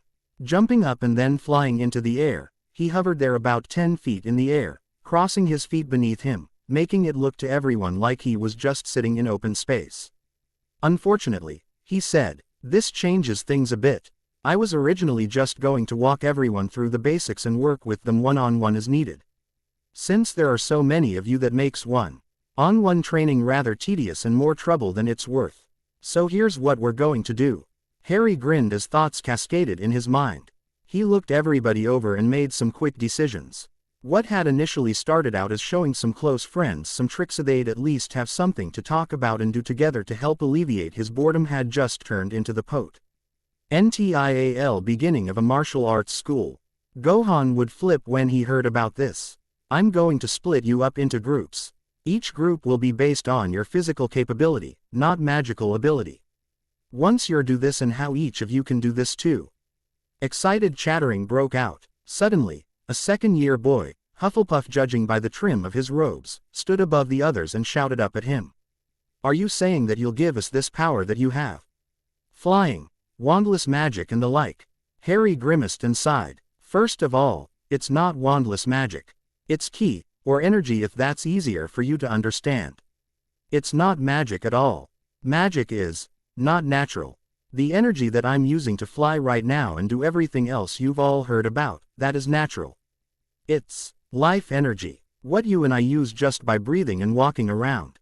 The only difference is that I have been trained in ways to draw this energy out, strengthen it and use it.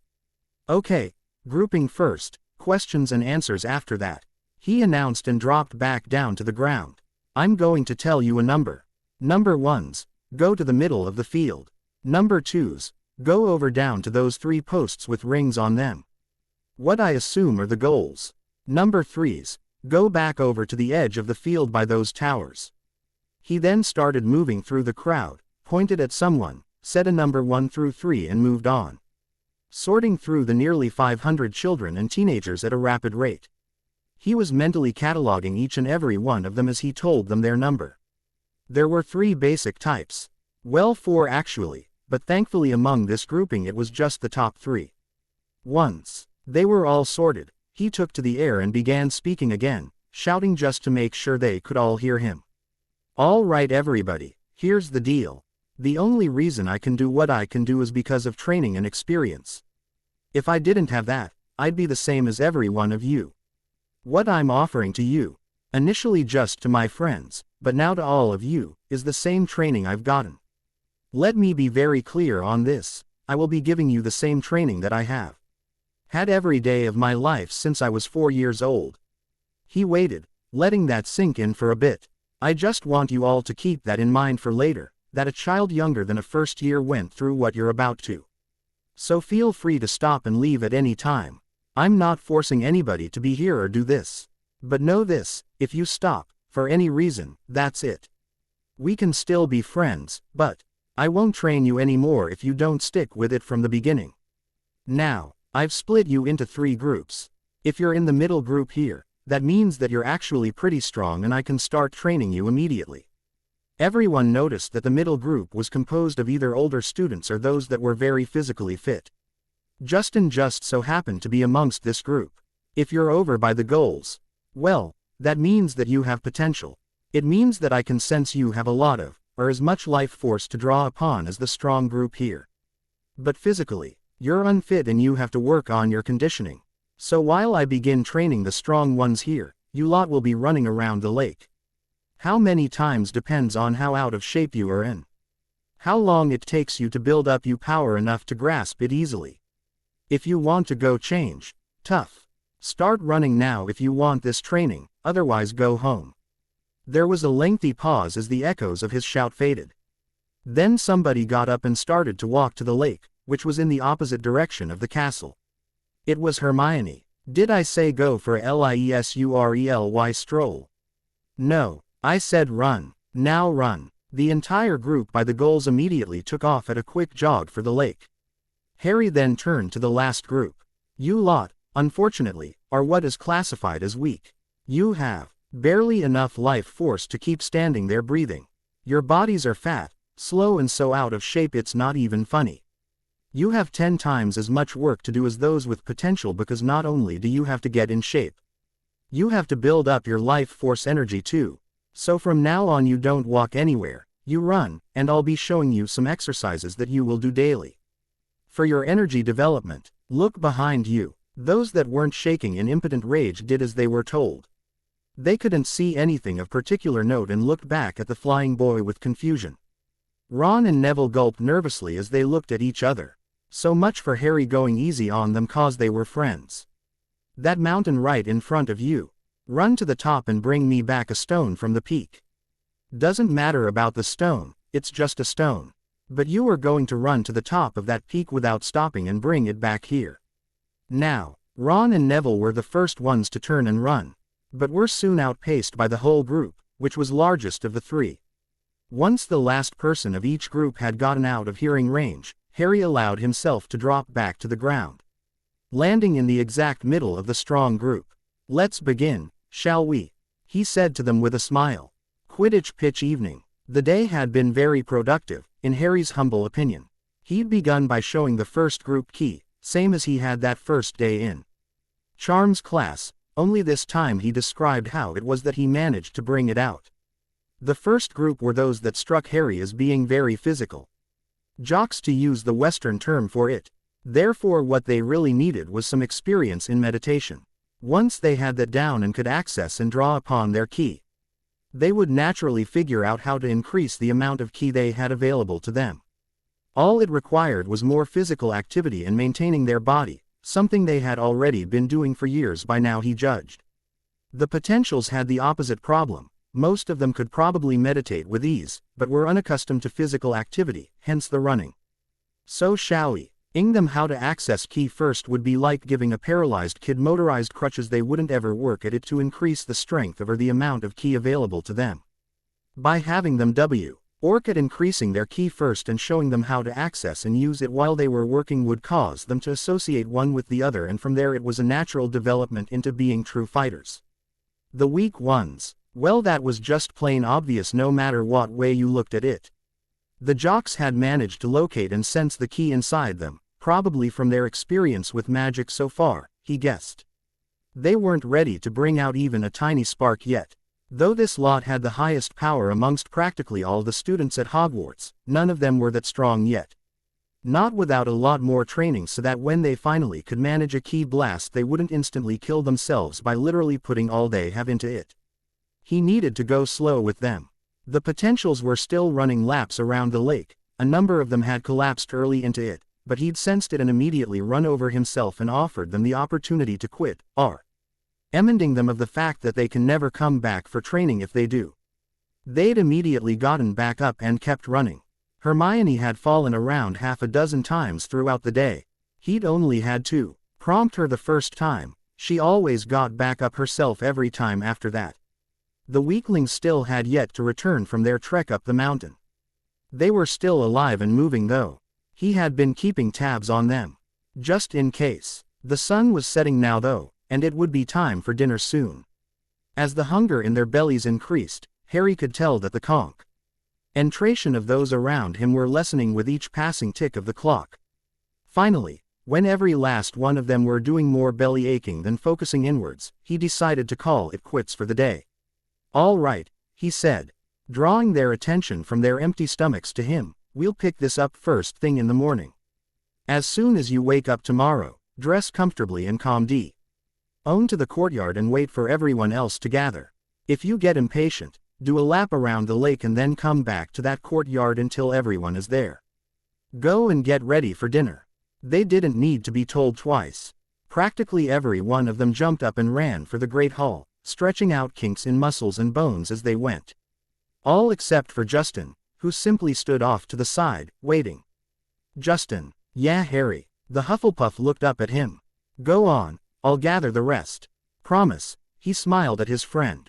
"Then I'll gather them with you." He smiled right back. Harry laughed, shaking his head. "Fine then. Go and tell the others by the lake. Send them running back up to the castle. I'll get the strays stuck on the mountain."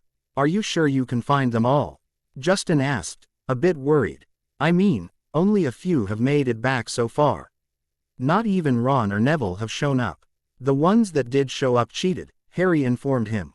"They stopped before even starting on the mountain and came back with rocks they found in the gardens around the greenhouses. Ron and Neville and about 4 others actually made it to the top, went over it actually, and about 3/4 of the way down by now. The rest are still trying to get to the top. Those are the ones I'm going to get. I'll let those other 6 make it back on their own. So it's like they actually accomplished something that way. But they will have, won't they?" he asked, confused. "As long as they see it that way, that's all that matters," Harry cryptically replied. Then he took off. Justin hurried to the lake to find those still doing laps and to tell them they were done for the day. Hogwarts courtyard, early morning. It was an hour after sunrise. So while the sky was blue and the sun was definitely in the sky, it was still early enough that most would rather be in bed or still at breakfast than anywhere else. Being a Sunday, there were no classes, and being the end of the first week, beginning of the second week, what homework had been assigned had already been done by all those that gathered in the courtyard as instructed. There were a few stragglers, Harry noticed, but those were the ones that he'd had to carry back to the castle last night, as well as the few that couldn't sit still long enough during meditations. Surprising, every one of the potentials that had been running were all here. In fact, they were the first ones back, and a few of them, Hermione included, had already taken his advice and done a few laps around the lake by now. Seeing no more late arrivals for the past few minutes, Harry stood up and jumped atop the broken well in the middle of the courtyard. Once he was certain of everyone's attention, he spoke to them. "All right, let's get started with basic stretching. Before I hear any complaints, show of hands, how many of you are sore and in more pain than you've ever been in your entire life?" Practically every hand, except those from the first group, raised their hands. Some raised both hands. A couple gave pained expressions and despite trying, couldn't raise either hand. That, Harry smiled, is because you did not stretch and loosen your muscles first. Lesson number 6. Before doing any physical activity, it is always best to be loose and flexible instead of rigid and tense. For lessons 1 through 5, learn lesson 6 first. Justin, John, Peter, Paul, Marie, and Adam. He called on those in the first group, one from each year. There were not enough 7th years present to bother. You all are at least fammy. Liar with physical activity of some sort, I'm assuming sports. Show the rest of your year how to properly stretch before a run. I'll be going around helping and correcting those that need it. 15 minutes later, everybody was as stretched as a bunch of wizards and witches were going to get with no professional physical education program in place, and he jumped up on top of the well again. All right, groups 1 and 2, laps around the lake. Group 1, after 10 laps, come back here for more meditation. Group 2, you will keep running until I tell you that you're in Group 1. Group THREE, he waited for the groans to die out. Group 3, as you've guessed, run up the mountain and get me more rocks.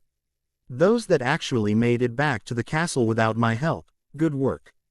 After that, they separated to their assigned tasks.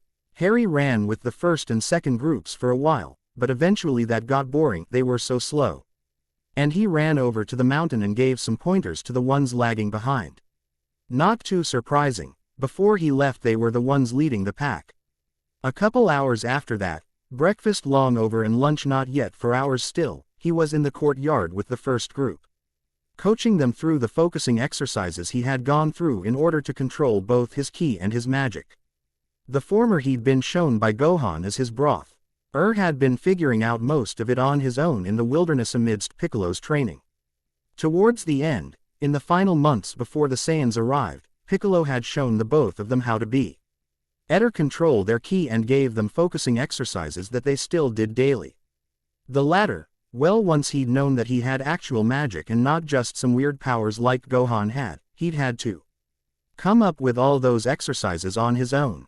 He'd perfected them in the weeks aboard the spaceship en route to Namek with his father under the intense gravity training they were doing. Those exercises showed Harry exactly what he was capable of and allowed him to boost his power further than it ever had been before, which in turn saved his life as learning how to form shields and reinforce his own body through magic kept him from being crushed when the magnetic storm interfered with the ship's gravity control and they were stuck at 100 gigaseconds for the latter half of the journey. In the case of his peers, whom he was teaching these things to, it helped them to get better control over their magic, thus keeping accidental magic from occurring at any point, and showed them how to draw out their ki and focus it in a way where they could control how much they used of it. First way, to create ki blasts. After all, that's the way Harry had learned it. Boosting the body came later. Half an hour before lunch, the first of those going up the mountain had made it back and deposited their stone in Harry's hand. The very first person back was quite surprising actually. It was Neville. Harry had one of the 4th years, who happened to play rugby in primary school and during the summer months with her community league, show them some cool-down drills, so they didn't tense up after their exertion. He called in the second group some 10 minutes after that and had them join in on the cool-down. By the time the last of the stragglers had made it back, as surprising as Neville being first, Ron was the very last. It was very nearly time for lunch, so Harry sent them in to shower and eat, but had them back out the moment they were done eating. Harry himself sat at the nearly empty Slytherin table that day for lunch.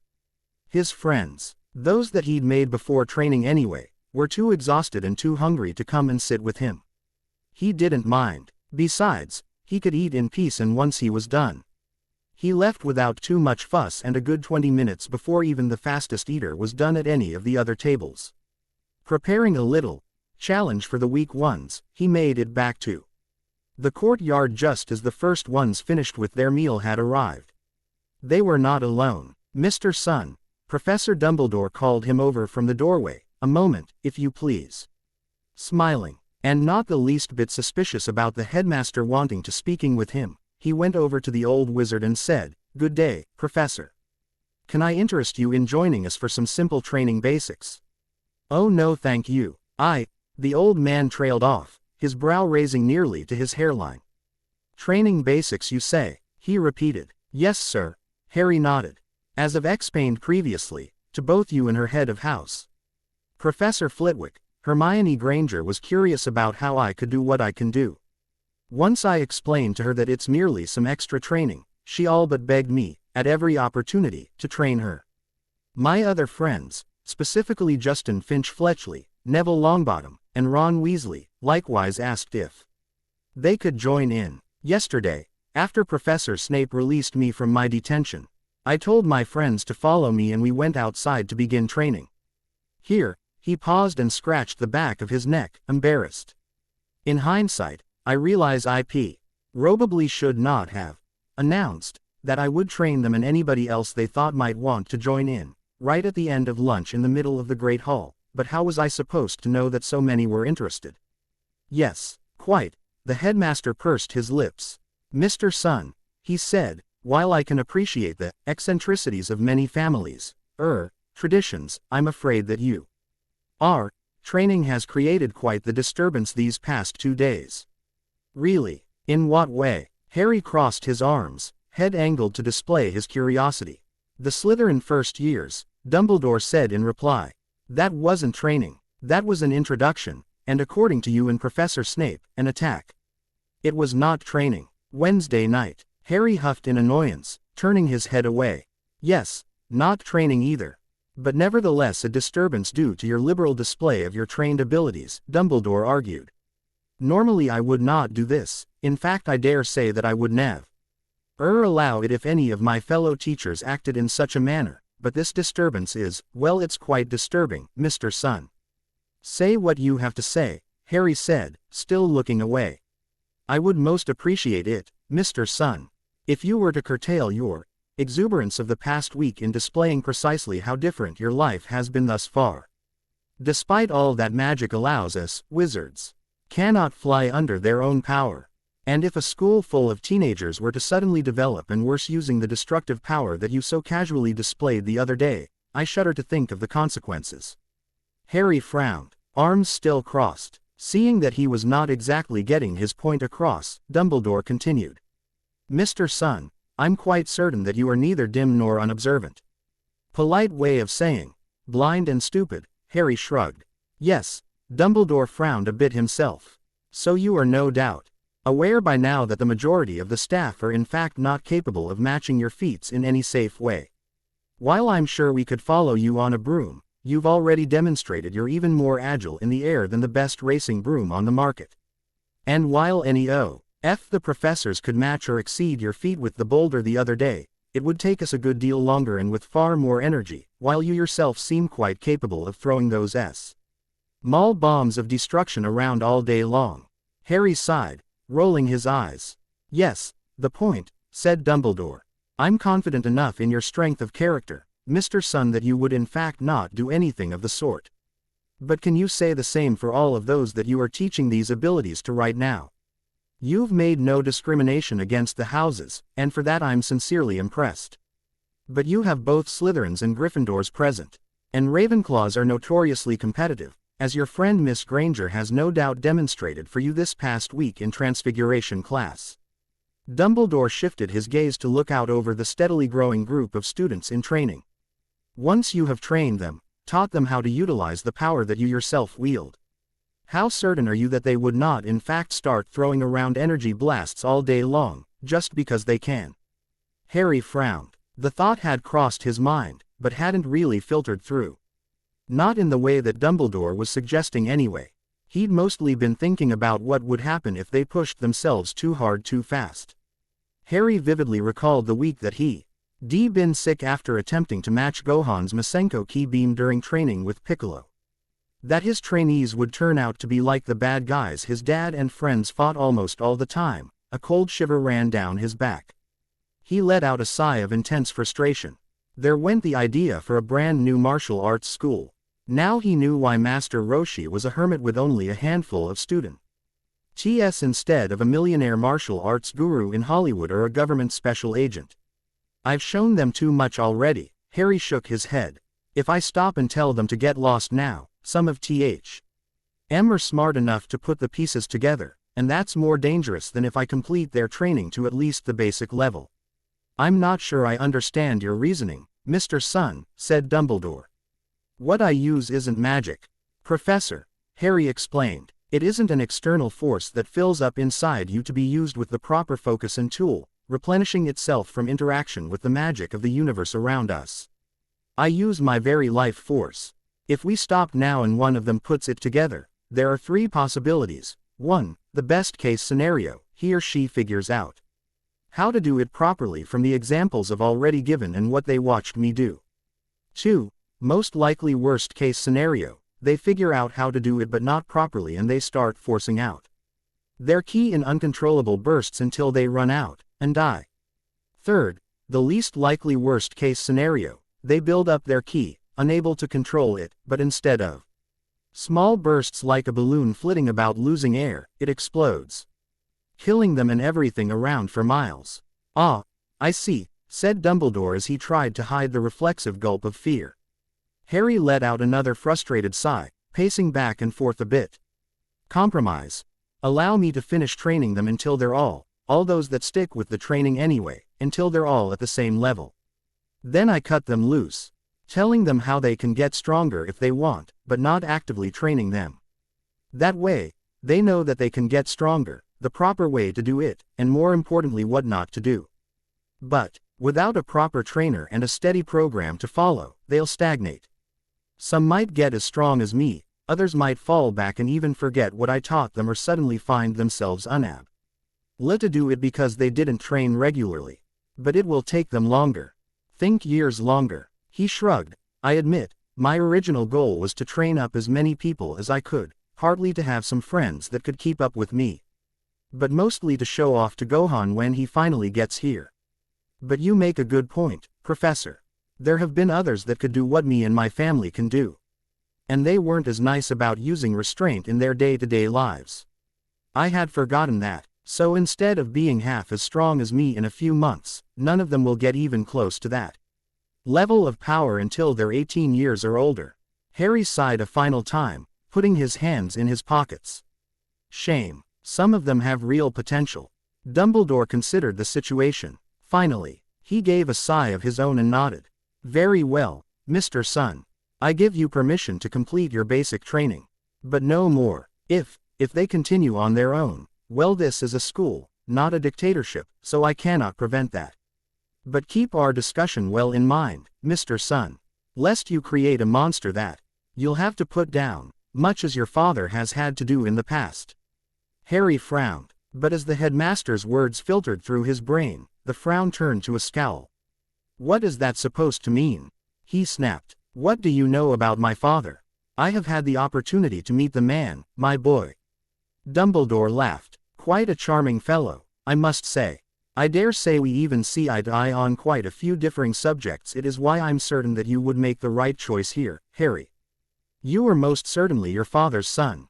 Harry's scowl deepened. Professor Dumbledore. Harry overpronounced each syllable of the old wizard's name, drawing the man's startled attention. I can appreciate that you want the best for your school and your students, but don't think that just because you are my head of house, by default, that it makes us anything other than teacher and student. Dumbledore found himself gulping again, though he could not consciously say why. My father, Son Goku, is indeed a great man. One of the best there is, without a doubt. But allow me to clarify some facts. Harry stalked up to the headmaster, poking him in the chest with one finger. My dad loves to fight. It's in his blood, but he will do absolutely everything in his power to avoid violence or death as a solution.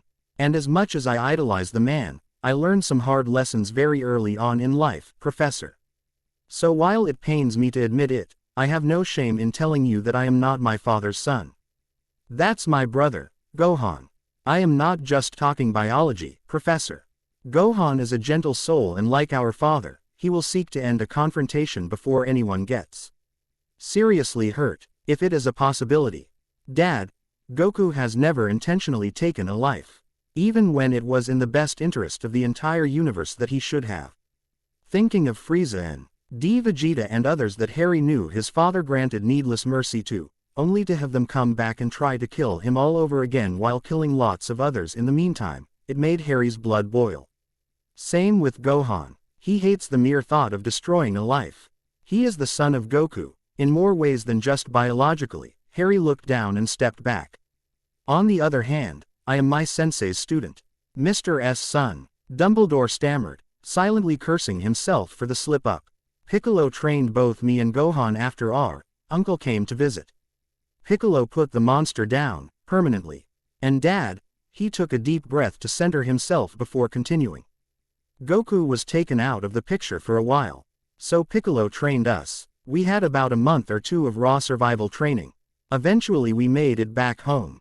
But we're confronted with a choice. The Saiyans were coming. And trust me on this, Professor. The haunted look Harry gave him sent chills down Dumbledore's spine, as bad as your Dark Lords. Both named and unnamed, ever were. The Saiyans were 1,000 times worse. Gohan and I decided together that we would fight the Saiyans together, and we returned to Piccolo. Saying goodbye to Mom from a distance. Piccolo trained us up.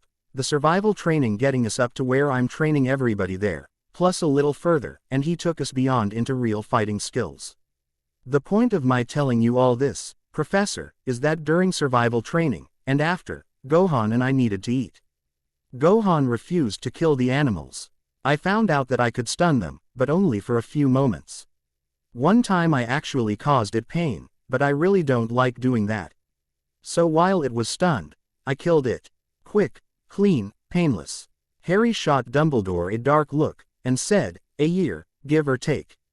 After we beat the Saiyans, we went to the planet Namek, which I've told you.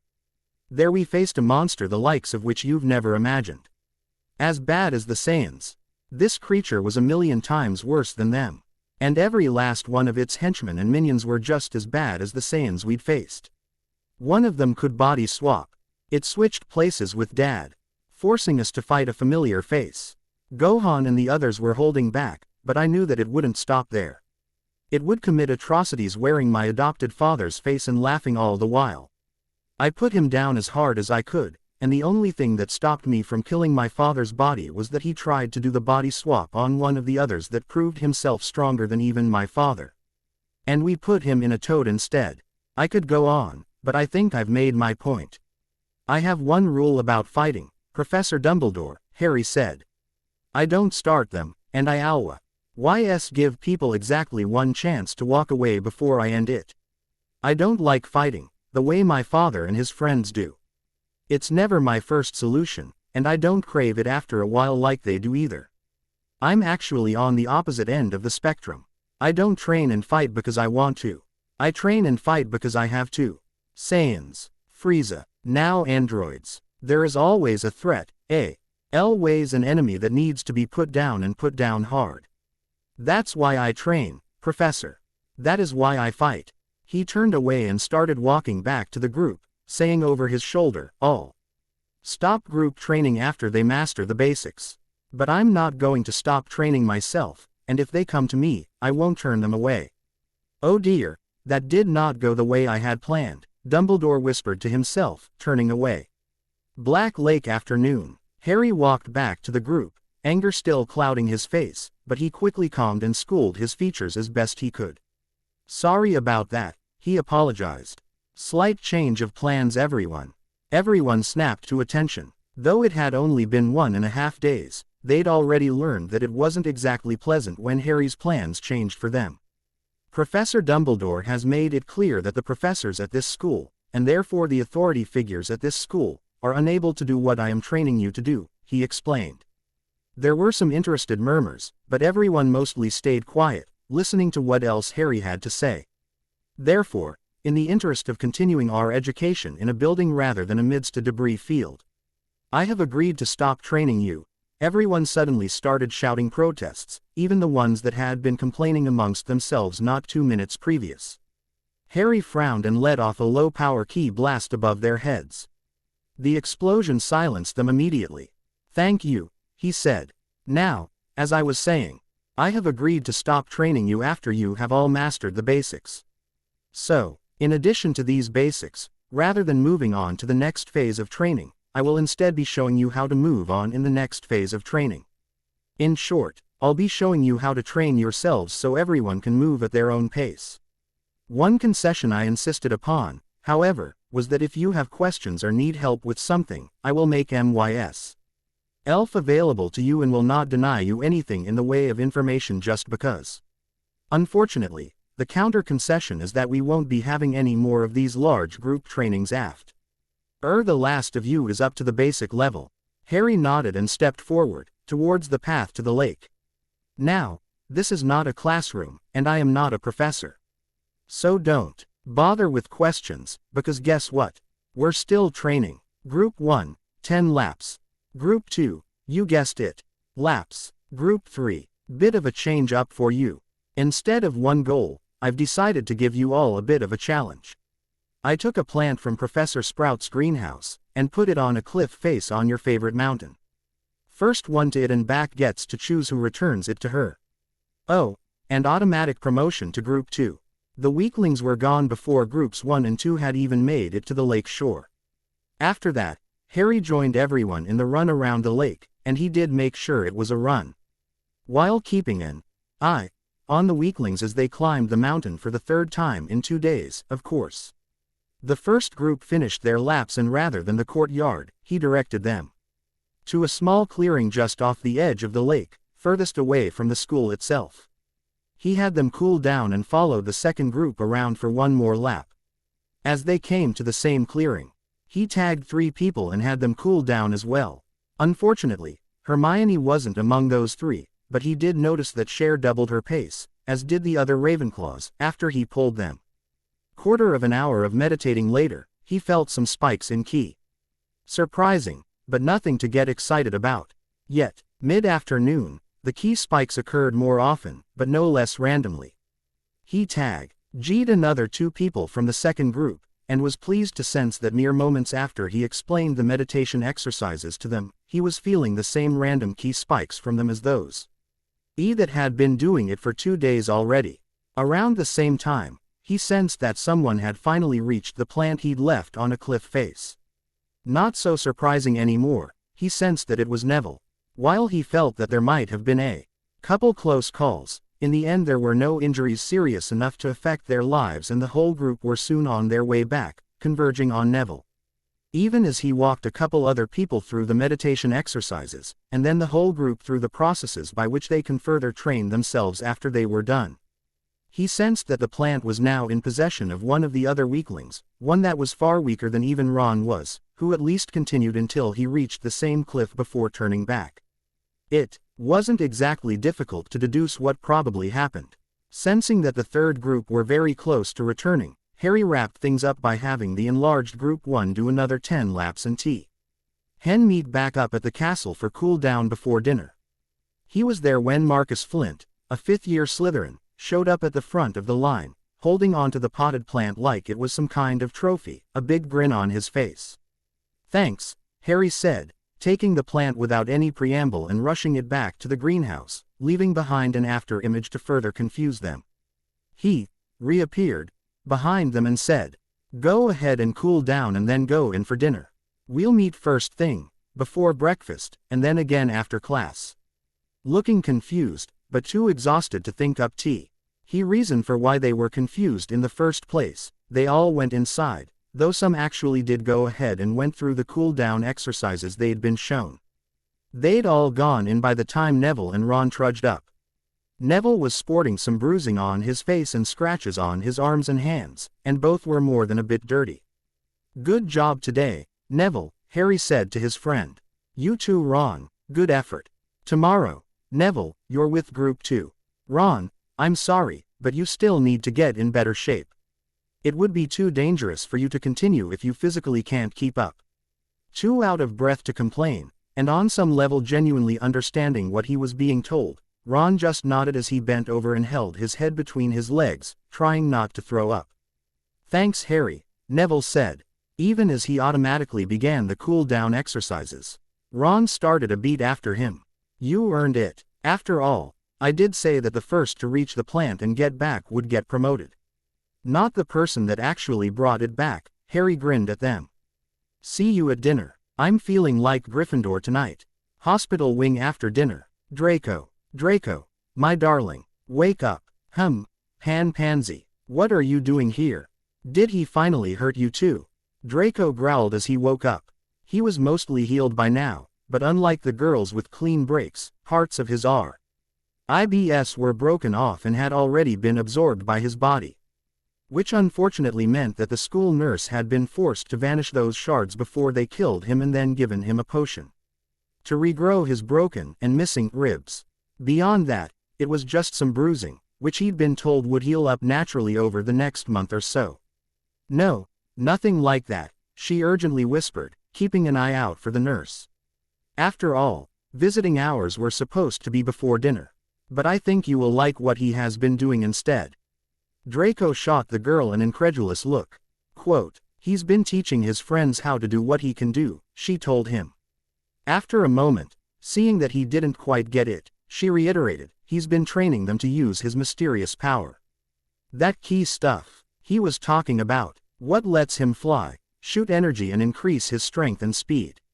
Draco's eyes widened and he sat up, but was forced back down from the pain. He managed to hold in the whimper though, gritting his teeth through the pain and asked, he's been training his friends to be like him.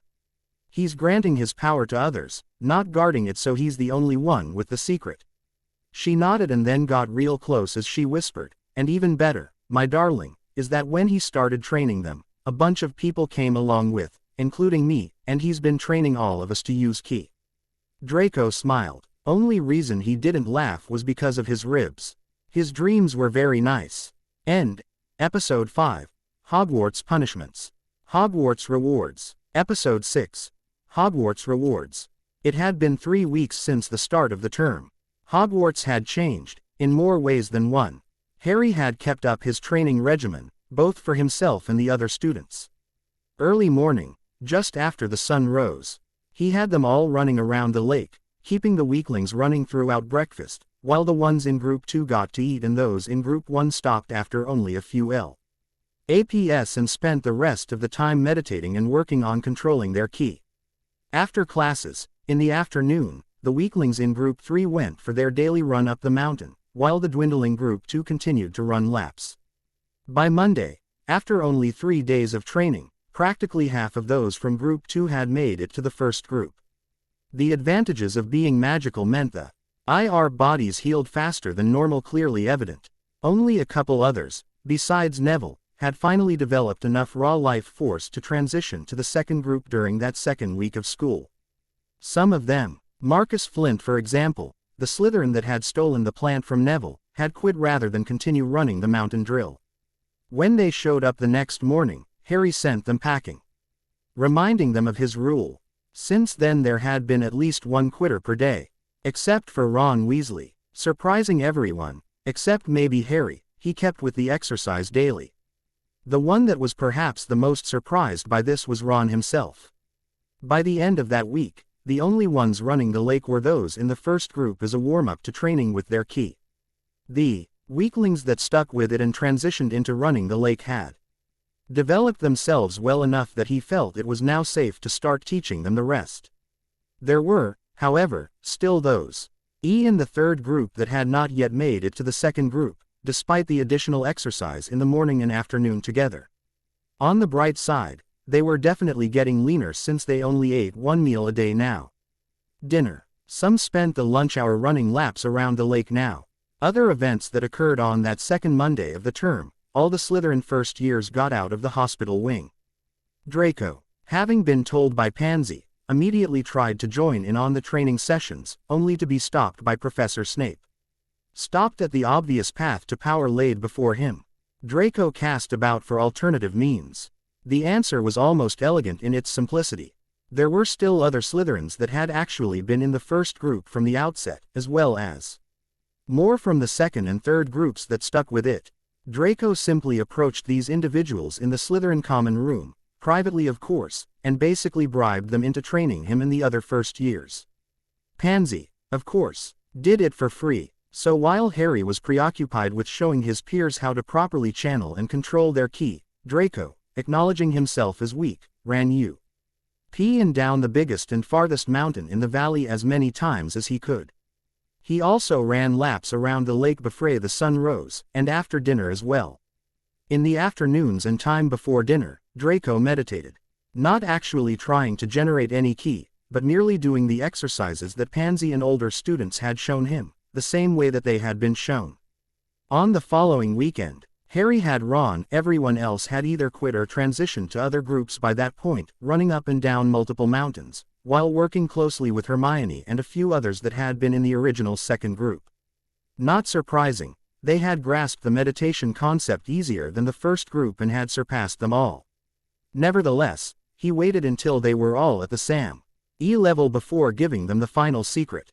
To make up for it, he'd been showing them other ways that they could continue training on their own, while waiting for some of the slower people to how they'd mastered at least proper channeling of their ki. The Monday of the third week of the term, there was a notice right outside the door to Harry's suite. A notice board had been put there during the first week and contained simple school announcements, posters, and other things like that.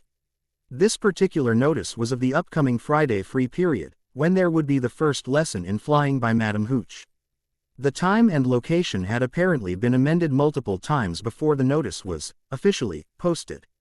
It was now set for Friday at 3:30, in the middle of the Quidditch pitch, and involved the first years of all four houses. Harry shrugged, crumpled up the notice and tossed it down the open lid of a nearby suit of armor. He already knew how to fly, why bother learning what was clearly an inferior magical way of doing the same thing. The thought made him pause on the steps. What if there actually was a magical way of doing the same thing? The exact same thing, not the inferior use of an enchanted object. Harry shrugged, deciding that he'd probably go anyway. It also drove home the point that he needed to wrap things up with his peers. Most of them were ready to try generating ki. Hermione, the star pupil, had already learned how to boost her body, and perform the same physical feats that he could.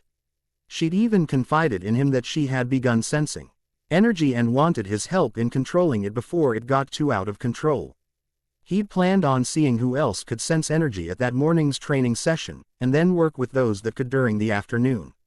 Seeing that their Friday afternoon training would be taken up by something much different, he changed his mind and decided to show the lot of them how to do it all at once instead. He'd been hoping to get everybody to the same level before letting them go, but Ron was, well, he wasn't sure of the problem exactly. The boy was tall for his age and he wasn't exactly fat or anything. But when Harry compared his total energy to others, it was totally below the average. He wondered if the youngest Weasley boy had hidden powers, similar to what he and Gohan could do. With Gohan, it was like he had an entire planet's ki inside him that only came out when somebody seriously pissed him off. With Harry, well, it had been magic. And yes, Ron was a wizard as well, but it just wasn't right, his ki being as low as it was after 2 solid weeks of training. True, nobody could sense the tremendous well of power in Gohan when he wasn't pissed off beyond all reason. Well, regardless, that was for later investigation. In the meantime, he had to get down to the lake and get everyone started on their energy sense training. Quidditch pitch flight lessons. As the day approached, all of the first years began to talk excitedly about learning to fly. Some more than others. Malfoy certainly did talk about flying a lot. He complained loudly about first years never getting on the house Quidditch teams and told long, boastful stories that always seemed to end with him narrowly escaping muggles in helicopters. One time, while telling his stories where Harry could hear, the adopted son couldn't help but comment, "Helicopters are slow." Malfoy's stories stopped after that. He wasn't the only one, though. The way Seamus Finnegan told it, he'd spent most of his childhood zooming around the countryside on his broomstick. Even Ron would tell anyone who'd listen about the time he'd almost hit a hang glider on Charlie's old broom. Everyone, from wizarding families, talked about Quidditch constantly. Ron had already had a big argument with Dean Thomas, who was a fellow Gryffindor to him and Neville, about football, aka soccer. Ron couldn't see what was exciting about a game with only one ball where no one was allowed to fly. Neville had caught Ron prodding Dean's poster of West Ham's soccer team, trying to make the players move. Neville himself had never been on a broomstick in his life, because his grandmother had never let him near one. Privately, Harry felt she'd had good reason, because Neville managed to have an extraordinary number of accidents even with both feet on the ground. Albeit, his recent training had curtailed that somewhat. Facts were facts, and the fact was Neville was a klutz. Hermione Granger was almost as nervous about flying as Neville was. This was some thing you couldn't learn by heart out of a book, not that she hadn't tried. At breakfast on Friday she bored them all stupid with flying tips she'd gotten out of a library book called Quidditch Through the Ages. Neville was hanging on to her every word, desperate for anything that might help him hang on to his broomstick later, but everybody else was very pleased when Hermione's lecture was interrupted by the arrival of the mail. It was somewhat of a novel experience for Harry, as it was only his second letter that he'd received via owl. It was a tawny barn owl wearing the Hogwarts crest on a loose cloth collar around its neck, indicating it was one of the school owls that were made available to students that didn't own one of their very own. Harry gently took the letter from its beak and offered his bacon as payment. Stuff was too greasy for him anyway. It was a letter from the headmaster. At first he was somewhat concerned that it might be a continuation of their argument of the previous week, but as he opened it up, that appeared to not be the case. Dear Mr. Son, it is with great pleasure and honor that I inform you that your adopted brother, Gohan's son, will be joining you at Hogwarts School of Witchcraft and Wizardry thanks to the generous donations of the Fire Mountain Equal Education Grant, a unique scholarship made available for this year, allowing the transfer of students from other educational institutions, including homeschooling, in order to see whether they would enjoy the environment of Hogwarts. This scholarship comes into effect at the end of the month. Therefore, due to your adopted brother's scholarship status, he will be required to bunk with you, as he is not a full student of Hogwarts and therefore will not be placed into any of our standard available housing, wherever he may end up being sorted. Thank you for your tolerance in these matters, and congratulations to you and your family. Yours sincerely, APWBD. Albus Dumbledore, Headmaster. P.S. Please mail your mother and ask her to stop sending requests and threats against coming to visit. Harry laughed and put the letter away. Then, seeing the owl still chowing down on bacon, he pulled it back out and resealed it. On the outside though, he forwarded it to son Chichi and put their home address on it. Before the owl could take off, he handed it the letter and whispered to it where He wanted the letter delivered to and who. The owl immediately took off, knowing that it would be a long trip, both ways. After breakfast, it was a standard school day, until it came time for flying lessons, that is. All the first years hurried down the stairs and the hill to the Quidditch pitch. There, waiting for them, was Hagrid and Madam Hooch, a witch with short gray hair and yellow eyes like a hawk. They already had laid out about 50 brooms in 4 rows, each numbered according to how many air in each house. Well, what are you all waiting for? She barked. Everyone stand by a broomstick. Come on, hurry up. They all raced to stand next to an available broom, everyone staying in their house groups. Harry waited until most everybody had taken their positions before looking for a free spot and walking slowly over to it. Harry glanced down at his broom once he got to it. It was old and some of the twigs stuck out at odd angles. Once everyone was in place, Professor Dumbledore, followed by the school nurse, Madame Pomfrey, stepped out of the building at the edge of the pitch. Harry guessed that it was probably the locker rooms for the sport they held here. I apologize for intruding, Madam Hooch, but I felt that I had best explain things before we get started, the headmaster said to the flying teacher. Of course, Headmaster, she said with grudging respect. It was clear that she did in fact respect him. But it was also just as clear that she was annoyed with him being there and disrupting the way she usually did things. Students, everyone, may I have your attention please? Dumbledore spoke to the first years. Thank you. Now, I understand that this is highly irregular. Some of you no doubt have older siblings that told you of this day, of when you would be taught how to fly a magic broomstick as they did. Normally we pair off the houses and conduct weekly classes for the first 3 months of the term. That has been made more difficult with the participant ion of a student who is not in any of the houses. The simple solution, of course, being to place this student with one of the other houses, but in discussing this with all of your heads of house, it was discovered that this would cause some minor rivalry to spark and could lead to contention. Oh brother, Harry sighed and rolled his eyes. He was starting to regret not just choosing one of the four when the had asked him. So, in order to maintain school harmony, I, as headmaster, made the decision that we will not split up the lessons for this year, and teach all the first years together, said Dumbledore. However, it is most unfair to leave nearly 50 children under the care of a single adult, no matter how capable or talented this adult might be.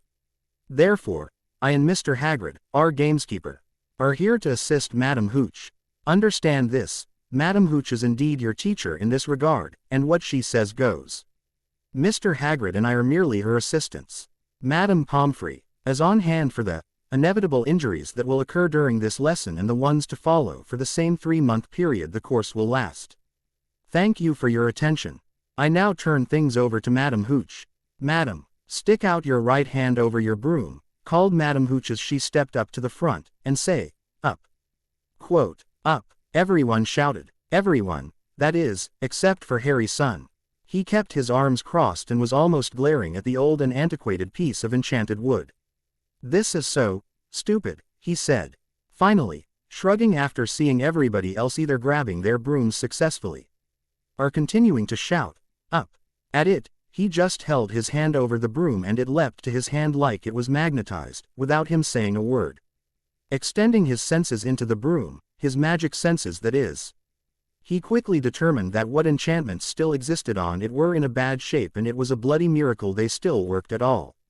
It was obvious, to him at least, how the charms and spells emplaced on it were supposed to work, just as obvious was how each of them were misfiring or making the wrong connections or no connections at all. While Madam Hooch went up and down the lines, giving her instructions and correcting those that were not holding the brooms correctly, Harry closed his eyes and held the broom with both hands. Then a soft glow NEA-RLY invisible in the daylight came from his body and surrounded the broom. He began to magically correct what was wrong with the broom. This, by no means, made him an enchanter. He had no clue how to go about casting any of those spells or knew how to put them on an object in order to make it magical. But like he said, it was obvious where things were going wrong and how they were supposed to be, so that was all he was doing. Correcting what was wrong and making the magic work like it was supposed to. By the time Madam Hooch finally made her way to where he was, he'd mostly finished with it and D was just removing his magic from it when she snapped at him, "Son, what do you think you're doing to that broom?" "What do you mean?" he asked, adding very quickly after she shot a harsh glare his way, "Madam, why are you holding your broom like you were praying to it?" She snapped, her voice carrying quite well across the crowd. There was some tittering and laughter, though nobody could tell who from. "I was fixing it," he shrugged. "At least it's not half broken anymore, but it's still slower than snails on sedatives." "And what makes you think that you even know how to fix a Comet 300? She snatched the broom out of his hand and took out her wand. "I don't," he freely admitted. "But the charms and spells on it were so out of whack that there's no way I could ride that thing without it shuddering and bouncing with every wind gust. Besides, it was clear where the paths of the original spells were laid. I just realigned the magic to where it was in the first place. Same as putting a wheel or a chain back on a bicycle. Obvious and simple." Madam Hooch could not believe her eyes. If she didn't know better, and she did, she'd swear she was holding a brand new comet riding broom. She'd been doing maintenance on these things ever since she'd taken the job of flight instructor who knows how many years ago. Sometimes she let it slide, but regardless there was only so much a single person could do. HMPH. She handed the trouble boy his broom back. As she showed him the proper way to mount and stay mounted on a flying broom, a crazy idea came to her. "Son," she said as he demonstrated sitting on the broom for her, "how hard would it be for you to do the same thing for all the other brooms here?" Sweat dripped down the back of her neck. It was absolutely crazy what she was considering here. But the chance to have her students work with decent brooms again, it was dream she'd been longing for the past decade. The primary excuse was always, it wasn't in the budget, maybe next year. With lots of smaller and more meaningless drivel piled on as each year passed without new brooms. "Not very," he answered honestly. "Hardest part is the tediousness of it. And there are nearly 100 brooms here. Not to mention it would disrupt the class as everybody would be waiting on me and I have no idea how bad some of these might be." 1 point per broom, that's over 100 points, she offered. Headmaster said that for every 100 points you have, you get a reward of your own choosing, within reason of course. That's an instant reward that is. Harry considered it, rolling his tongue across his teeth. Then he replied back to her, 10 points a broom. Narrowing her eyes shrewdly at him, she snorted. 5 points a broom and your next detention, whoever gives it. You take with me and I let you do whatever you want in my presence. Harry's eyes lit up and offered his hand, deal. She shook it and then stepped back. Go ahead and get started on your nabo. RS while I discuss this with the headmaster. Harry shrugged and grabbed the brooms from Neville before the boy could protest and analyze the magic. He frowned upon seeing a whole different set of problems with this one than with his. But thankfully the problems were all still obvious and he'd seen what had and hadn't worked in fixing his own broom. He was done with Neville's inside a 10-second. And handed the boy back the broom and then took Hermione's, who was on the other side of him. Again, different problems, but more were actually similar or downright identical to what he'd already seen in his and Neville's brooms. Ahem. Dumbledore spoke to the crowd, his voice magified via magic. If I may have everyone's attention once again, it would seem that we have a specialist amongst you, as I'm sure most of you can guess. So, if everyone could please form a single file line, we will be handing each broom to this specialist in order to modify them so some fine-tuned maintenance might be done on them. Who do we hand them to? Somebody in the crowd of students shouted, no one could tell who. Why Mr. Sun of course, Professor Dumbledore replied, eyes twinkling. Harry sighed and rolled his eyes, accepting the next broom and checking it before seeing what needed fixing. Things moved at a pretty steady pace, though there were some problem brooms that either resisted his fixing them, or were broken in ways that were not obvious and so he just did the best that he could with them. Something was always better than nothing, after all. The whole thing added maybe half an hour to the entire lesson. But the moment Madam Hooch had everyone launch, fly straight for 10 feet and land, everyone agreed that it was entirely worth it. Neville, who'd been feeling nervous and had a premature launch, was especially grateful as the broom flew gently and smoothly, instead of jumping straight up into the air, allowing him to overcome his fear and to get control in time for Madam Hooch to scold him. Thankfully, partly because of Professor Dumbledore and Hagrid's attendance, and partly because Harry fixed most of the brooms, in the end it turned out Madame Pomfrey wasn't needed, not even once. Not that she complained. If anything, she was complimenting Madam Hooch on allowing her to get out and about for once. Through all of this, and the primary lesson, only one student didn't bother even getting on his broom. Harry watched the others, fixed a few other brooms that Madam Hooch brought out of storage to up his points by an additional 1750, but beyond that he stayed at the sidelines. Not participating at all. Something wrong, son? Draco teased him, hovering nearby as most everybody was during the current lesson. Not scared to ride a magic broom, are you? Or, is it just you're uncomfortable with something between your legs like that? Ha ha ha. A few others, some not in Slytherin, laughed along. Bored, not scared, Malfoy, Harry replied, putting down the last broom that he could fix. Despite all the school brooms being nearly, or actually over 100 years old, they all now flew like they were less than 10 years old, some like they were brand new again. Fastest racing broom on the market, according to multiple people, is the Nimbus 2000. Its top speed, which it can only reach after a solid minute of acceleration, is 210 miles per hour. It also has a 3-foot slide before it can come to a complete stop from its top speed, and while it can make some pretty tight turns, it can only turn based on a single point in midair. Why floated up until he was at eye level with Draco. My current top speed is somewhere between 500 and 600 miles per hour, and I can reach my top cruising speed in less than 2 seconds if I go all out.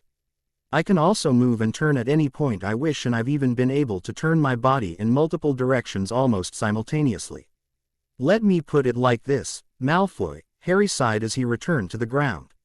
Riding a broom is like putting on clothes of solid cement and then putting heavy chains connected to iron balls the size of Hagrid on every single one of my joints, and then trying to run underwater in that get-up.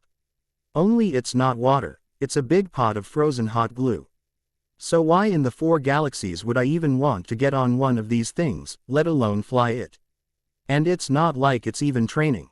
If I try to fly around, I'll be dragging the broom, not the other way around.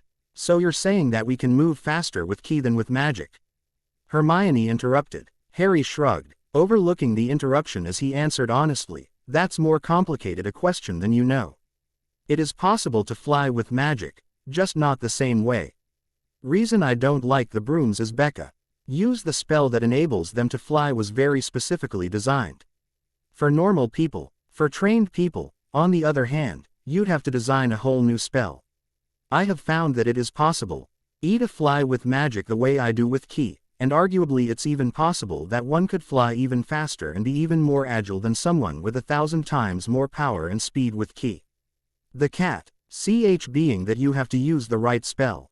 Believe me, I learned the hard way, which is why I came to Hogwarts in the first place. You can't use magic the same way you use ki and expect the same results. Magic just doesn't work that way. Using a spell, however, gets you 10 times the result with 1/10 of the energy needed. Ki is physical and natural. Magic is not natural. You've said that before, Hermione observed, landing and putting down her broom. And I mean it every time, he said. Teach me to fly, she begged him suddenly. What, Harry? Neville landed next to the bushy-haired Ravenclaw. Please. Teach me as well. What? Trying to take Madame Hooch's job now, son? Draco scoffed and flew off. Wait, what? Harry yelled after the blonde git, who'd flown away laughing. Harry, please. Hermione and Neville both begged. He stopped and looked them over and then over at the much distracted teachers and then at all the students either hovering, flying, or trying to go higher than allowed. He also looked at what remained of the chore he'd been given and done mostly for the challenge of it. Now that it was done, boredom was starting to set in. And while Gohan was more than happy to alleviate boredom with good conversation and maybe a small word game or something like that, Harry had very early in life been addicted to always having something to do, even if that something was purely mental. In the current environment, that was quickly becoming more and more difficult. Okay, follow me, he shrugged, figuring it might, at the very least, give him something to do for the rest of the lesson period. Besides, Hermione was his best student in energy manipulation and Neville was exceeding all previous expectations with every training lesson. Needless to say, he told them once they were sat down just outside the Quidditch pitch, and thus outside the view of the teachers, don't tell anyone about this. Don't repeat the lesson. Don't try to explain it to someone else. Why not? Hermione frowned, believing knowledge should be freely shared, if only so she could devour more of it at any point she desired. 3 reasons. 1. It's potentially dangerous, are the same reasons why I kept training everyone in ki despite the headmaster asking me to stop. 2. While the end result and what I'll be saying will be mostly the same, I'll be phrasing and explaining things in unique ways that each of you can understand, but no one else would. And 3. Mainly because I'll also be sensing how well, or not, you'll be absorbing these lessons and neither of you know what to look for. Nor are you all that great at sensing energy in the first place. I'm better than most, Hermione protested. Than most of the amateurs I started teaching the same time I started teaching you, Harry corrected. Compared to me, let alone my sensei or any of my father's friends, you are very much a novice, Hermione. Trust me, it'll be years before you even come close to my level. And while I have no doubt that you can reach the same level as my sensei, who is related to Kami, a being that can sense every single thing on this planet at all times, it won't happen overnight, nor should it. Therefore, all right, she reluctantly agreed, I won't tell anyone about these lessons, nor will I show anyone else what you teach us. Until you say that I'm ready to, of course. Harry rolled his eyes. Hey, there you guys are, a voice called out to them. Ron and Justin were approaching from the pitch. Ron ran up to them, his face in a broad grin, still carrying his broom. What are you lot doing out here? Madame Hooch is actually letting you fly in circles now. We're learning to fly, if you must know. Hermione snapped at him. Then her eyes went wide and her mouth made an "oh" as she blushed, blurting out, oops. Quote, way to keep a secret. Neville sighed and shook his head, while Harry merely arched an eyebrow at her. Sorry, Harry, she apologized, her blush deepening. Whoa, wait, really? Ron exclaimed. Harry, can I? Seriously? Justin exclaimed as well. Can we learn too? Sighing and shaking his head up at the heavens, he waved his other friend over. I guess so, but I'm not going to risk even more people coming to listen to me talk rather than the teachers. So I'll repeat myself just this once, do not share any of what I'm about to teach you with anyone else. It would be dangerous and my teaching method is unique to each of you and wouldn't work for anybody else. Okay. Unknown to the others, but Harry had spoken loud enough to be heard from just around the side of the bleachers, where Draco Malfoy was hunkered down, straining to listen, having followed the 5 students as they snuck out of sight. Having heard the comment about even more people, Draco knew that Harry had figured out he was there. It kept the young Slytherin from running off to either get one of the other Slytherins, or even the teachers to earn himself some brownie points. But when Harry actually started talking about and explaining how to fly with Ki, all thoughts of leaving left him entirely. This was too good an opportunity to resist. But Harry, what about Justin? Was suddenly cut off in his request to share with the other Hufflepuffs. The vast majority of the house were already avid participants in Harry's daily training sessions. No, Justin, you can't. Hermione was the one to interrupt him. You know the dangers of training with Ki unsupervised. Now imagine that somebody tries to fly and they go shooting off uncontrollably, or they do it all wrong and drive themselves into the ground instead of away from it, or any other number of scenarios. Professor Dumbledore made Harry promise not to teach us too much too fast. In fact, I kind of feel like we're breaking the rules just learning this at all. She grinned at them all. Harry smiled and laughed, shaking his head. The other boys rolled their eyes at Hermione's little rebellion. It's fine. Well, I'll blow up that bridge when we come to it, he said. Now 3 important things that you have to always keep in mind when it comes to flying. A happy thought. Movement in 3 dimensions, not 2. And acceleration does not always equal speed. They all stared at him blankly. He grinned and began again. Let's start with the first one. Like in those books about the boys that fly off with fairies to some unreachable land. Same idea, different principle. In those books, the happy thought actually enabled them to fly. In this case, it's just to keep you in the air. If you're weighed down with thinking about fear or what comes next or even the test next week, then your energy isn't flowing smoothly and thus becomes erratic and thus stable flight is made all but impossible. Whereas if you're happy, then you're relaxed. Your energy flows and is more easily controlled and the whole thing becomes very carefree. With more training and practice, it gets easier. Eventually, as it did with me and my brother. Flying will become second nature, the same as walking, and at that point, that's when you can get started training to go faster and perform more complex maneuvers and even fight in midair. Second thing, he said as he lifted off from the ground, still in cross-legged position, movement in 3 dimensions. It's fairly obvious, but given the trouble some people had with other basic concepts I've tried to get across, I feel the need to actually say this. He was now hovering in the air above them, his legs folded neatly before him and staying in place as though he were still resting on the ground. Suddenly he inverted himself, and was looking at them upside down. Madam Hooch can probably help you all in any particulars with this aspect, as it's the same regardless whether you're flying via Ki, magic, or a machine like an airplane or capsule car. You have to be able to deal with more than just what is in front of and behind you. As he said the words he suddenly shot towards and away from them. Or what's to your left and right. Again he moved, inverted, from side to side in front of them, but also what is above and below you. The time he shot up about 10 or 20 feet before falling back down and landing precisely where he'd started from, right side up. Just something to keep in mind is all. Now for the last bit, acceleration is not always speed. Hermione, how fast are we moving right now? He asked her suddenly. Sorry, what are you talking about, Harry? We're just sitting here, we're not moving at all. She exclaimed. Tisk, tisk, tisk, he admonished. Quote, I would have expected that answer from Ron, or even Malfoy's 2 goons. The Earth rotates and revolves around the Sun, Hermione, which is in turn rotating and revolving around the center of the galaxy, which is moving to its own rhythm through the cosmos. How fast are we moving right now?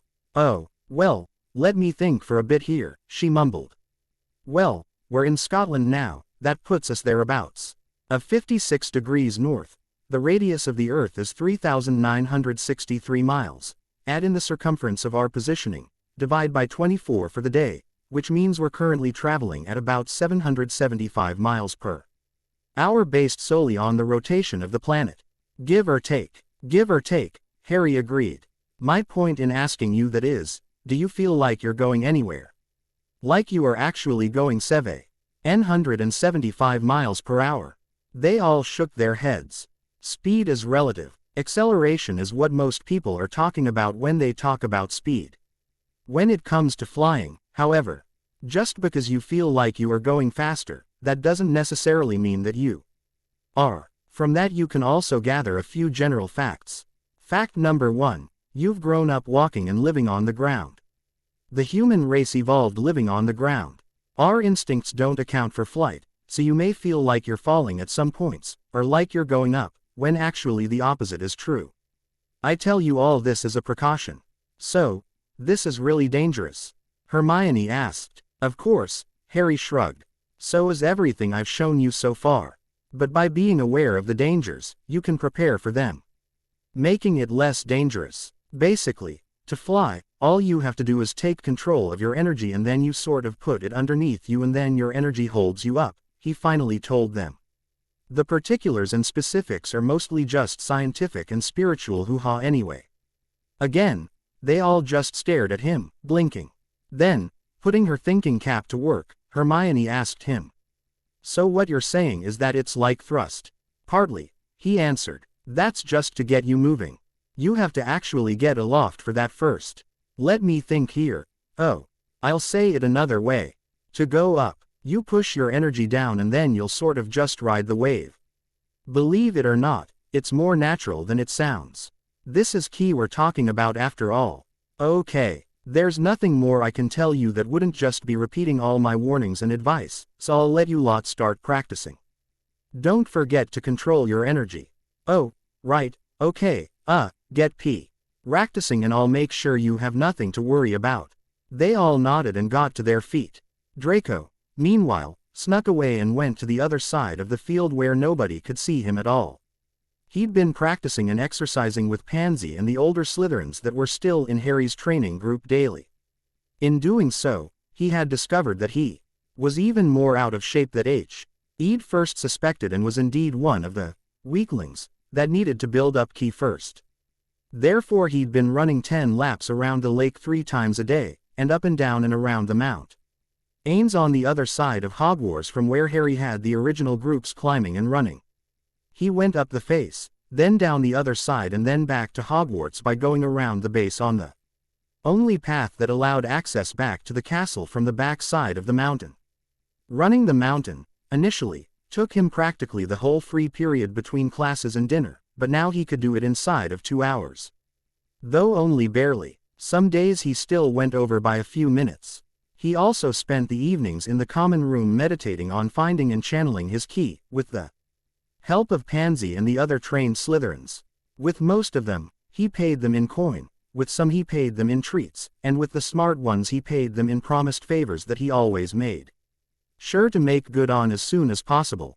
It had been 12 days since he started training, and he still had yet to even get a spark between his hands, let alone find the center of his ki and channel it properly. He was still some time away from even trying to fly. But now he had the lesson, he knew the how as it was taught. With it, he could barter some more help in his own training. He no longer wanted just Sun's secrets and power. He wanted to beat the brat at his own game.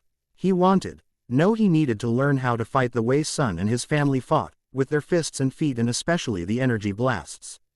And for that, he'd need other kinds of training. He needed to learn how to fight.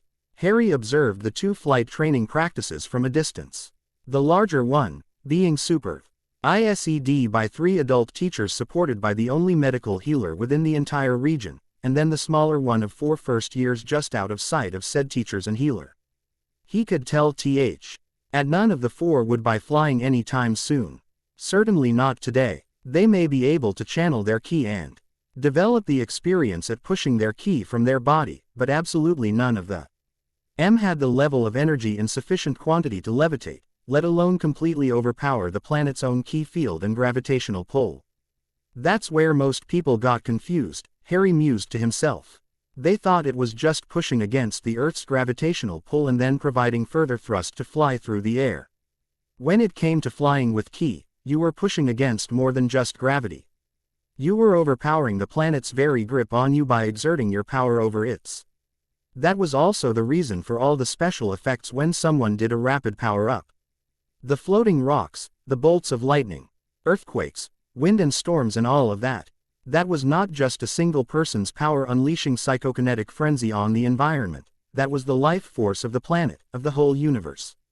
Pushing back just as hard as that person's power was pushing against it. Harry figured it out when he saw his dad and the mysterious Super Saiyan stranger transform.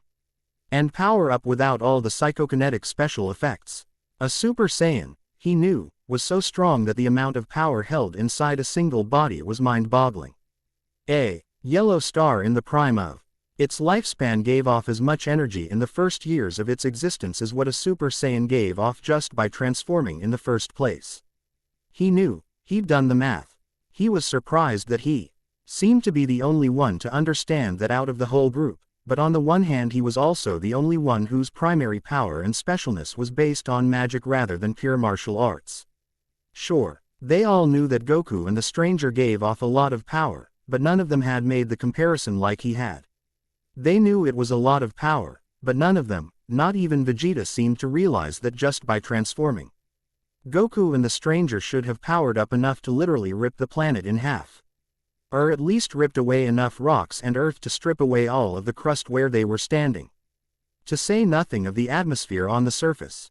But they didn't. They just flashed the golden light of theirs, their hair turned blonde, their eyes blue, and then there was their power. Just like that, no powering up, no pushing against the energy of the planet to make room for theirs. No psychokinetic effects as there was a tug of war, or perhaps it would be better called push of war, between their energy fields and the rest of the universe. In the brief stint of training Gohan, Goku and Piccolo had done between Goku returning and Harry getting his Hogwarts letter. He'd done a lot of thinking about that. It was part of the reason why he was so interested in learning a proper transformation of his own from Professor McGonagall. The other part of that reason was that he knew Gohan, being half Saiyan, had a more than likely chance of becoming a Super Saiyan one day as well, perhaps sooner rather than later. But he was getting away from the point, which was that the trouble with powering up, and it taking so long for some people, was the ambient energy fields of the planet, other people, stars, plants, animals, and even space itself. All of that is constantly pushing down and against you, and in order to power up and unleash just that little bit more of your strength, you had to push back against all that ambient energy with your own. Flying was pushing against that ambient energy, just slowly instead of quickly like with a power-up. None of his magical peers that he'd been training had enough power to even match the raw power of their surroundings, let alone push against it enough for them to succeed in breaking away from gravity's hold. Still, he considered as he looked around at the valley they occupied, he'd never felt so much life before. Except maybe at Kami's lookout. So while it's probable that a handful of them might have enough energy to try flying anywhere else but here, Harry wasn't about to share that with any of them. No, instead he decided he'd wasted enough of his day already. He snuck back into the castle through an open balcony on the 7th floor and made his way to his secret training room and spent the rest of the afternoon doing his own training. Before doing that though, he'd made use of Piccolo's trick of splitting himself in two. It took him most of the 3 weeks he'd been here to finally figure enough of it out that he could perform it at all. Sure, it cut his power down by half, for each body, but it doubled his training time and in circumstances such as these, let him be in 2 places at once. So one was training his energy sensing abilities and making sure his friends didn't accidentally kill themselves, and was seen by the teachers and all that, while the other got a decent workout and tried out a few different moves in the gym. All in all, a productive day. End. Episode 6. Hogwarts Rewards. I know, bit of a filler chapter. Some recent reviews and comments have further prompted me to explain some things about my story here.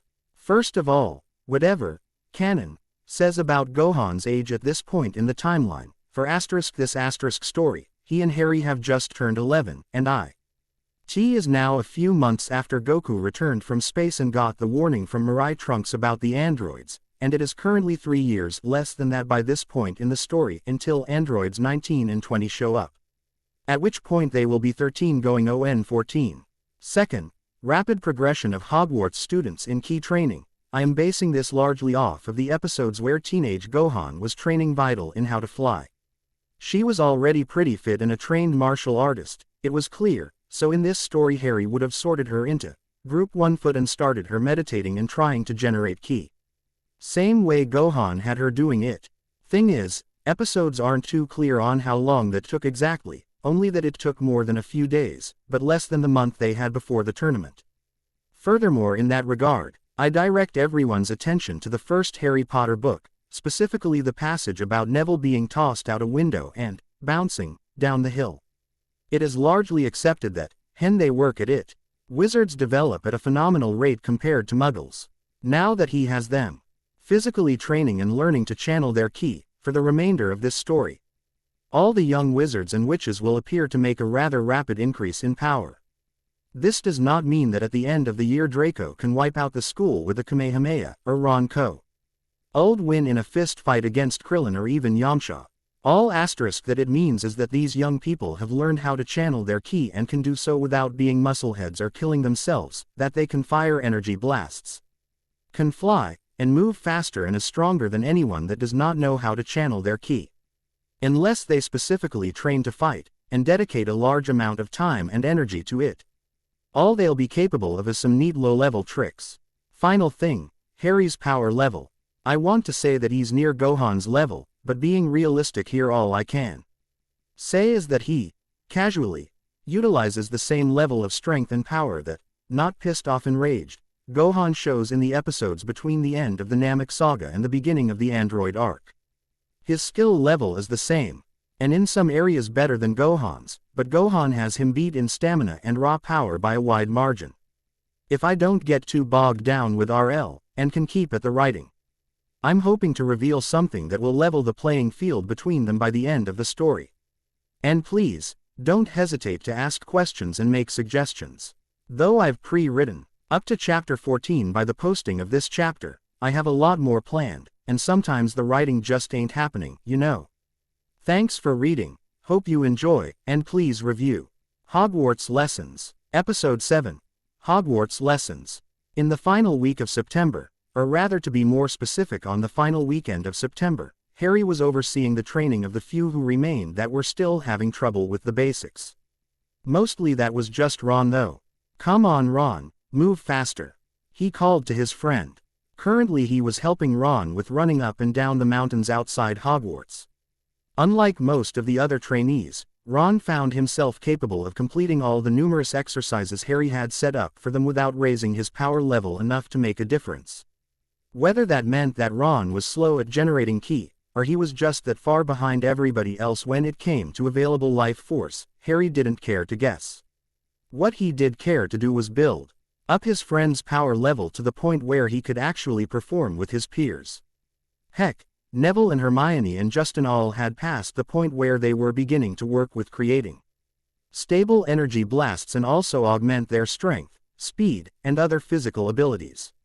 Meanwhile, Ron was still running the lake and climbing mountains. He was up to 3 mountains a day now. Except it was the weekend. So they were now running up their 5th mountain. Well, Ron was running it, Harry was floating along providing encouragement. How? Supposed to do that. On gasped between steps as he ran up the small incline. Only about 30 to 40 degrees. For one, stop gasping and wasting your breath like that, he advised. I know it hurts, believe me I do in fact know. But you have to take deep, filling breaths, hold them for 1 to 2 seconds and then let them go through the mouth. In through the nose, out through the mouth. You're going to probably fail like you're not getting enough air for a bit, but it'll pass. Just keep breathing, in through the nose, out through the mouth, deep filling breaths. How do you do this? Ron asked in a rush as he exhaled. Harry could see him fighting the instinct to breathe short, shallow and as quickly as possible. But he was fighting it. That was good training, Harry answered, easily keeping pace beside his friend. He wasn't even sweating. I regularly do double, sometimes even triple the amount of work you're doing at 100 times the pace, in conditions that are a lot worse than some high elevation and cold mountain air. You think you have trouble breathing now? Try it in 100 Gs in temperatures hot enough to boil the sweat off your body, in humidity so thick that you could probably drink the air itself. Only did it for a couple days though, and I only survived in the first place thanks to my magic. After that we did keep it as cool as we could and the humidity as low as was possible in an artificial environment. After surviving I don't know how long under 100 times normal gravity, stuff like this really doesn't bother me at all. In fact this doesn't even count as a warm-up for me. What do you do to warm up? Ron asked, still visibly struggling to control his breathing, but as a result his running had improved some. For one, his hands weren't shaking and his footing was sure. Oh, I still do running. And stretching and some basic calisthenics, he answered. I just do it with heavy weights and like I said at 100 times this pace. Deeper breaths, Ron. He'd started panting again, apparently losing his concentration. Now that he thought about it, that did seem to be Ron's biggest weakness. He really couldn't concentrate on anything he termed boring for longer than a few minutes. And very early on he had indeed marked meditating and breathing exercises as boring. Very boring in fact, which made his commitment to the training all the more surprising, to Harry, to others, and perhaps most of all to Ron himself. There had to be something that he could do to help Ron in bringing forth his ki, Harry thought as they continued up the mountain, across a small brook of melt water. But what? He asked himself silently. By this point, they'd reached the peak of the mountain, or rather the highest point that wasn't just a bit of rock. Just as they reached the cliff, Ron collapsed to the ground, perilously close the cliff, but he didn't look like he was going to roll off it any time soon. Looking down at his friend laying there, exhausted, his chest fully inhaling and exhaling with each breath, a thought occurred to him. Reaching out, Harry charged a small spark of ki at his fingertip and held it to the young wizard's forehead. The moment the spark touched his skin, Ron's eyes snapped open. Whoa, he breathed, almost forgetting to inhale. Feel that? Harry asked. Why yeah, he answered, eyes still wide and not blinking.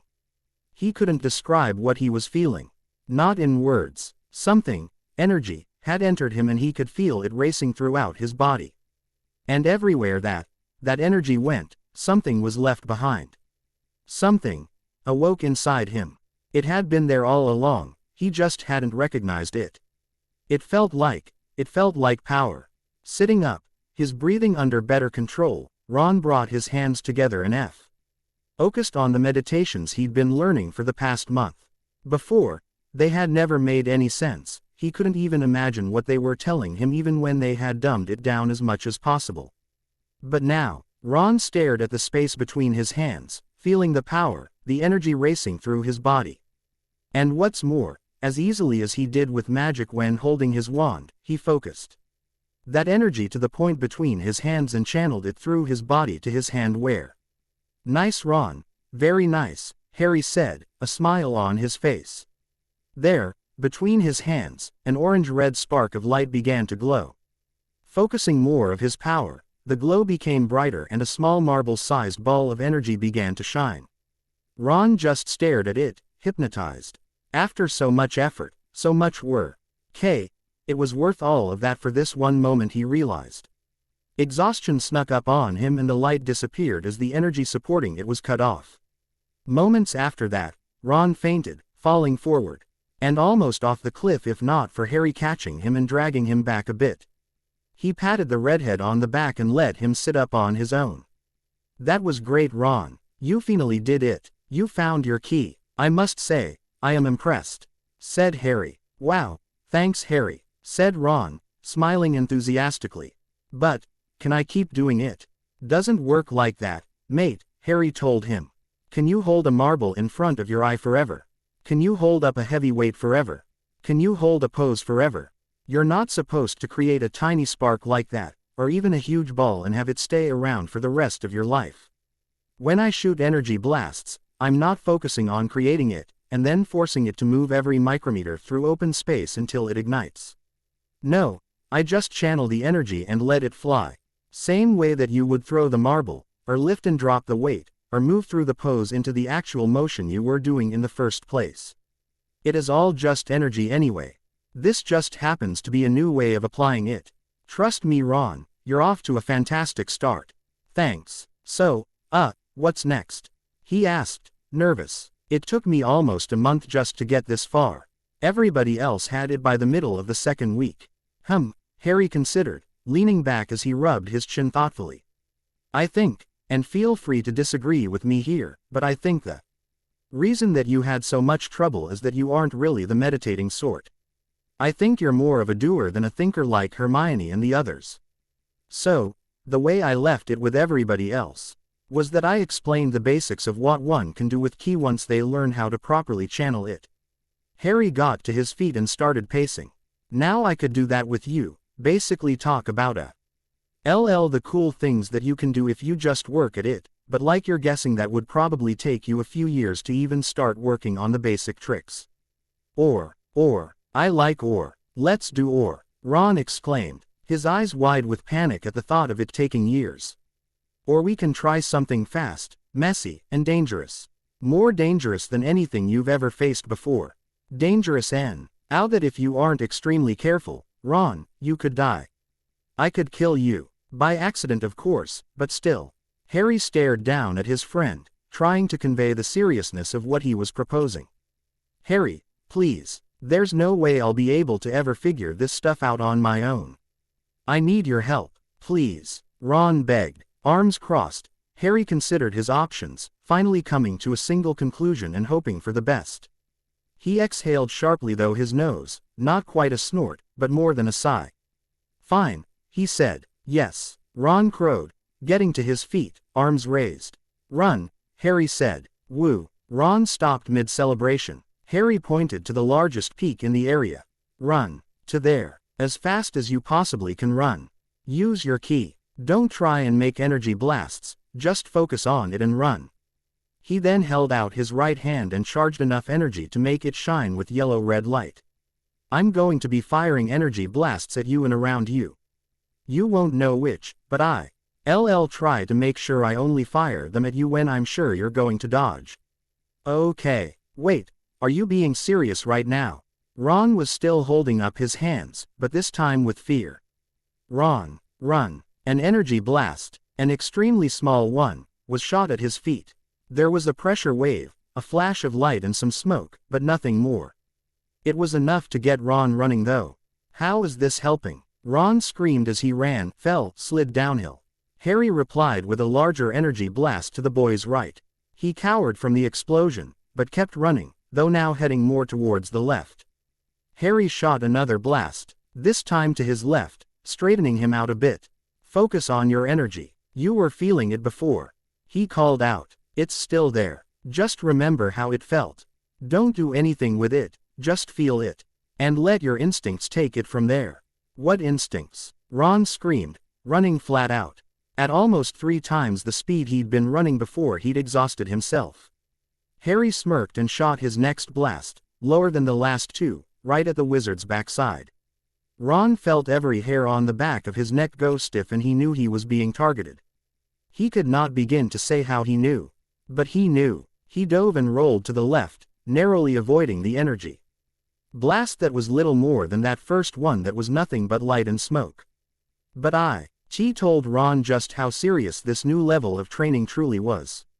The only thing going through his head right then was Harry's advice, to hold on to that feeling of power, of energy flowing through his body. And he was doing his absolute best to follow that advice. Such as it was, he was succeeding. By focusing on his ki, and by feeling it flow through his body, that was all the conscious trigger that was needed to bring forth his power. The rest was done by his body responding to what his mind demanded of it. His mind said he needed to run. His body, augmented by his ki, made him run faster than he'd ever run before in his life. There was more to it though, and Harry decided that he was going to show his friend, rather than bore them both by just telling him. They were coming up to a stream flowing down the mountain. Little more than water running through a channel of dirt and wet rocks. Harry shot another ki blast off to one side, the explosion directed Ron towards the stream. The next few blasts were closer, pushing Ron closer to the wet rocks in the stream, but he was trying to stay on the more stable soil as much as possible while running. Then, just to change things up, he shot 3 blasts right in front of him. The first the furthest and then moving closer, leaving Ron with nowhere to go but across the stream. Unfortunate for Ron, the point where Harry chose to spring. This little trap was pretty much nothing but sharp rocks with at least an inch or more of water running over them. Given a few more years, they'd probably be smoothed away to rounded stones, but for today they made it all but impossible for a normal human to cross. Harry targeted Ron directly this time, taking his time in charging the energy, making sure Ron would feel it and feel himself being targeted. Looking around frantically, Harry saw him start to panic, looking for a way out. Harry unleashed the energy blast. Ron jumped across the stream, no other choice open to him. He cleared 5 maybe 7 feet in height, and the distance was more than enough to get him across to the other side. Smiling, Harry flew ahead a bit faster, seeing what else he could show Ron how to do. For the rest of the afternoon, Harry chased his friend all over the mountains of the valley surrounding Hogwarts and Hogsmeade. By directing Ron with well-placed explosions here and there, he got the lazy Reddy D to perform feats of athleticism and sheer physical prowess that not even wizards with all their magical powers could imagine, let alone duplicate. In addition to running real fast and jumping real good, he also showed him how to land safely from a great height, how to climb fast aka run up walls, how to catch and throw boulders that were bigger around than he was tall, how to walk or run on water. And a dozen other little things that may not have been impossible but would certainly be more difficult, and slower, to do without Key. Perhaps the most important thing that Harry had shown Ron how to do well he'd shown him entirely by mistake, and it certainly wasn't the only mistake he'd made during their run through the mountains, but it was perhaps the one that stood out the most because it could have had lethal consequences if it hadn't worked out the way that it had was how to flash step. They were on a sharp incline, ascending. Harry, hoping to get Ron to figure out how to use his energy to better dodge. Other than just moving before he attacked, charged a large energy attack and fired it before the boy wizard would have the full amount of time needed to properly dodge. At least, based on the past few other attacks he'd used and spent some time charging up and focusing on him before firing. This time he fired it in less than a second. It wasn't until it had left his hand that he realized, while it would not strike Ron head-on, it was still too powerful. The explosion it would cause, though not on his body, would be close enough to seriously injure him. Like standing off to one side of where a claymore is facing. But still in the enemy direction. Ron, look out, he cried, terrified at what he'd just done. He knew from experience that he wasn't fast enough to outrace his own energy blast. At least not this one, and it would be even more dangerous to try and blow it up mid-air with another one. He raced after it anyway, hoping for the best after warning his friend. On Ron's part, he'd felt that same tingle at the back of his neck that had always thus far been the primary indicator of Harry firing another key blast. Except that it was more than just a tingle this time. He had no comparison for it. But it felt like something hot was bearing down on him and was going to explode or something, if not on him then near enough to hurt. Not that any actual thoughts went through his head. Even afterward, analyzing every second of events, perhaps even years after today, he could not properly segment his thoughts and emotions from his actions. Or perhaps it's better to phrase them as reactions. All Ron knew, both during and after, he felt Harry fire, heard Harry shout, and then knew that he had to dodge to the left. He also knew, after, that he couldn't make his body move fast enough. Even though he was already using his right leg to push sideways along the ground rather than continue with his forward momentum, it was not enough and it wouldn't be enough. Kane, owing in his gut that he had to get out of the way, he did the only thing he could do at the moment, and so while he was channeling his energy into his body, he wished as hard as he could for his body to go to the left and his energy responded.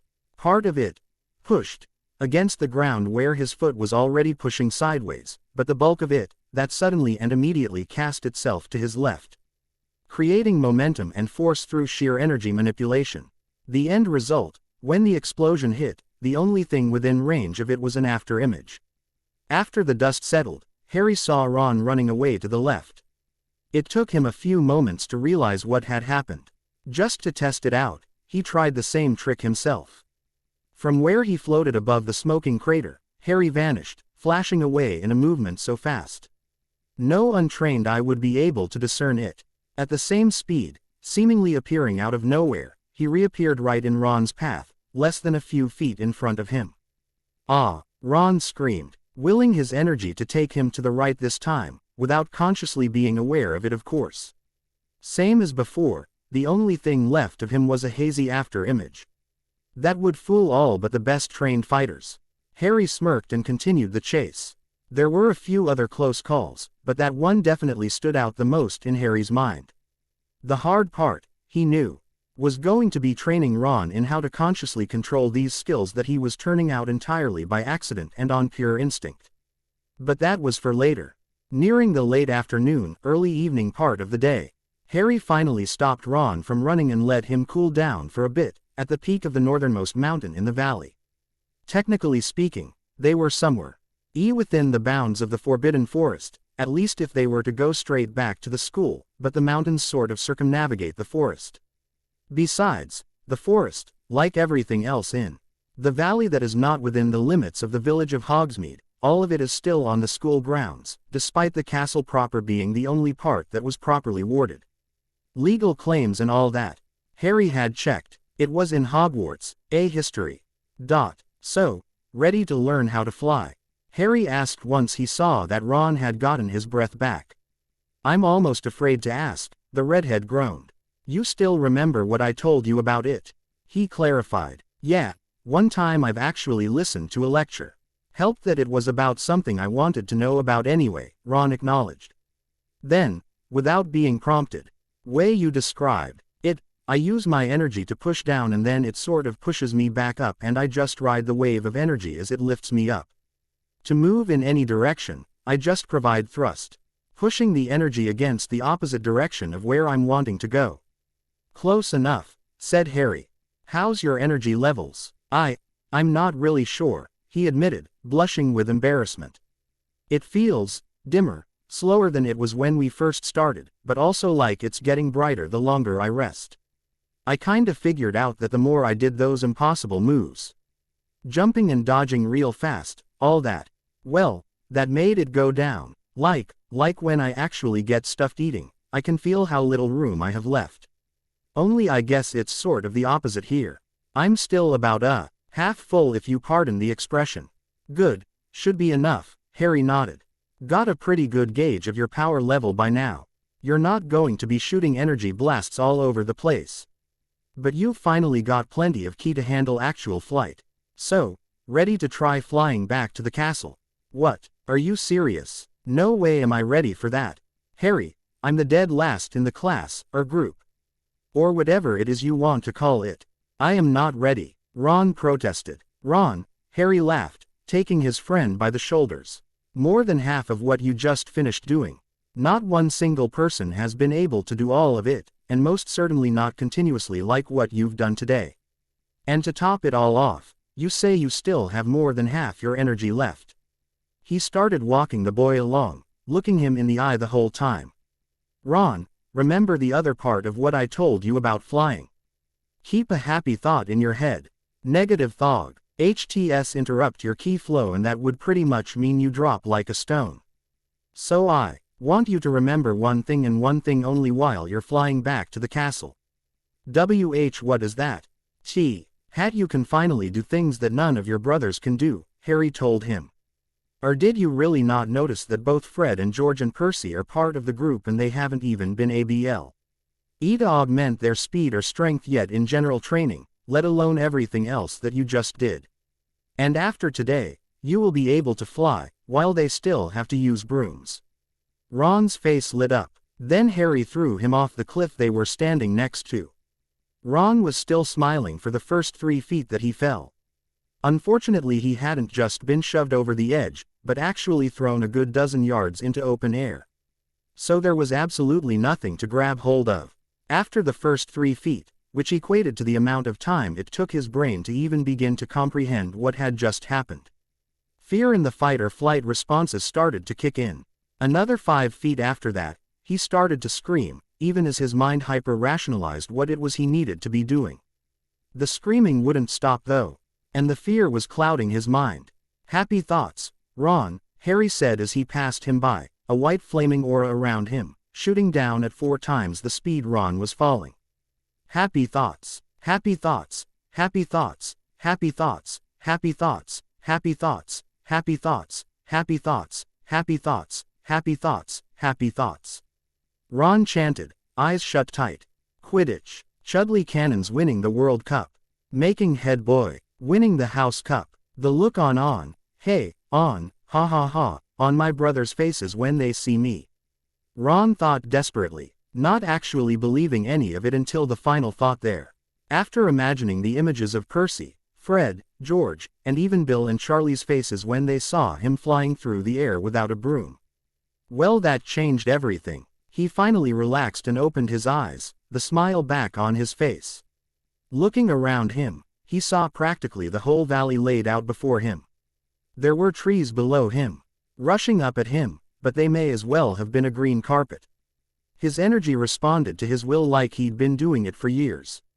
Less than 20 feet from the forest floor, within the treetops themselves even, he began to slow. By the time he hit 10 feet, he may as well have been a feather falling gracefully in the wind. Before the tips of his toes had reached the point of his own height from the forest floor, however, a similar white aura exploded around Ron's body as he concentrated harder than he ever had before. Key flame flaring wildly, Ron stayed there, hovering. The force of his own energy making his clothes and hair flutter like a wind was blowing out from his center. His fists were clenched tight at his sides and his feet were arched, pointing downward. His face was a mask of intense concentration. Despite his happy and confident thoughts, it was a lot harder than he'd thought. Then he stopped pushing so much energy towards just staying aloe. FT and followed Harry's advice and just rode the wave of energy he was putting out. At that point, the white flaming aura disappeared, but he stayed precisely where he was in the air, not moving so much as an inch.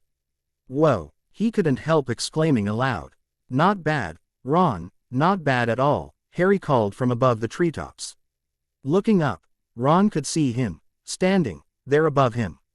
Wanting to join his friend there, he started considering ways of increasing his altitude, and then realized he already knew how.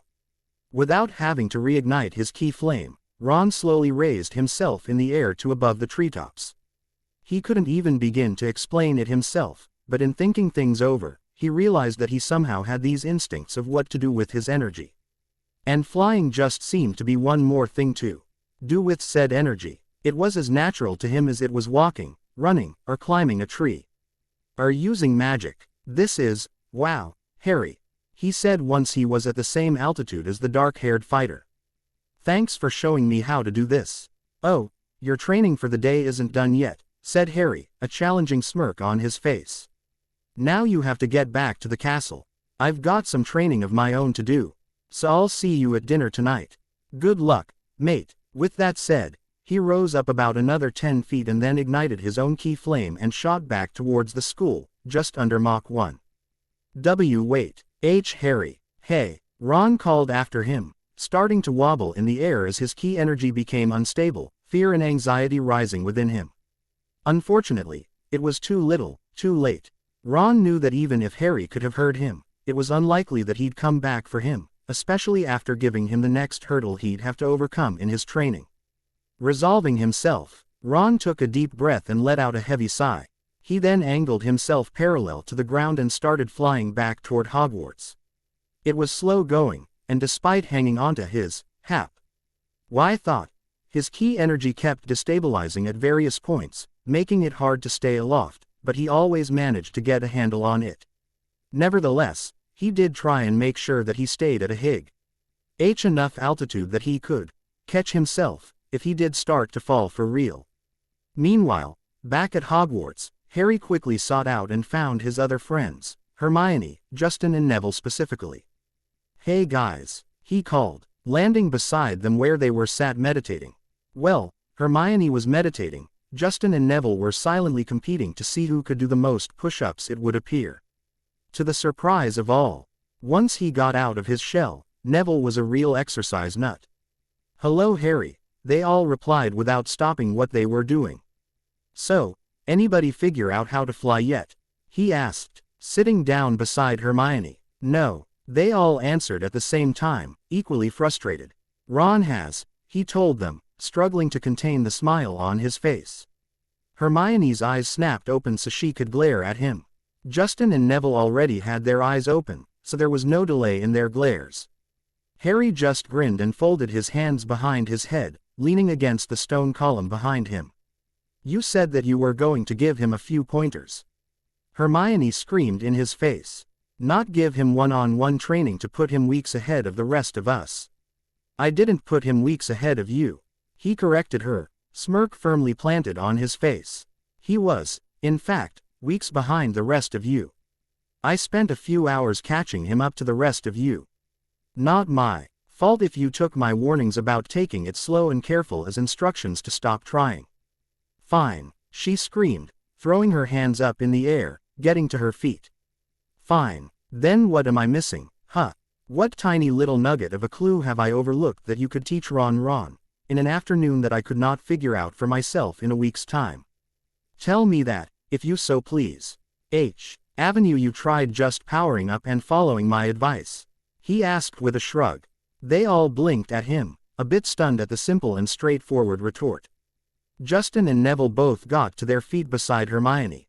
They all exchanged looks, expressing their disbelief, confusion and other emotions non-verbally amongst themselves. Then they moved a small distance apart and started concentrating. The boys unconsciously clenching their fists, while Hermione merely flexed the digits of her own. Within moments, Harry felt all three tap into their power and bring forth their energy. As he watched, their hair and clothes started to move as though some unfelt wind was coming out of them in a rush of energy. Perhaps just as surprising as her power level, was the fact that when she really powered up, Hermione's bushy hair, normally wild and untamable, actually straightened out and began to flow like some kind of teen actress's wavy-styled locks being blown about by a fan. Less than a minute after powering up, each of them were hovering more than an inch off the ground. Albeit, not much more than that. Harry couldn't help it, he laughed. "Do you mind?" Hermione snapped at him. "I'm trying to concentrate here." Sorry, he apologized. "It's just that Ron started higher off the ground and he was able to fly off immediately. Although, I suppose it had something to do with me throwing him off the cliff." All three stared at him, incredulous. Then they glanced at each other when they realized that he wasn't making a joke and in fact was being entirely serious about it. Justy, Anne and Neville then clenched their fists tighter, the muscles of their arms bulking out as they struggled to bring out more power, not that said muscles were all that impressive compared to Harry's. Hermione, however, took a deeper breath and the flowing locks of hair started waving about even more wildly. Slowly at first, all three began to rise into the air. When they were about 10 feet however, something changed. Hermione's face suddenly relaxed and at the same moment she shot into the air like a rocket. She turned and arched toward the nearest tower and flew around it in a corkscrew, going faster with each passing second. When she reached the top of the tower, she shot over to the next highest one and began to corkscrew up it, still accelerating. When she reached the highest point of the castle, she began to climb. Going high into the sky, above the clouds some of them. From there, though she looked like a tiny black dot to those on the ground, she began to cartwheel and flip and do all manner of tricks in the air. Harry smiled and leaned back against the stone pillar once more. Neville and Justin, however, seeing Hermione suddenly get it, shared another look. One of competitiveness actually. Both boys powered up as much as they could, each manifesting a mostly clear, almost white key flame in the process. They also immediately shot into the air uncontrollably and gone zipping about like flies on a sugar high. Harry ignored them, closing his eyes for a bit, only to have them snap open as something very unexpected came across his senses. On the other side of the school grounds, some of the 6th years that he'd trained along with everyone else were powering up and slowly taking flight. Across the lake, a number of those he'd trained that were in Slytherin were also powering up. But more impressive was that he also sensed the rising powers of practically the entire first-year Slytherin class. Good to see that Draco was finally doing some real training, but as impressive as all of that was. Like fireworks of different and unique colors going off, that wasn't what got him to his feet. Like any sense, energy sensing was unique and could not be explained to those that did not have the same sense. The best one could do would be stretches of metaphor and imaginings, alluding to the other senses shared. For example, the firework metaphor is actually a cone. I-nation of sight and sound sensory input, as fireworks are both colorful and loud and distinctive and also easy to imagine. Going with that same metaphor, at all times of day and night, since he was 4, almost 5 years old. And learning from Piccolo and Gohan about energy, Harry has been able to sense it all around him without end. It wasn't unnatural or forced, like stories of telepathy and other, extra senses. If anything, it was like being taught to read and listen in a different language. The sense was always there, he just didn't know how to interpret it until taught. The same was true of everyone really. Of course, now he did know, and so, at all times of day and night, Harry is constantly sensing energy all around him, the same way that he's always feeling the air and temperate. You're and hearing everything within the human auditory range and smelling and tasting the air with every breath. Therefore, same as with tracking something with the eyes or by sound, he can focus on familiar and distinctive energy patterns around him. The various students around the school powering up, while impressive firework displays, is not the kind of thing that he would notice beyond much of a slight shift in attention. A raised eyebrow or a tilting of the head. This was a bolt of lightning as wide across as the sun in the sky, shooting across said sky, but instead of instantly dissipating, it just hung there. And the thunder was constant and getting steadily louder the longer it went on. The major problem though was that Harry actually had no idea who, or what was causing it. King, for it wasn't doing him much good unfortunately. He tried focusing, trying to determine the source at the very least, but it was so intense that it was all but impossible. After a couple minutes, with no fluctuation or movement, it suddenly disappeared, not fading, like it was going out of his range, more like it had abruptly cut off with no natural dissipation. Even light switches held a brief, fading residual charge that he could sense. The only reason that he could fathom was some kind of magic that blocked sensing abilities. He settled back against the pillar, but his eyes stayed open this time. He would keep an eye out, but seeing that there was no trace of the unusual energy, and how thoroughly he hadn't sensed it before now, he had no doubt that he wouldn't be sensing it until whatever magic protections that were on it were taken down again. Evening, after dinner, Hogwarts grand staircase. By the end of the day, everyone that had learned how to use ki had learned how to fly.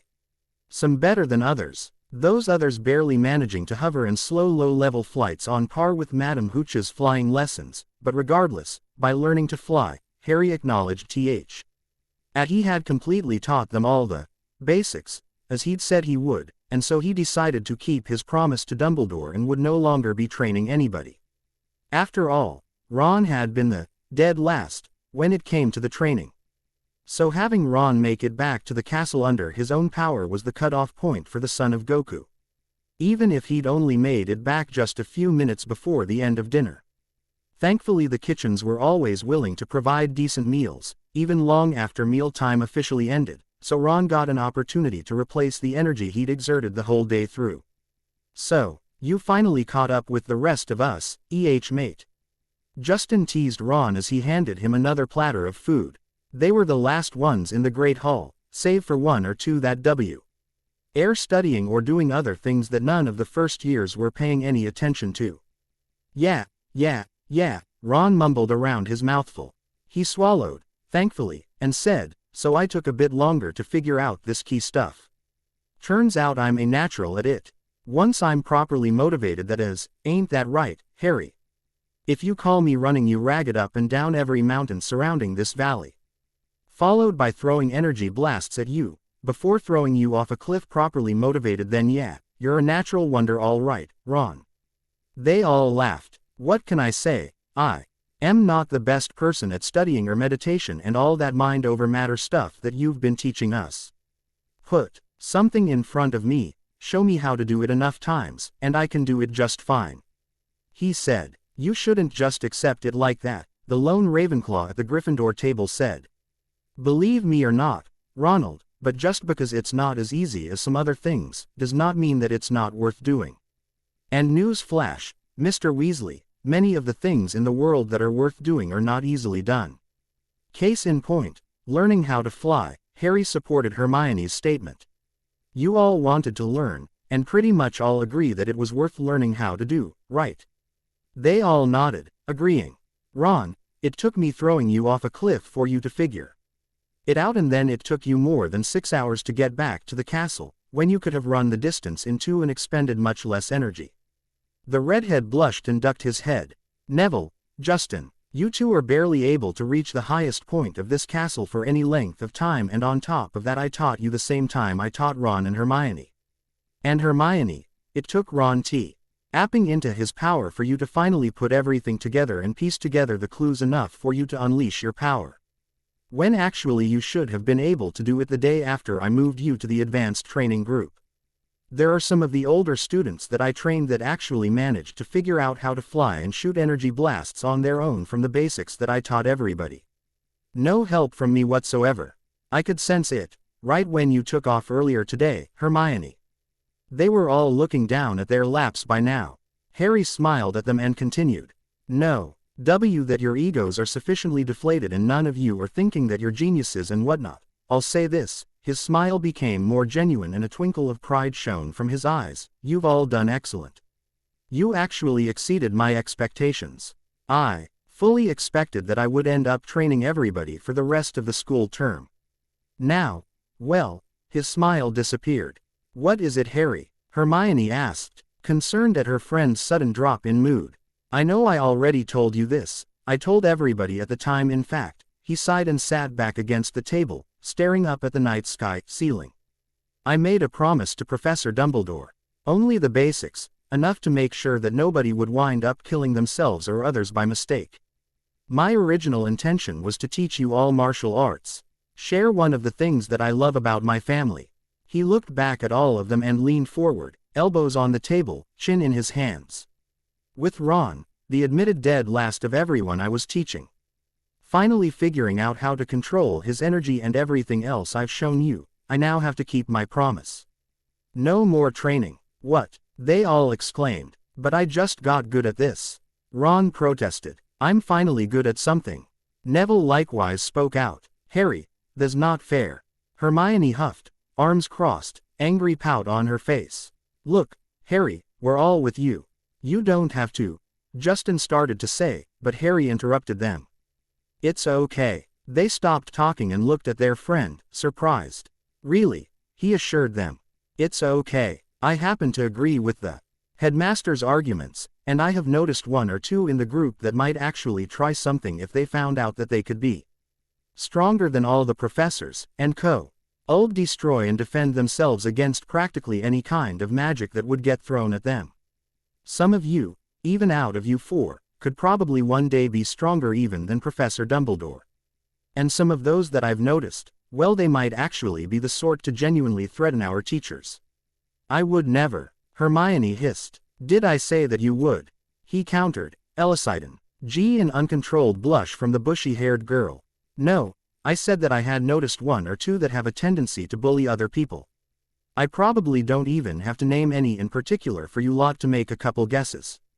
A beat or two later, almost immediately given a second or two to think things through, the 4 of them all said together, Parkinson. And 1 or 2 others, he added with a shrug. Regardless, I made a promise and I intend to keep it. To train everyone that wanted to. And now that I've trained them, I'll keep my promise to Professor Dumbledore and won't train them beyond the basics. Grumbling, they all acknowledged his points, nodding their heads despite not exactly liking the fact that training was now over. Of course, he said, drawing their attentions back up. He smiled mischievously. Of course, I can't do anything to control anybody once I stop training them. So there is nothing stopping them from continuing to practice and train on their own. One by one, they all began to smile, their grins slowly matching the same mischievousness of his own. Then he stood up after a brief shrug to pull his arms off the table. Well, I train most days just before breakfast, and in the hour before dinner. I've been doing some of my own training while I had the rest of you lot running laps. So I didn't fall behind or anything like that, and I just noticed that it's getting close to curfew.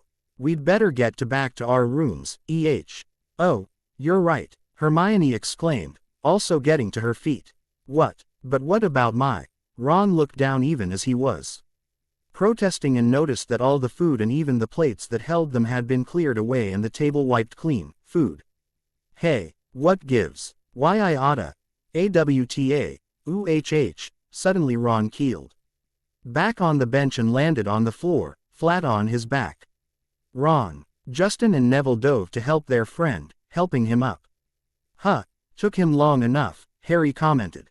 What happened to him? Hermione asked. He's crashing. He gave the short answer. I'm MMMWHUH. Ron slurred, having trouble keeping his eyes open as his head lolled back and forth while Neville and Justin supported most of his weight. Crashing, Harry shrugged. It's the common term for it. Used to happen to me and Gohan all the time. Well, me more than him, but that's for later. But what does it mean? Hermione questioned, eyes wide with fright for one of her friends. Should we take him to Madame Pomfrey? You can if you want, but she'd say the same thing. Bed rest and a good night's sleep. Well, and food, but that's already been taken care of. In technical terms, his body has exhausted its nutritional reserves and perhaps even burned up as much of his fat cells that his metabolism can handle. The thing is, you did that while you were running up and down the mountains. Then you tapped into Yuki and brought out your energy. That increases your metabolic conversion even more than heavy exercise does, and on top of that, it takes energy from your very nervous system, rather than just straight up biochemical energy like what happens in your day-to-day. Oh, I've heard about that, and I know what you're talking about from my science classes, she exclaimed. Athletes call it hitting the wall, when they're physically exhausted and they have to push themselves even harder. But why is it only affecting Ron now? Why not when he was still flying back, or before dinner? Because Ki works differently, he answered, leading them out of the Great Hall and up the grand staircase. Ki isn't just tea. He energy your body makes from eating food and converting it in your digestive system. It's like I said, the energy from your nervous system, but also the electrokinetic field from air moving through your lungs. And the blood being pumped by your heart through your veins and arteries. All of it creates and is created by energy, which we can control, or at least channel by altering how those energies react to each other inside our bodies. Most do this via using the electric energy in their nerves and muscles to alter the electromagnetic fields throughout their body. And while the energy doesn't exactly stop flowing or moving once you use it, there are consequences to channeling it the way that I've shown you to do. Oh, Hermione squeaked, her eyes alight with understanding. Like when an electric current is run through a wire and it heats up as a consequence. One very fine example, he grinned at her. I don't get it, Neville mumbled from one side of Ron as he and Justin helped the boy up the stairs. They were just passing the second floor by now, though it was still slow going. Well, Harry paused, scratching his head in thought. Oh, I know, it's like using your wands. When a spell fizzles or backfires, you've noticed how the wand gets either really cold or really hot. Well, what's happening to Ron right now is the same thing that happens to your wand when you stop putting magic into it and it stops being hot or cold or whatever. Oh, the other three boys nodded their heads. So, I'm outta magic. Ron slurred slightly, panting despite doing very little. Your Ki is reacting to the actions you put it through earlier, he answered. One or two tricks, and the reaction you're experiencing would be absorbed by the rest of your Ki, the rest of your energy. Only problem is that you've exhausted all that extra energy, so there's nothing to keep you from feeling it. In the aftermath of the hot, the cold takes over after it passes. This would be the cold. But again, common term is crashing. Will this happen to all of us? She asked, concerned. Probably already has, he answered with a casual shrug. They were waiting on a staircase to move into place. Waiting on the edge of a platform with nowhere to go. When it finally arrived, they found themselves coming out near the trophy room. But like I said, unless you exhaust yourself, Most you feel is a bit out of breath and maybe some hunger pangs and some aches and pains. Again, crashing like this only happens when you exhaust all your reserves, which Ron has. The clock struck the hour. The clock in this case was the school clock, which was big enough it had its very own tower and everybody in the entire valley could hear it when it struck the hour. After it was done, Ione began fretting and Neville and Justin exchanged worried looks. Curfew. They all whispered. Meow. They all turned and looked behind them where the sound had come from. Standing there, glaring at them with her red glowing eyes, was Filch's cat, Mrs. Norris. Sniff around, my sweet, they heard Filch say from around the corner. They're in here, probably hiding. They might be lurking in a corner. Everyone's eyes, except for Harry, filled with fear and horror. This way, Harry mouthed silently, gesturing down the hall opposite from where Filch was coming from. They all hurried after him, after having been petrified by fear. It was only due to their training that they managed to creep along as silently as they did, which unfortunately wasn't that silent. They hurried down a long gallery full of armored suits. They could hear Filch getting nearer. Neville suddenly let out a frightened squeak and broke into a run. He tripped, and because he was holding Ron around the waist to help him move along with Justin, the lot of them toppled right into a suit of armor. The clanging and crashing were enough to wake the whole castle. Run! Justin yelled as he helped the other two to their feet. And the 5 of them sprinted down the gallery, not looking back to see whether Filch was following. They swung around the doorpost and galloped down one corridor then another, Harry in the lead. With little idea as to where they were or where they were going, they ripped through a tapestry and found themselves in a hidden passageway, hurtled along it and came out near their charms classroom, which they knew was virtually miles from the trophy room. Okay, that's just plain weird, Harry commented as he oriented his position within the castle. The place was even more convoluted and maze-like than the lookout. And despite having already lived here a month and staying up late exploring the castle and training in that awesome training room, he still hadn't come close to finding and figuring out all of the secret passages that went pretty much everywhere throughout the place. Is he following us? Ron gasped, the only one out of breath. Harry shook his head. Nope, he's still that way. He pointed up at a 40-degree angle and to the left of the tapestry on the opposite side of the hall from it, a good 50 or more meters away. This place is an Escher wet dream. Hermione giggled, the only one to get the joke. Let's get back, he said. Unfortunately, it wasn't going to be that simple. They hadn't gone more than a dozen paces when a doorknob rattled and something came shooting out of a classroom in front of them. It was Peeves. He caught sight of them and gave a squeal of delight. Shut up, Peeves, Hermione begged the poltergeist. Please, you'll get us thrown out. Peeves cackled. Wandering around at midnight, ickle firsties. Tut, tut, tut. Naughty, naughty, you'll get caught. Not if you don't give us away. Peeves, please, Justin added his voice to Hermione's. Should tell Filch, I should, said Peeves in a saintly voice. One could almost imagine a halo over his head, but his eyes glittered wickedly. It's for your own good, you know. Get outta way, slurred Ron, taking a swipe at Peeves. Which was of course a big mistake. For the first part, it drained Ron of what little strength he had remaining, and for the rest. Students out of bed, Peeves bellowed. Students out of bed down the charms corridor. Ducking under Peeves, they ran for it, right to the end of the corridor where they slammed into a door, and of course, it was locked. They hear footsteps echoing off the stone corridor behind them, Filch racing towards the source of Peeves's shouts. Hermione stepped forward, wishing to avoid getting caught as much as the rest of them, and said as she pulled her wand. Oh, move over, Alohomora. The lock clicked and silently the door swung open on its own. They piled in and shut the door behind them, the 4 pressing their ears against it to listen while Harry stepped back farther into the room they'd found themselves in. Which way did they go, Peeves? Filch was saying. Quick, tell me, say please, Peeves said, teasing. Don't mess with me, Peeves. Now where did they go? Filch shouted. Shan't say nothing if you don't say please, said Peeves in his annoying sing-song voice.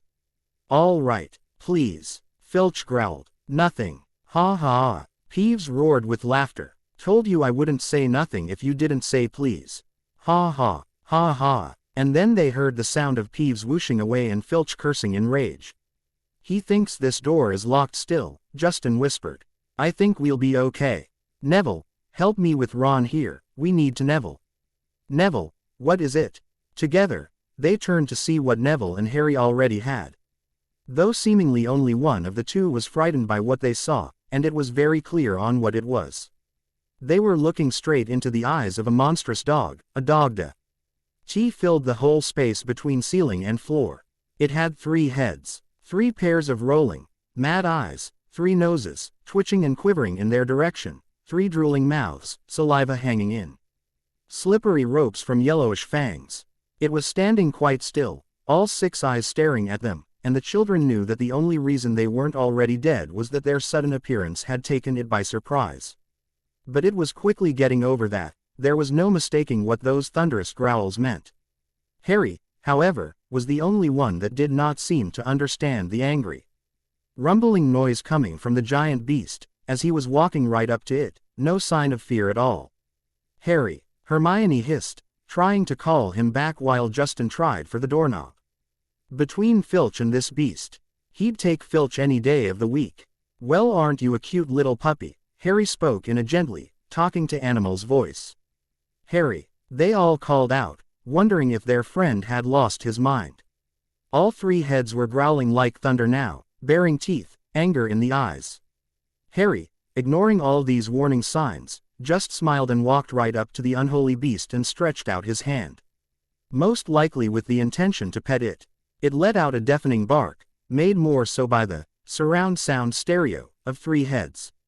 Instinctively he recoiled, because even though he knew that it could do little to hurt him compared to a giant dinosaur, let alone a pair of dragons, or horde of aliens, or any of the villains, criminals, or creatures he'd fought throughout his life, it was still instinct to recoil when barked at or surprised. Frowning, he lowered his hand and glowered up at the hellhound. "That's not nice," he reprimanded it. "You'd think he didn't remember me," he said, turning back to look at the others. Unfortunately, it was the wrong thing to do. All 3 heads struck, swift, sure, and very violently. The left one tore into Harry's right side, grabbing his arm and shaking it until it came loose from his body, while the right head tore into his left leg, intending on doing the same thing, while the middle latched onto his head, hoping to get the bulk of the meat. Except that wasn't happening, it realized all at once. Yes, all 3 heads had bitten down, but to them it felt like they'd tried to chew through their chains again. Except with the chains there had been at least a little give as the links bent under constant pressure. There was no give and there was no bending, for a creature that could crush stone in all 3 of its mouths. This was very alarming indeed. "Did somebody forget to feed you today? Is that why you're cranky?" They all heard coming from inside the middle head's mouth. And then the impossible, which tended to happen quite often around members of the Sun family, happened. Using his free hand, Harry reached up in the same way a normal person would pry a ball or a stick from a normal dog. He released himself from the hellhound head covering his own, before quickly moving to free his other arm the same way and then using both arms together to free his leg. Other than stains of hellhound drool, there was absolutely no sign that he'd just been bitten by a monster dog from the underworld at all. "You must be hungry, boy," he said as he wiped the drool off his face. "Give me a second air." He then stepped back and opened the trap door the hellhound was standing upon. Whimpering, the 3-headed hound backed up off it and sat back on its haunches, very confused. Harry then dove into the floor trap door and it slammed shut with a very final sounding bang. Collectively, Hermione, Justin, Neville and Ron gulped rather audibly. They were too scared to move, and deep down why each knew that they wouldn't leave Harry behind anyway. Thankfully, the hellhound was still too confused and alarmed by its encounter with Harry to try its luck with the other 4 also being impossible to bite. A couple minutes of extremely tense silence later, it was finally broken by the trap door slamming open and Harry floating out of it with 3 feed bags. Without any explanation as to where he'd gone, where he'd gotten them, or even what they were, he tossed each to one of the heads, which enthusiastically tore into them. Soon it was merrily feasting on what looked to be rotten meat, oddly insect-free. "We should go now," Harry told his friends as he closed the trap door. Let him eat in peace. Okay. They all agreed and there was a scrambling for the door. Thankfully Filch had gone by this time, and the adrenaline of their encounter had boosted Ron's energy enough to walk normally for a bit. Justin could not let what had just happened pass by in silence, however. While Neville, on the other hand, looked like he would never speak again. Do you think they know the thing is there? He asked as they started ascending the grand staircase once again. Of course, Harry replied. What do they think they're doing? Keeping a thing like that, locked up in a school? Ron exclaimed, starting to get out of breath again as the adrenaline started to wear off. Harry, Hermione said, a bit of trepidation to her voice, what was in that trap door you went down into? That's what you're concerned about, Justin exclaimed at the Ravenclaw. Nothing much, Harry answered Hermione's question with a shrug. Another corridor filled with even more funhouse stuff, oh, and a really nice troll. He's the one I got the feed bags from. I met him when I went down there my first week here, traded him some sanitary supplies for free passage through his room and to get him to show me the other way out. Other way out, they all said at once. Yeah, the other way out of the dungeon that the trapdoor leads to. There's a secret passage at the end of the corridor, on the other side of this mirror they put in the middle of the room, and ironically it's on the floor, takes you out near the kitchens. It's how he stays fed while staying on guard duty. Unfortunately they forgot to allow him bathroom breaks and a time to shower when setting up his schedule, and trolls, while very temperamental. When you make a contract with them they will stick to the letter of the contract. Believe me, I know. So I got him some soap and worked with the elves on getting him buckets of water delivered before and after his sleep time, and also informed them that he'd need a waste bucket. Basic sanitary stuff. Good thing too, because it was already starting to stink up down there, I'd to think what it might be like a few months from now. Why is there a three-headed dog? Justin started to ask. Hellhound, Hermione automatically corrected. Excuse me, it is a hellhound, she replied, being hyper-rational after her fright. In the Greek myths of the underworld, there was a hellhound guarding the gates of Tartarus, hell. It was named Cerberus, if that helps you any. The NK fully this one did not breath fire or drool venom. Yeah, well, Justin shot her a concerned look before shaking his head, anyway. Why is there a hellhound and a troll guarding a dungeon in this school in the first place? Why would they let things like that around children at all? Harry laughed. Hey, Justin snapped. We're still learning this key stuff, Harry. We didn't grow up with this stuff. We're not as invulnerable as you and your family. Sorry, the adopted son said, trying to control his laughter. Sorry. You're right. You are right. It's just, compared to dinosaurs and the other kinds of creatures running around right outside my house most days, something like that really is like a puppy. A small puppy. As for your comment about letting them around children, well, gee. Ohan and I grew up for a year in the wilderness, and both before and after that, our dad often took us out to play with those same dinosaurs and various other creatures. My brother has a dragon he's named Icarus as a pet. We're also neighbors and good friends with a family of pterodactyls. And I've told you that Hagrid is my mom's cousin, right? Which means that we have. He trailed off, expecting one of them to finish the sentence for him. GG giants. Neville stuttered, surprising them and himself at speaking at all. Exactly right, Harry nodded. Plus a mer tribe, and herds of every magical creature in the books. No werewolves or vampires though. They tend to keep to themselves and never entered our territory. Bah, that's for a later time.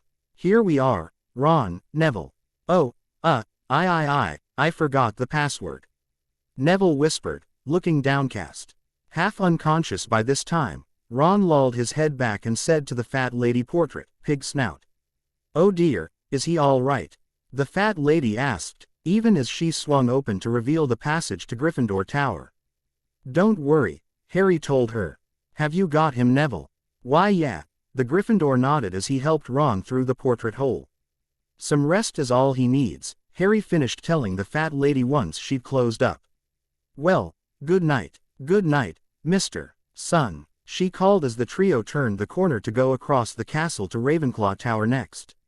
Having been stunned and emotionally traumatized enough for one evening, Justin and Hermione were both oddly quiet as Harry escorted them back to their respective dormitories. After Justin was squared away, he almost immediately ran into Filch. "Aha! Student out of bed," he screamed, pointing at Harry's face. "And this is different from how many other nights this year so far, Mr. Argus." Harry responded, arms crossed. Oh, it's you," the caretaker grumbled and lowered his arm. "Out for another run, are we, Harry?" "Just heading back for warm-up actually," he answered. "But if you need help with anything, I'll be more than happy to." No, I'm good lad. Thanks for the offer though. Come along, Mrs. Norris," he said down to his cat, and they continued their patrol. Harry gave the greasy, red-eyed cat an affectionate scratch, eliciting a loud purr from her, but soon she was chasing after her human and Harry was heading back to the first tower. Harry had run into Argus Filch his second night at Hogwarts, while on his warm-up jog to spend a few hours in the hidden training room. At first, the caretaker had called him out and chased him down. Harry hadn't even been aware that he was being chased at first, but when the same cat kept appearing right in front of him every time he turned a corner, he finally slowed down enough to allow Filch to catch up to him. After a rather interesting conversation, with Harry using pure rational logic to counter each and every one of Filch's shouted accusations, interspersed with the student offering quiet, gentle inquiries into the caretaker's life, position, and general well-being, the two found themselves in somewhat of a camaraderie. After a week of such conversations, usually had in the post-midnight HT hours when Harry was on his way to the training room after warming up in his quarters, Filch didn't show up one night. So Harry went looking for him and found him cleaning up a rather extreme mess made by the Weasley twins earlier that day. Because it was magical, it inhibited the house elves' ability to clean it, and so Filch was using a mop and brush while the house elves were busy cleaning the rest of the castle. Seeing the situation, Harry hadn't said a word, while Filch just glared at him and scoffed, continuing to work. And then Harry had gotten another mop and brush set and silently started to work alongside the caretaker. What had really impressed Filch though, more than just Harry helping him out without being asked, was that the boy, not once, used a lick of magic to make the job go faster.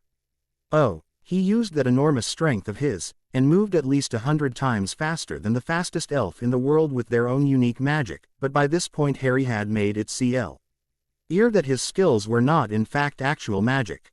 That made all the difference to Filch in the end. So any time he caught Harry out of bounds or out after curfew, rather than take points or get the lad into more trouble, he chatted him up and sometimes asked his help on cleaning some of the more stubborn messes littered about. Tonight, thankfully, there was no mess, so Harry hurried along his way to his training routine. Great Hall next morning. Harry was eating breakfast when he felt it. It was like a shot of lightning right in front of his eyes, but a very familiar shot of lightning just the same. He was eating at the Ravenclaw table this morning.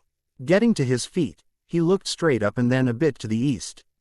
There, in the ceiling of the Great Hall, where one could see the outside sky instead, was a sight that no wizard at Hogwarts had ever seen before. That of a young boy riding on a yellow-gold cloud like it was a skateboard. Everyone else, seeing Harry standing and staring, soon looked for themselves and noticed the unusual sight. Whispers started to fly around the room like buzzing hornets. Ha ha, Harry laughed out loud, fists on his hips. Well, it's about time he got here. With that said, he took off out of the Great Hall, actually flying at a considerable speed, something he'd never done before. Fly indoors, that is. Outside, he set himself down in the open courtyard where he'd done most of his training with the other students. Then he shouted as loud as he could, "Gohan! Hey Gohan!" He then whistled as loudly as he could, even trying to push a bit of his magic and key toward the action to make it louder. It seemed to work as the gold cloud changed course from where it seemed to be circling the valley and headed straight for him. When it looked like he was about to pass over again, he called out one more time, "Gohan!" The cloud stopped and a small figure jumped from it, flipping through the air like a maple key in the wind. The figure was soon revealed to be a small boy of about 10 to 11 years of age in a violet GI with a red belt across his waist, and some thick white padding around his collar. His mane of wild black hair, which fell to his shoulders, was held back only by a slim white headband. His face was expressive, but also clearly Eastern in origin, with dark eyebrows and dark eyes the same color as his hair. He was currently smiling, which lit up his whole face. He landed lightly on his feet and charged straight at the young wizard. "Harry," he shouted as they met and hugged each other. "What took you so long?" Harry shouted back, thumping his brother on the back, hugging him tighter. It had been a rare thing for the brothers to be seen apart growing up, and most often when it did happen it had almost always been because things were really bad. Thus they'd each grown accustomed to seeing one another at least a few times a day, and when they didn't, a discomforting feeling of unease and anxiety usually lingered about them. Which probably explained more than anything else why Harry had bothered with training the students of Hogwarts in the first place, to try and dispel that sense of disquiet he had from being separated from his brother for so long. All that immediately went away the moment they saw each other once again. End. Episode 7. Hogwarts Lessons. Wow, lot of lengthy reviews in recent days. I truly love those, and just in time for my birthday no less. As such, they certainly deserve an adequate response, so, Loki's Tongue, King Kong 94 inches, God King Ghidorah, Manda's Priest, and Zwarrior for Life, thank you.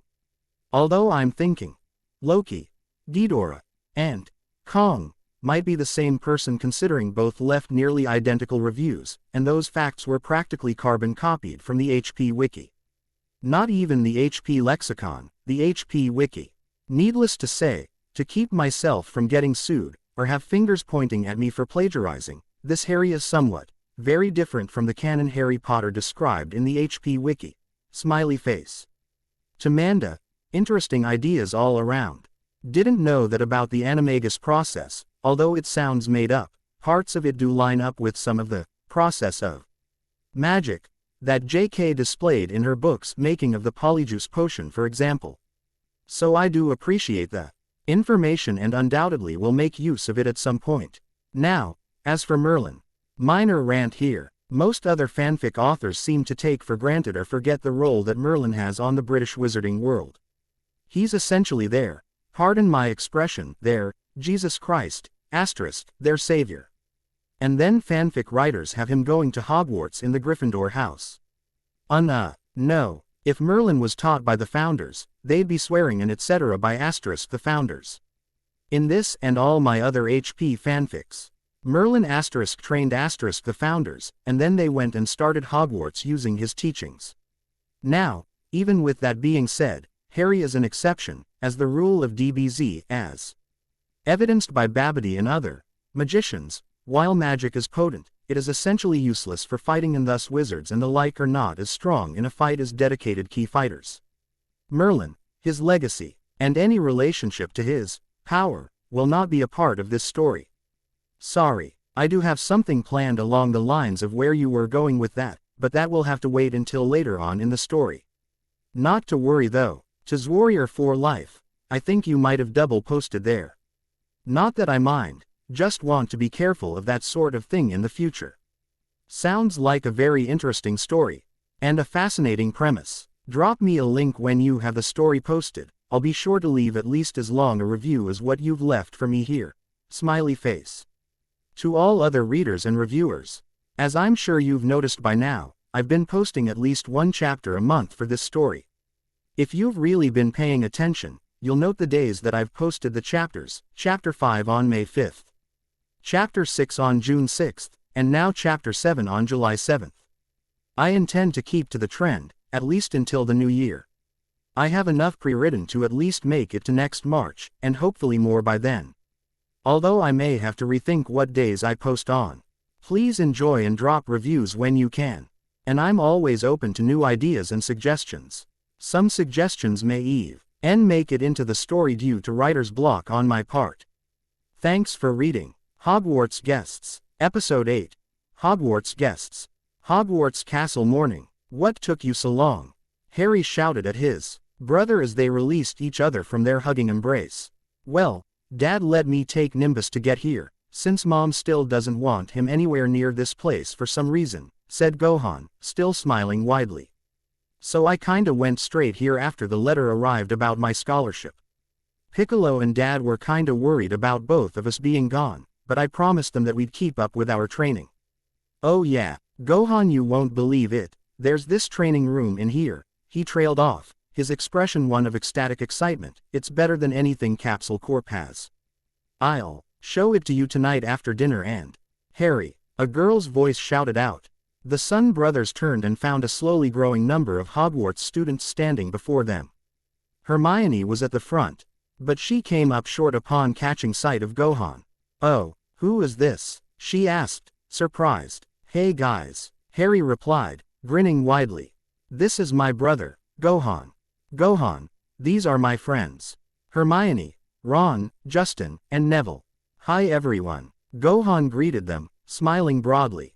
What's he wearing? Ron asked, not as quietly as he apparently thought he had been. Ha ha. Gohan laughed, scratching the back of his head, slightly embarrassed as he looked down at his dirty purple shirt and pants with frayed red belt and puffy white collar. I didn't think it would be good to wear my school uniform on the way here. So I just wore my training clothes.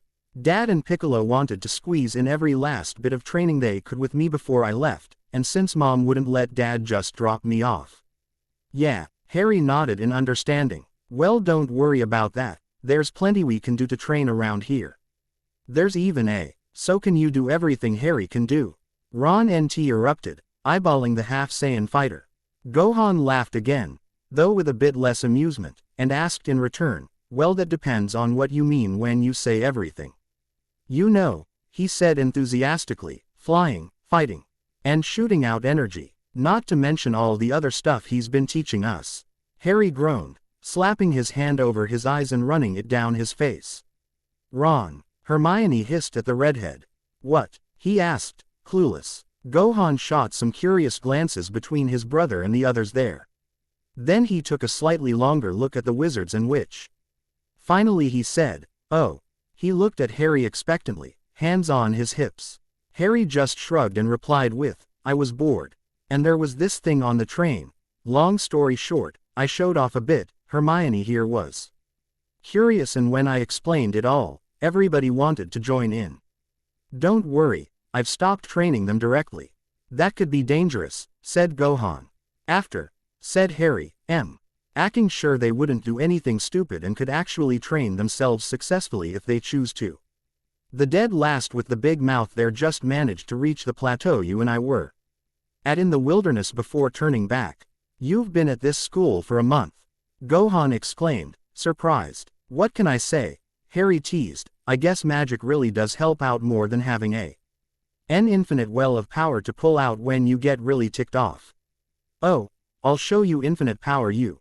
Gohan laughed, moving to attack, but Harry dodged just in time to avoid it. Infinite power? Neville questioned, speaking up for the first time. Hey, it's nothing like that, Gohan protested, throwing up his hands. I just have a bit of a temper and sometimes, well, I don't really like talking about it. Gohan is probably the strongest being on this planet, if we're talking about total potential, Harry explained to his friends. While our dad Goku is undoubtedly the strongest fighter on the planet. That's mostly because he trains hard and works at it, and he just plain never gives up in the middle of a fight. But as far as raw power, even Gohan has him beat. I do not, the half-Saiyan argued, and it's not like your magic doesn't help you out more than a bit. You're even stronger than Dad and Krillin were when they were our age. And until Piccolo showed up, they were the strongest fighters around. After Master Roshi. And you're like 1,000 times stronger than me, Harry argued back. Gohan, you were stronger than Dad and Krillin when we were 4 years old. Heck, I think you were stronger than Piccolo at the same age when he was still called Piccolo Jr. That's who your sensei is. Hermione screamed, recognizing the name. Yeah, both brothers answered her with a shrug, turning back to their own argument. So you want me to actually say it? Fine, I'll say it, Gohan grumbled. Harry here is the runt of the family. He's the weakest and most member of the Sun family, and you're going off to school is just going to make you weaker when the androids finally get here. Runt of the family, Justin repeated. Well, okay, you don't have to go that far, Harry grumbled, arms crossed. I'm just saying you don't have to be so modest about it. Yeah, And you don't have to shove it in my face every time it comes up that I'm stronger than you. Runt. Harry narrowed his eyes and snapped back, beast. Wizard. Powerhouse. Cheater. Drunk. Gohan's eyes went wide. One time. One. And I was like 4.5 at the time. 5. You were 5 years old. And I was the one that was 4.5. You got the 4-star, I got the 2-star, they took us both, but at least I wasn't dumb enough to eat fruit from a tree that was filled with alcohol. No, instead you just kept changing the colors of the room and everybody in them. Why you? I oughta. Harry clenched his fists. Before anybody could do anything though, somebody else joined the gathering, rather uninvited. Well, what do we have here? Draco Malfoy asked as he walked up. Another friend. Gohan asked, bad mood apparently forgotten. Not necessarily, Harry answered, scratching the back of his neck. Yes, son, why don't you explain our acquaintance to the Muggle? Malfoy mocked him. Harry frowned and turned a hard eye to the blonde Slytherin. This is my brother, son Gohan. And this waste of soon-to-be scattered atoms is Draco Malfoy. He's a first-year Lycosan in Slytherin house. I've taken it to be the house of masochistic idiots, seeing I've already crippled the entirety of that house for my year once. Seems I'm going to have to do it again. Whoa, hey Harry, calm down. Gohan grabbed his brother by the shoulder. What's wrong? Quote, remember that word that we heard the woman in the train station say? The one that Mom told me to never say in front of her, ever. Harry growled out between clenched teeth. The same word that Blondie there just called me. Gohan confirmed, thumb jerked in Malfoy's direction. Blondie, Draco screeched, drawing his wand. Remember the civil liberties part of our history lessons. What dark SK, Ind people and other races were called. Gohan frowned and shot an ugly look toward the glowering young wizard. Looking back to his brother, he shrugged and said, yeah, okay, just don't kill him, all right. I'll do my best, said Harry. Fists clenching so tight the knuckles popped. Duel me, son, I'll have your blood to satisfy my honor from what your Muggle sibling called me. Draco shouted, quote, and I'll have yours twice over for the same, Harry said, voice steady and low, but nowhere near calm. Just one problem with your proposal, Malfoy. I don't duel. Draco shot him a disbelieving look before thinking it over for a bit and smirking, countered with, fine. Then let's just fight it out. With magic. Smirking in reply, Harry stepped away from his friends and brothers so it was just him and Draco on the field of battle. Fine. Stop wasting my time and start. You're going to bleed for what you called my brother, but I'm no bully and I don't throw the first punch in a fight unless I need to. You've shown me plenty of times already that I don't need to, Blondie. Draw your wand, Draco ordered, incensed. Rolling his eyes with a sigh, Harry did pull out his wand, but held it casually at his side, with his offhand. It was clear to everyone that he had no intention of using it at all. Draco shook his head, the smirk turning into a scoff. He wanted Harry to take him seriously as a threat. Seems that he'd actually have to prove himself to be that threat after all. Titleando. Draco cast. To his, and everyone else's surprise, the jinx hit, but there was no reaction from Harry. Except perhaps a slight smile and a shrug of the shoulders. Hey, the fighter laughed briefly, tickles. Of course it does. Draco sneered, it's the tickling jinx. Good to know, Harry acknowledged, showing no further sign that it was affecting him. Rictusempra, Tarantalagra, Locomotor Wibbly. Draco fast cast 3 spells in a row, each one of them landing on an unresistant Harry, causing him to laugh uncontrollably while his legs started doing a crazy jig before seeming losing all strength and going limp beneath him. He finished it up with, Supplanto, which sent the dark-haired boy crashing to the ground. And, Supplanto lit, means, to trip up. There is no official incantation for the tripping jinx, so this is my stab at it. Ha, Draco crowed, didn't take as much as I thought it would. Enjoy eating dirt, son. Harry's reply was to put his hands flat on the ground and then push himself off the ground in a flying flip that would be impossible for all but the most dedicated Olympic-level athletes. And land on his non-dancing, strong and stable legs, no sign he'd been cursed at all.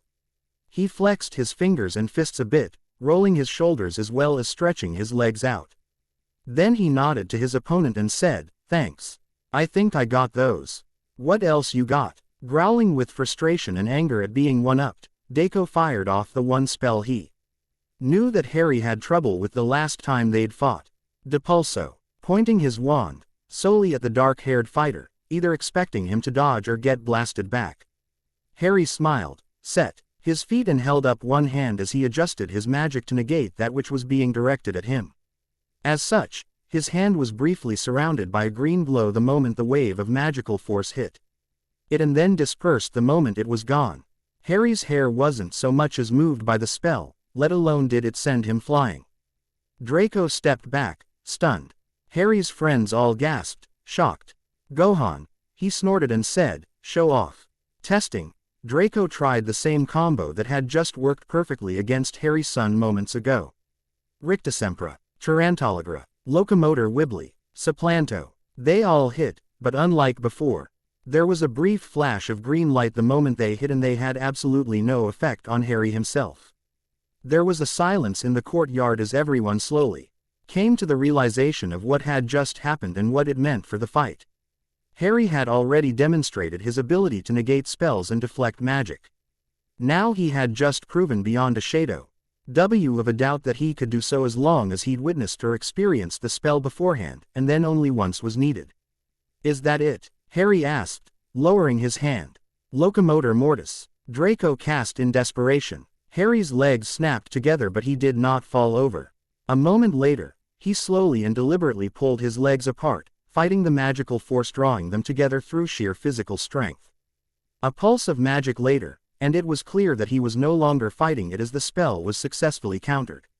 Petrificus Totalis. He tried again, following it with an instant Stupefy. This time Harry did fall over, but before he'd gotten even halfway down, there was another pulse of magic and he turned it into a back flip, landing perfectly on his feet. "Those are pretty weak," Gohan commented from the sidelines. "It's no wonder that Harry keeps overcoming and negating their effects so easily." "How do you mean?" Hermione asked. "Well," said Gohan with a shrug, "I've seen Harry use magic attacks before, so I know that magic is not in itself weak. But what Harry uses is pretty much just raw energy. What I can sense of what Draco," Hermione automatically corrected. "Right, him." Gohan nodded. "What I can sense of what he's using, those, what are they, spells? They're focused entirely on the end effect and all the power is being put toward that effect. The only thing is, there's not very much power in them." "So what you're saying is that Harry is overpowering the spells with his own magic via raw strength?" "No, technique or spell or magical effect or anything," she clarified, stunned by the revelation. "Basically," he agreed, arms crossed. Sectum Sempra. Draco tried the lethal spell that he'd cast the last time he'd fought Harry. Harry, rather than dodge this time, took it and to everyone's surprise a large slash appeared across his chest. It only penetrated his clothes and the first few layers of epidermis. Enough to make Harry bleed. But it almost instantly clotted and other than a few drops here and there, it was practically healed right before their eyes. "What the bloody hell are you?" Draco screamed. "Very strong," was Harry's mocking reply.